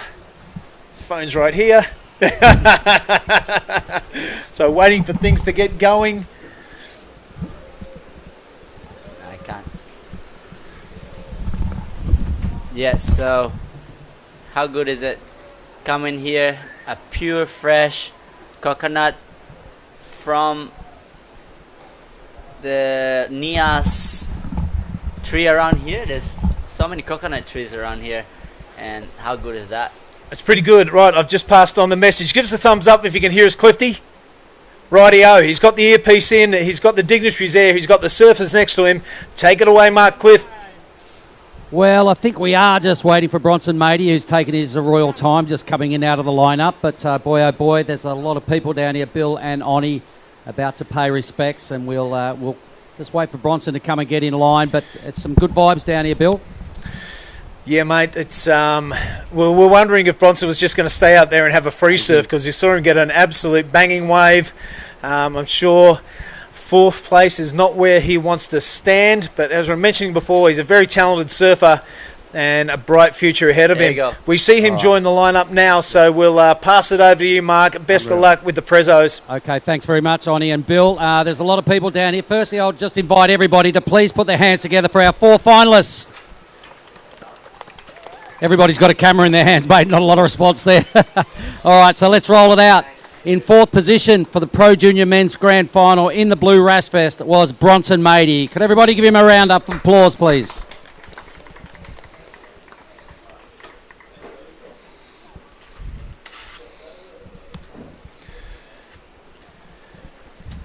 Okay, and in 3rd position, he impressed a lot of people this week. That's a name I will not forget. His name is Rafael Castro, everybody. Please put your hands together for Raf in 3rd spot.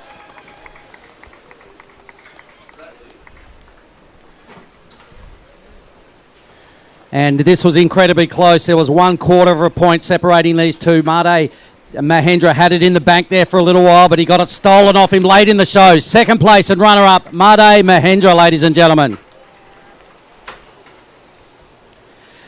And now our champion this year in the 1,000 points Pro Junior Men's Final. Everybody, please make a lot of noise for the winner, Made Ariana.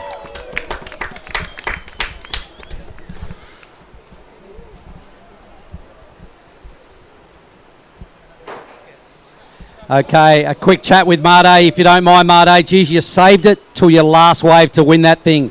How nervous were you about to take off on your last wave? Fuck, I'm so nervous that one. And then, yeah, so happy to make that one. Yeah. Is this the biggest win of your young career? Yeah, for sure. All right, now there is a spot up for grabs in the World Junior titles for one person out of the Asian region. With this win, you probably go to the top of the rankings. How good would it be to win the World Juniors? I want to win World Juniors titles. Yeah, I want to win. That's it. I'm so happy. My goal's that one. Champion, ASEAN region. Yeah. Unreal. Well, if you do that, then you'll go on to the Worlds, and that could be a big moment in your career, brother. Listen, there's a lot of people that have probably helped you along the way get here. Maybe you can look down the camera and thank your sponsors and your friends at home that would all be watching. Thank you for all my sponsors, Ripco, Sarpai, Miyazaki, and thanks for all sport, like for all the boys Indonesian.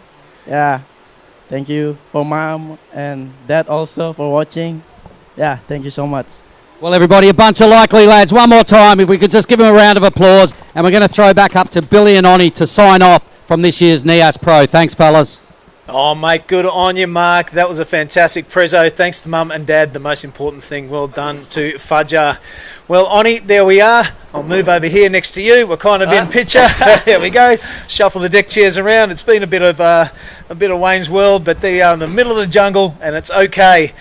Well, that is the end of almost a month on the road. We went down to Krui. We had 140 odd heats down there to get through. We moved up here to Nias. We had 130 odd to get through here. A couple of highlights from yourself, my friend. Yeah, look, it's a bit emotional there how hard Made, Ariana, Faja worked for, and being a junior is such a bright future for a young man. So much respect, and I'm excited to see what the surfing world is going to bring for our Indonesian team and Japan, Australia. This is a real deal right here. So thank you for having me, guys, and I'm really stoked to be here and talk about surfing. And my job now is done, so I'm going to go for a surf, Billy. Your job is done, mate. Let's run through a few highlights. They're down there at Krui. Who can not forget the run of Mirai Akita? She came out with 3 titles, and then we can go up to here at Nias, where the waves absolutely bombed in. We saw an absolute 10 fest, didn't we? Started off with Kobe Clements. Kobe Clements, really late drop on that wave. And after that wave, everybody just getting 9s. The smallest score I came on that was at 8.9. Yeah, it was so cool. And we saw the club sandwich come out from Josh Kerr. How good was that? Thank you for coming, Kersey. I don't know, I think he already went to J-Bay for that one. So yep, he's already headed off with the daughter is Sierra Kerr. That was a fantastic run. Also, the rise of Oceana Rogers. That was a highlight here. Let's rub that off. I really enjoyed the run of Made Joy. It filled me full of a whole lot of happiness to see him go through. So well done, Made. We really appreciate that. Justin Balule had a good run through here at Nias. That was super good to see. A local boy, local legend. And the team from the Mentawais, there's a whole bunch of them. The first time they were down here, that was fantastic. All getting together, and expect big things from Team Mentawai in the coming years. Let's cross that off. Ella McCaffrey and Winter Vincent triumphant in the QS 5000 side of things here at Nias. A big well done to them. Excellent effort. Let's talk about the highlight of everything. It was the big tubes here at Nias. Yeah, I mean, Ella McCaffrey brought her game. She came second a couple of times, and now she won. And congratulations to Ella. She didn't bring home the point, but came in here with experience and beat all the other Aussie excuse my English. And I think that's impressive. And of course, what about you guys, Billy? Well, that was all the highlights I'm going to go through. It's been a heck of a month. It's been great fun. We want to thank the government of Nias Selatan. This whole thing has been organised by the PSOE. We just got a bang bang on Mark Cliff. Thank you very much. The ASC media team, thank you. That is it. We're over and out. I'm going to shake your hand. It's been a pleasure. I hope everybody has enjoyed the broadcast wherever you watched around the world. Join us next year. We're going to go to the double header again. It's been fantastic.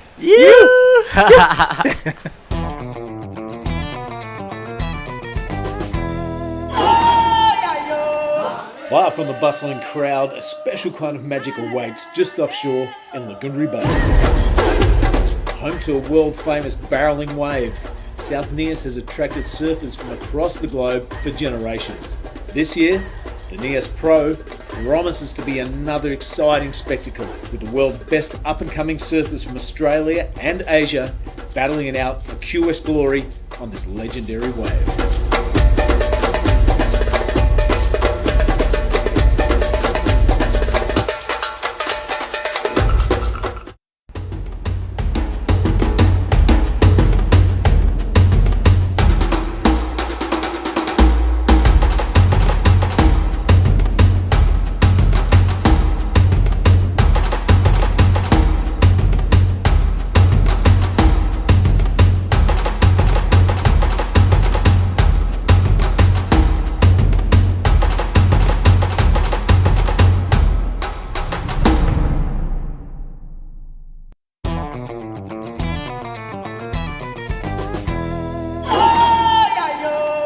Live from the bustling crowd, a special kind of magic awaits just offshore in Lagundri Bay.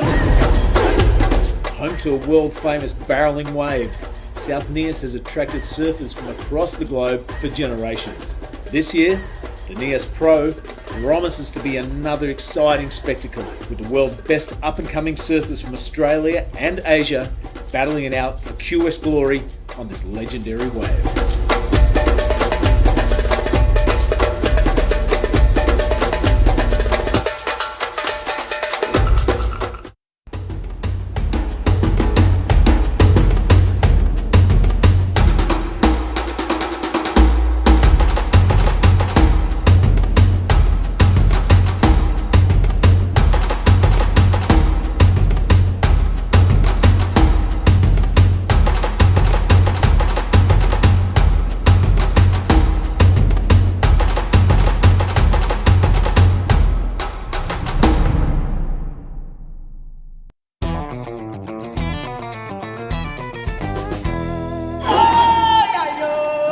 Live from the bustling crowd, a special kind of magic awaits just offshore in Lagundri Bay. Home to a world-famous barreling wave, South Nias has attracted surfers from across the globe for generations. This year, the Nias Pro promises to be another exciting spectacle with the world's best up-and-coming surfers from Australia and Asia battling it out for QS glory on this legendary wave.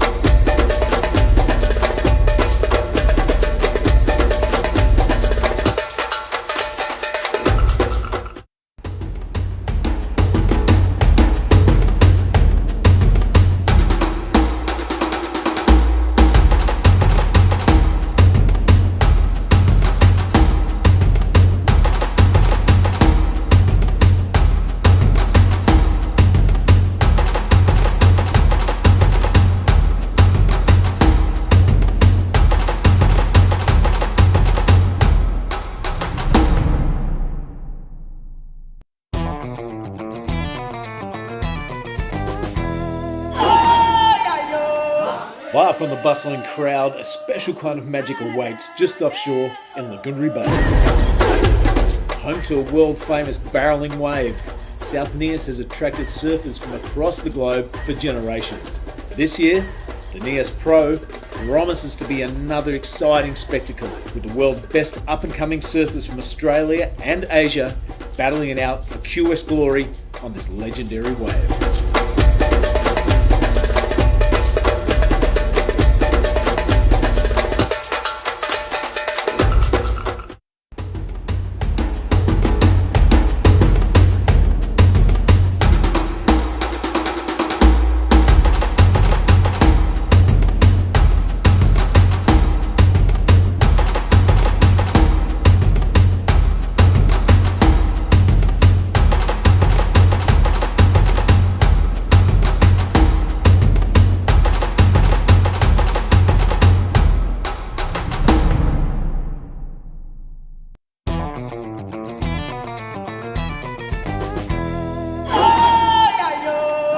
Live from the bustling crowd, a special kind of magic awaits just offshore in Lagundri Bay. Home to a world-famous barreling wave, South Nias has attracted surfers from across the globe for generations. This year, the Nias Pro promises to be another exciting spectacle with the world's best up-and-coming surfers from Australia and Asia battling it out for QS glory on this legendary wave.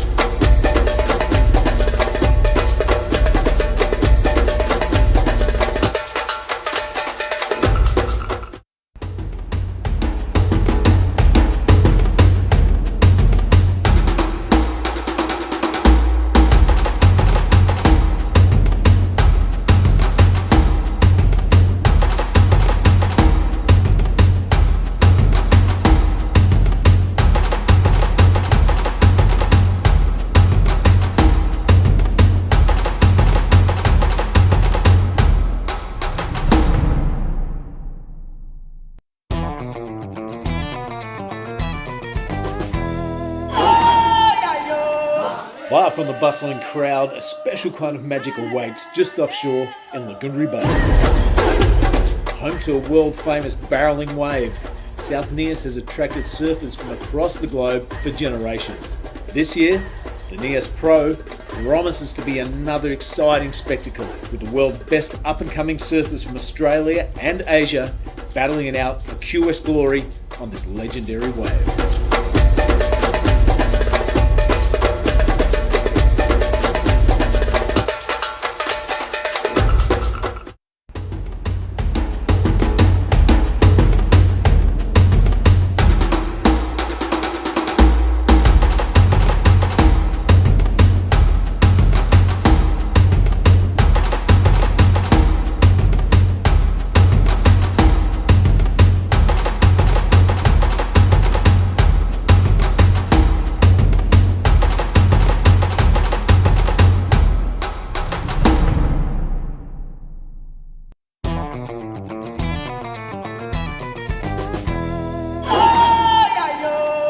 Far from the bustling crowd, a special kind of magic awaits just offshore in Lagundri Bay. Home to a world-famous barreling wave, South Nias has attracted surfers from across the globe for generations. This year, the Nias Pro promises to be another exciting spectacle, with the world's best up-and-coming surfers from Australia and Asia battling it out for QS glory on this legendary wave.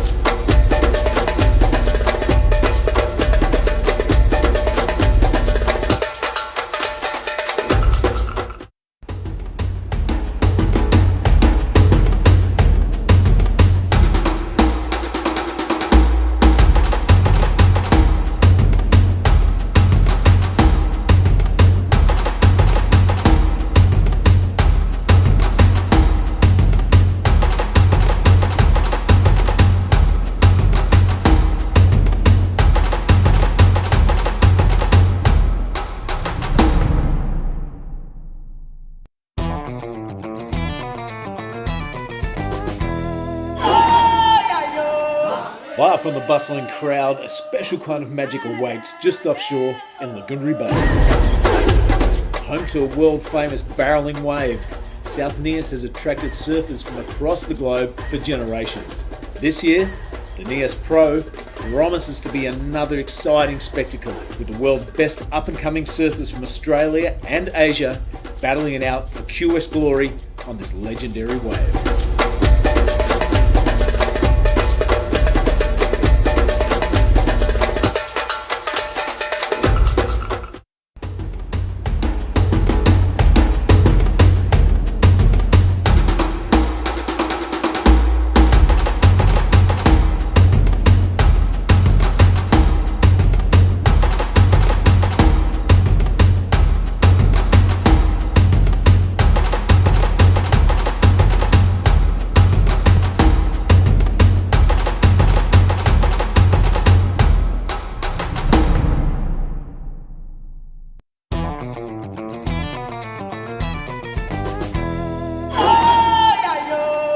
Far from the bustling crowd, a special kind of magic awaits just offshore in Lagundri Bay.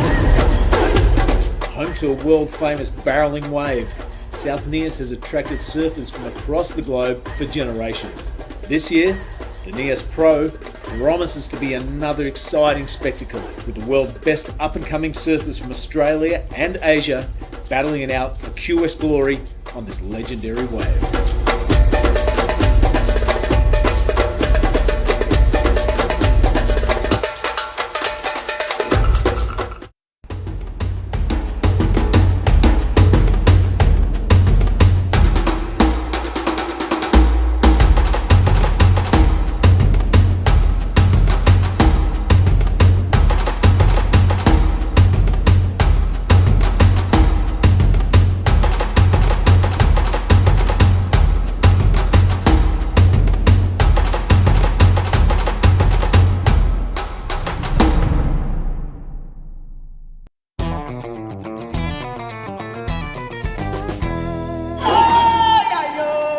Far from the bustling crowd, a special kind of magic awaits just offshore in Lagundri Bay.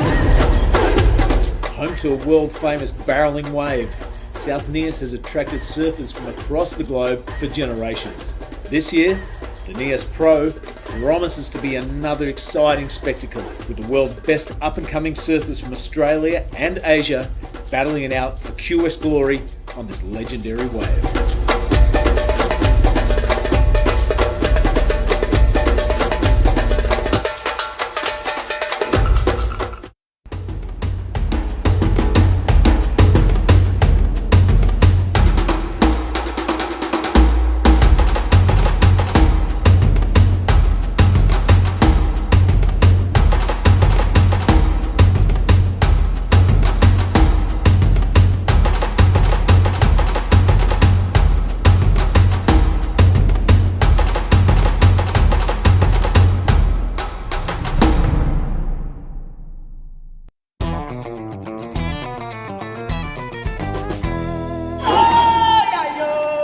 Live from the bustling crowd, a special kind of magic awaits just offshore in Lagundri Bay.